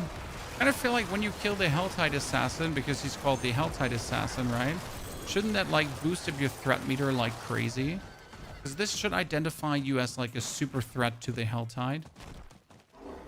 Surely. Right? Everyone in a 20-kilometer radius should be like, oh shit. The man has arrived. We killed the Helltide Assassin. Threat assessment purple.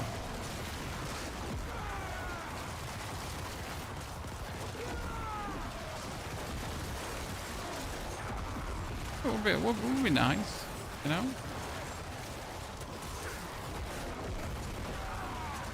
Most season Barb suck. That's actually not true, sir.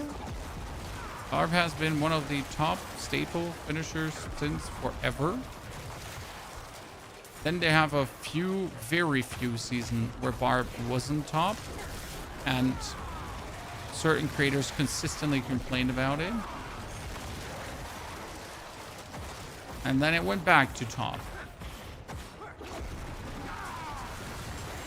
I mean, Barb is the reason half of the stuff in the game is actually nerfed. I wish I was kidding. Banishless Talisman get nerfed because of Barb. I mean, Banishless Talisman anyways always was a bad design, but beyond the point, right?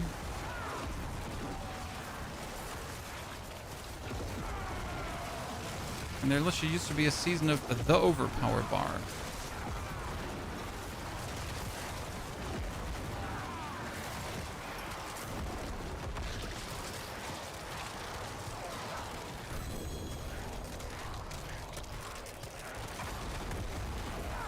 They were almost threaded up. Threaded.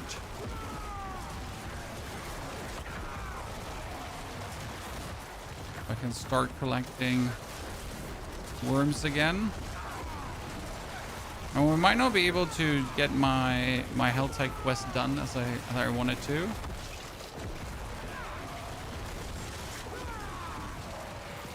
But hey, our first goal today of reaching Torment 8 has been achieved, Chad. And I still don't have the set. I still wonder if there should be a... How do I say this now? If there should be a... Global gambling for talismans. But then again, I guess that would be OP, right?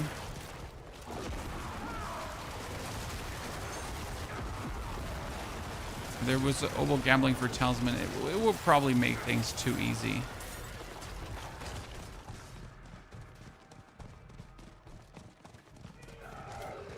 Their thoughts on Rogue this season? I mean, Rogue is strong and has been strong in the PDR, but I literally don't know how many of the Rogue bugs got fixed and how much power survived that bug fixing, right?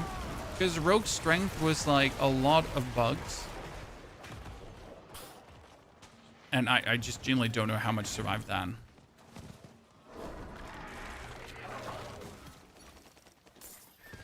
Okay, almost. It's like just the final push. Congrats on Torment 8. I wish Druid Companion build wasn't nerfed so bad. I mean, it was really hard neutered, but it was also like hard OP. Right?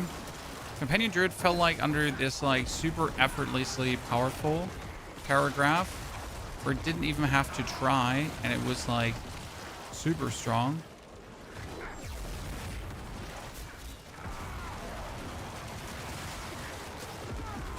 So definitely still a good build, but just that when you get your Shepherd's aspect, it's not going to be kabloomy anymore. The problem is always playing like builds from one season to the other and your build just simply being weaker. Because where's the fun in that? Where's the fun in playing a build and knowing the only thing that happened to your build is that it's weaker now? Right? Where's that fun? Okay, let's see how much we can still weasel out of this.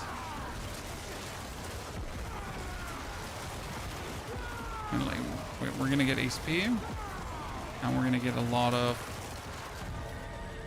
If I go for wait here, we're gonna try the triple tap.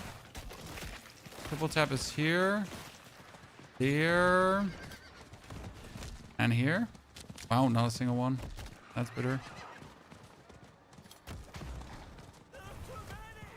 If we would at least get one worm. And we get none worm. Not even one, chat. There we go. Oh, that was a tiny worm spawn. Like getting a bunch of normal worms plus one big one. It's really not good. And look, that's barely any cinders. Let's not talk about the minus XP we're getting. Minus XP.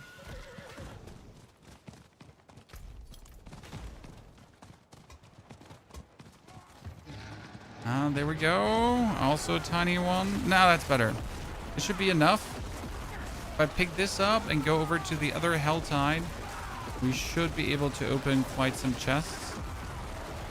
Still not going to be enough, but we're getting there. Lair boss key and lair key. That's insane. Now we're going to teleport over. Whew. To you, was the minions on steroids? The sad part is that there's so many good minion builds that are not Necro. Like, you know? So many good minion builds that are not Necro.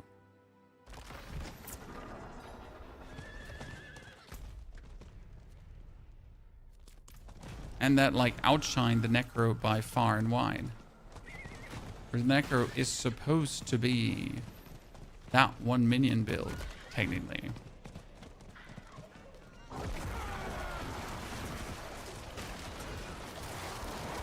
If that Mauler hit me, he would have probably just one hit killed. Right?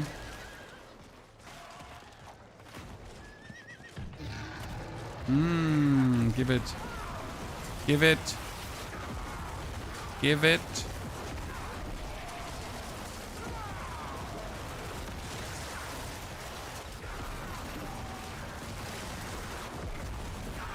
If I could get 250 together, I could just quickly unlock the chesticle, I guess. Right? I mean, I literally just need one more evasion. Oh, this might be enough. Right? Like these tiny ones together with the Pang have been up to 100 already at times.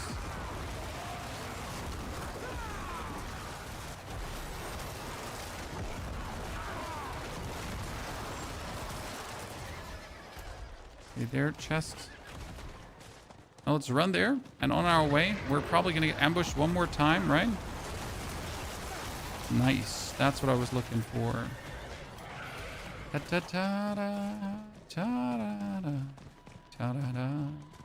hope that we don't get ambushed here again, because then I'll.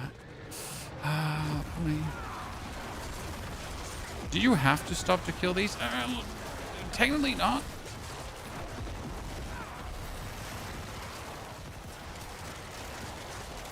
But how could I resist?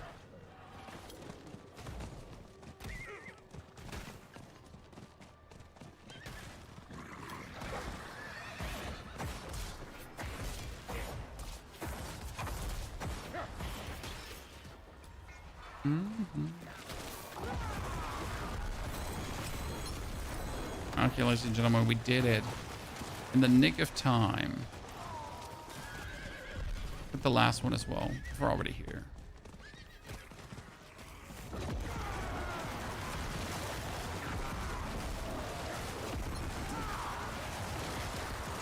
Get out of here. Loot master. Ooh.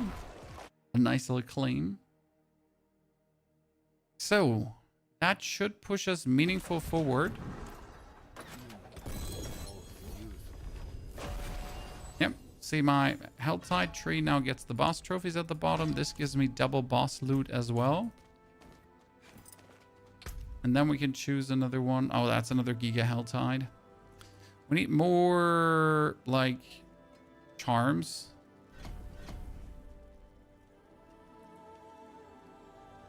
Do a normal Helltide, because Giga Helltide also takes time. Right? Giga Helltide takes time. Okay. It's just an intelligence, but it's ancestral. I'll just put ancestral items away because I really don't have. Okay, do we finally have the aspect of Hellbound Commander? So I've been actually waiting for that one. Right? What brings you Command. to the ancient isles? Commander. No, still not. Wow. Okay, so we're missing our final set. Now, I really don't want to roll these away, right? Because I was hoping that I could just not do that and still get my set. But it seems like that was not in the stars. I do have a mythical tribute, I know, crazy. I mean, the easiest way would probably be if I run... And I could speed run Torment 7 right now. I think Torment 7 dropped always 2 charms.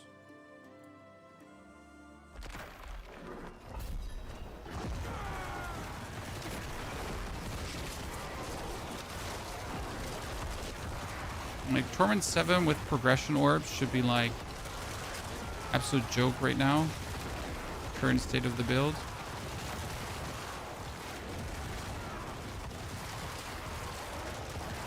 I mean, technically I could also kill lair bosses, but they don't seem to be dropping any charms currently.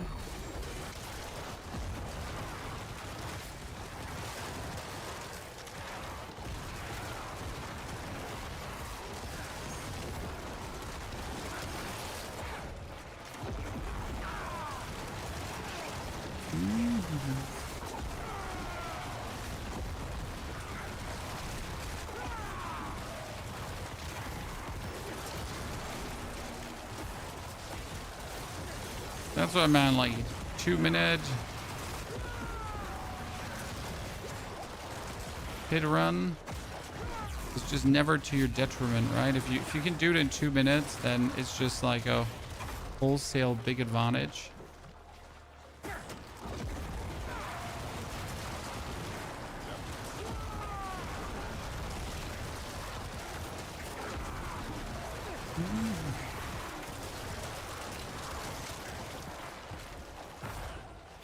Less than 2 minutes even. Interesting. I mean, there have been a lot of progression orbs dropping.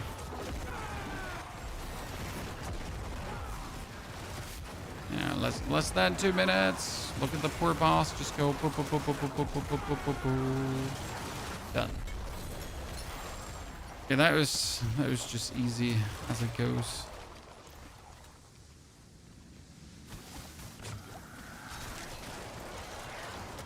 Okay, we got Amplify. I mean, these are all +1s, right? So you're gonna get the Warrior up. Wait to 30. But we didn't get a charm, so that didn't work out. Oh, it's bad. I just want my set, Chad. I just want my set. Well, let's see if we can kill Varshan and whatever comes out of him, right? You never know until you know. And then we just gotta push it tomorrow and make sure that we get our Pandemonium. Because we get ourselves, how many? We got 4 superior lair keys, Chad. And you know what that means. That's 4 Reapers down. And since we already killed a Reaper on Torment 6, I wonder how much Pandemonium that gives us.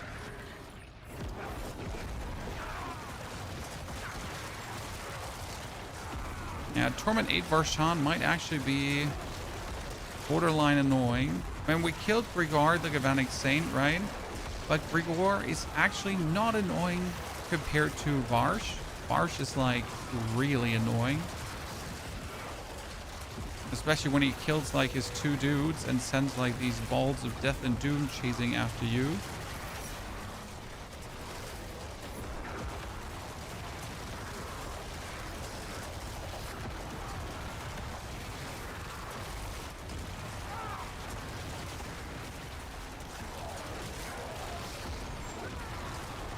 Terminate Barge and Losens.